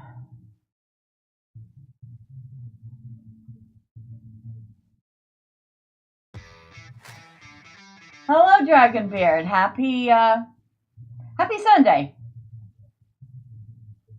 Major one. I guess Thormurn hasn't been in here much, because he didn't even have the stable.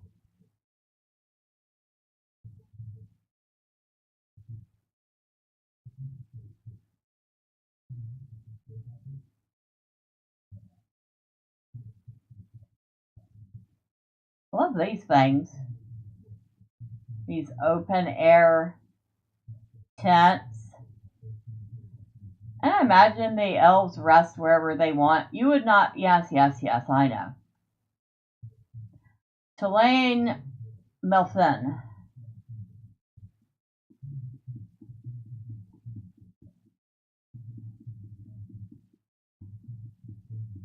A big giant flat here. Another ramp up to another flat.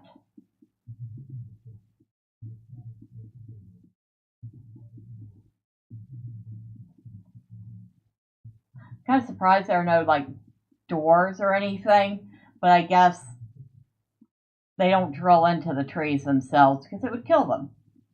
And that's not what they're trying to do.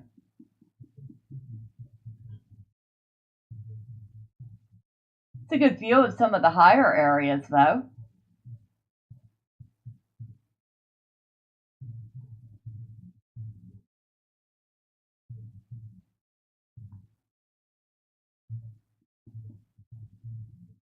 Back down we go. Thormurn would please and thank you like to be on solid ground again.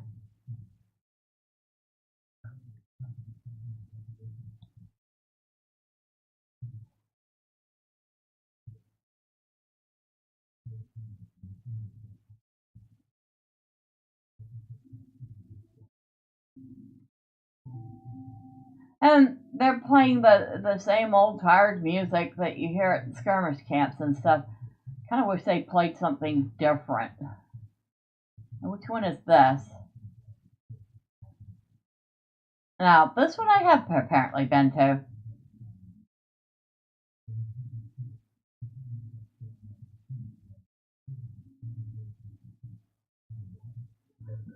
Cortifrin. Bragradel.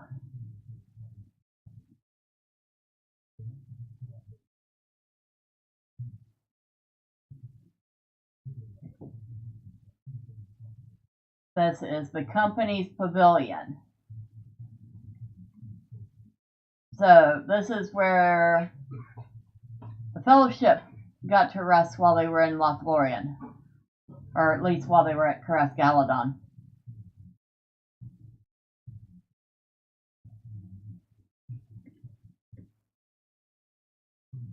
And this is I don't know how to pronounce this one. Kelurlin. Beautiful fountain. You actually get a version of that as a quest reward. Not quite that fancy, but still pretty nice.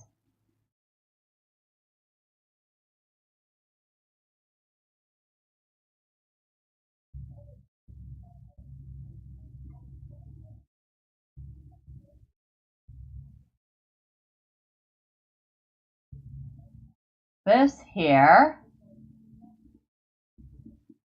is the home of the Lord and Lady themselves.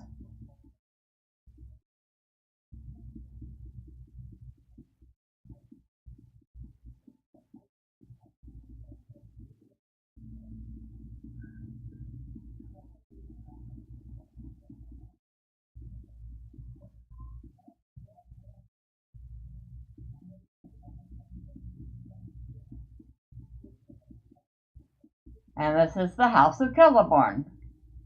The telling of your deeds has preceded your arrival, Thormurn. You found the Secret Council's ancient meeting chamber. Impressive. So what do we got here? Too great a need, land of the Elf Queen. Quest that... I have seen fires burning in the fields of Rohan. Yeah, no. We're not hardly ready for that. It is nearly time for you to depart again. And we're not ready for that either. But that's later quest than Thormurn's even on right now.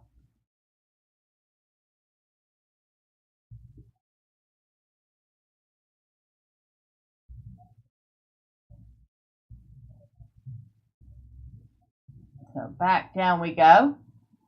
Thank you, sir, for letting me look. I'm assuming if you thought I was a threat, I wouldn't have even gotten that far.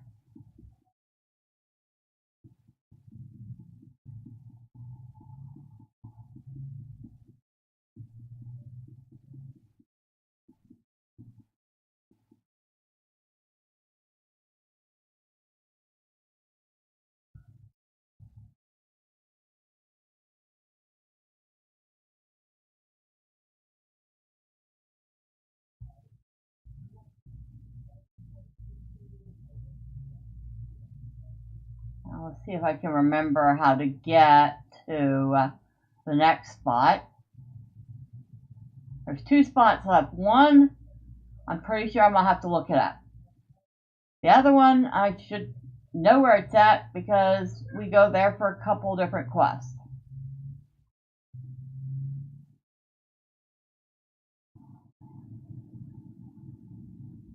I'm probably going to run in circles a couple of times until I remember how to get there. What's this one?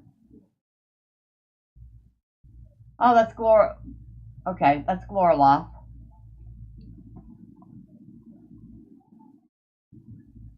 I think we went the wrong way. Still, I can reorient from here.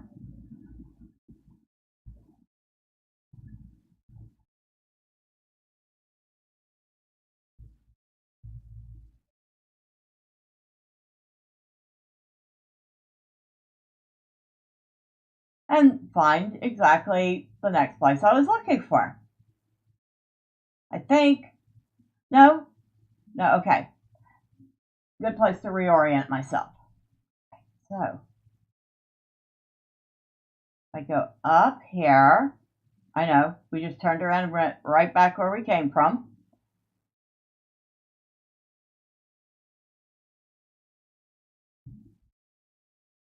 I think we go this way.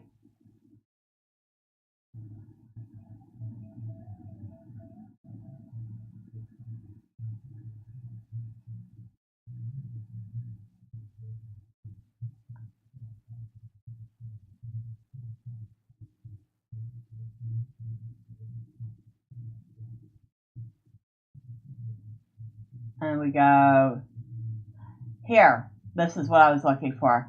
Galadriel's Garden. And if you look at the far end, we'll get a little closer. There's a statue of Galadriel and Celeborn. So this is her personal garden. And right in the middle of it is her mirror, where she peers in to see things to come.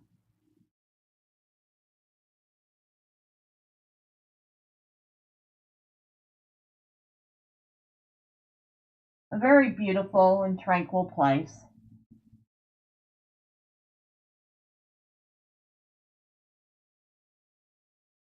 Tucked away, fairly decently protected.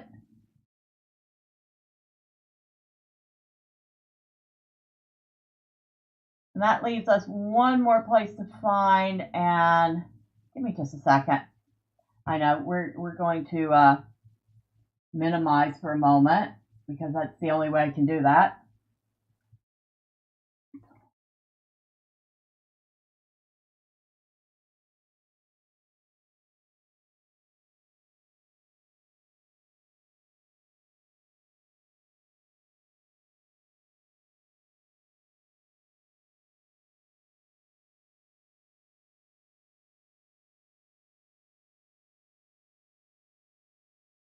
Galadon,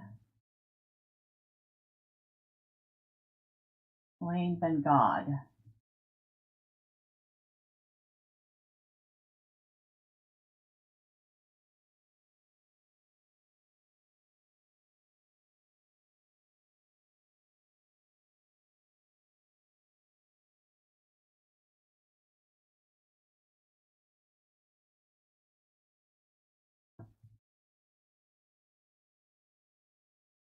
"15 South, 68 West."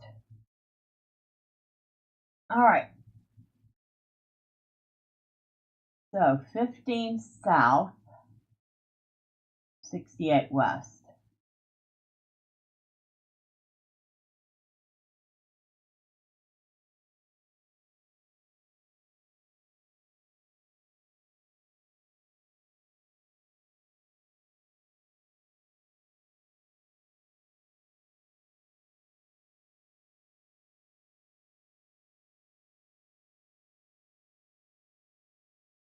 Nope, not that one.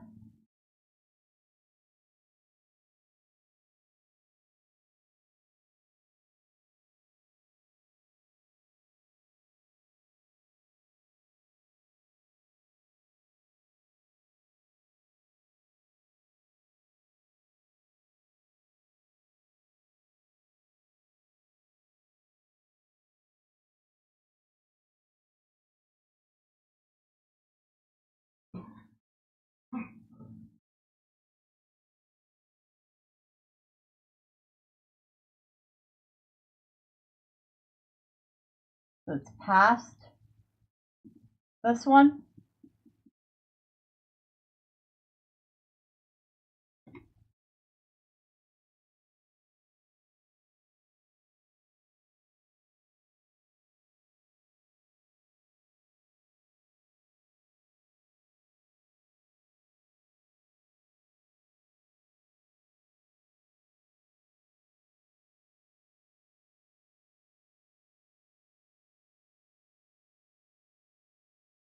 There'd be a ladder around here somewhere.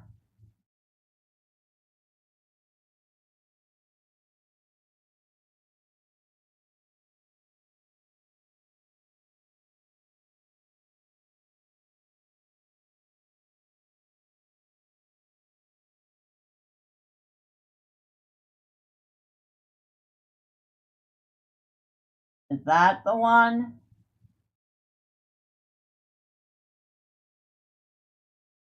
There we go. We found the last one.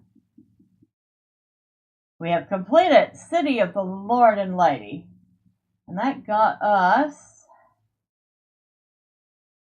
only 5 LOTRO points, but a completed deed.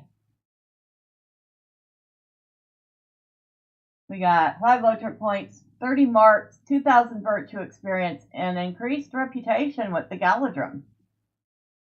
Speaking of virtue,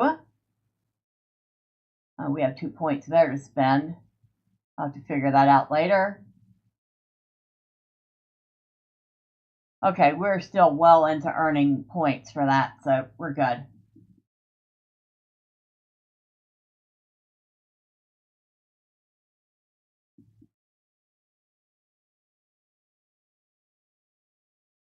Yeah, that is Galadon. Now, I just have to find my way out of it.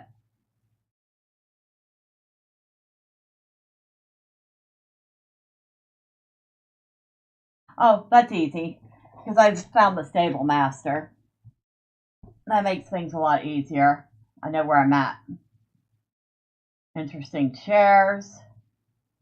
Except these elves have plenty of spaces to recline and relax. I mean, what am I saying? They're elves. They have thousands of years on every other race. Don't tend to rush for anything. If you give an elf a choice between working hard and sitting on their butt and watching leaves grow, they will probably pick the latter.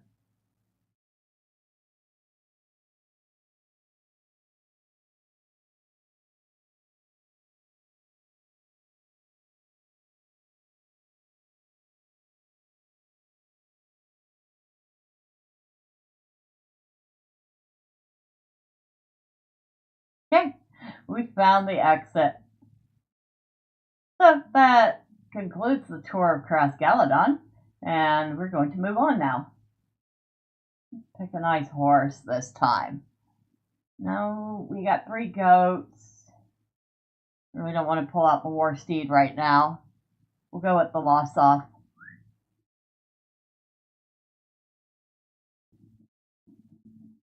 And I should say he rides a pony because, like the hobbits, he's too short for a regular horse.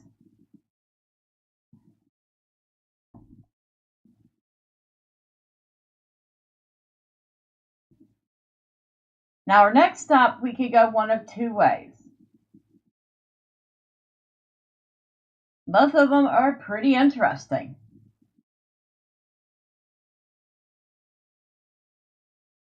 So once we get to the vineyards, we can either go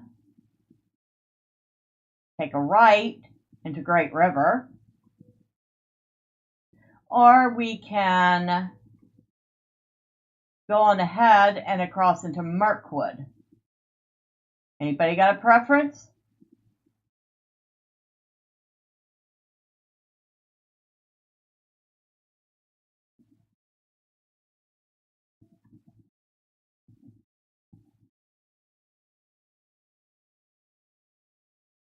Right, so the vineyard has several quests, including some dailies. Speaking of which, what is his reputation here? I don't even know. Now, the Galadrim. Well, he's friends with the Galadrim. Could certainly work on improving that.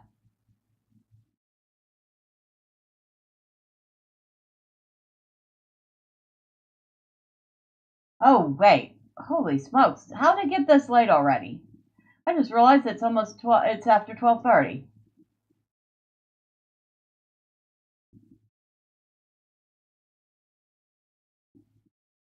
All right. I think we're going to have to pause the tour here. That's a good place as any to stop. Very peaceful. Got the vineyards. Got plenty of food. Thormurn can always pull up a sleeping bag somewhere in here and rest. But yeah, we've gone through Moria and Lothlorien. Just having fun touring the world. And if you're wondering, yes, I do this on my own sometimes. Just go and wander around and look at everything.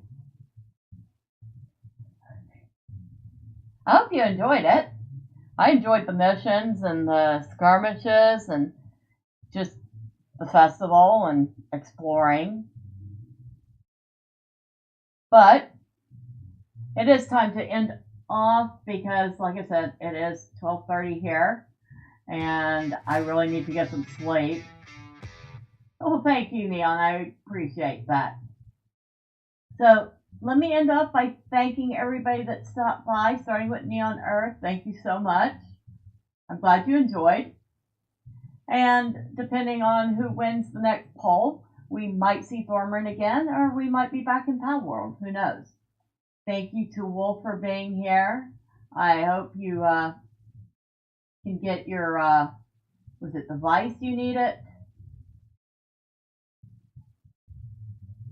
Yeah, you said you needed a device to continue working on your armor for the cosplay. I'm sure you will get that done in plenty of time.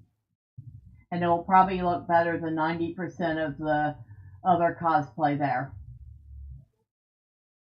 Thank you to Dragonbeard for stopping in. I appreciate you.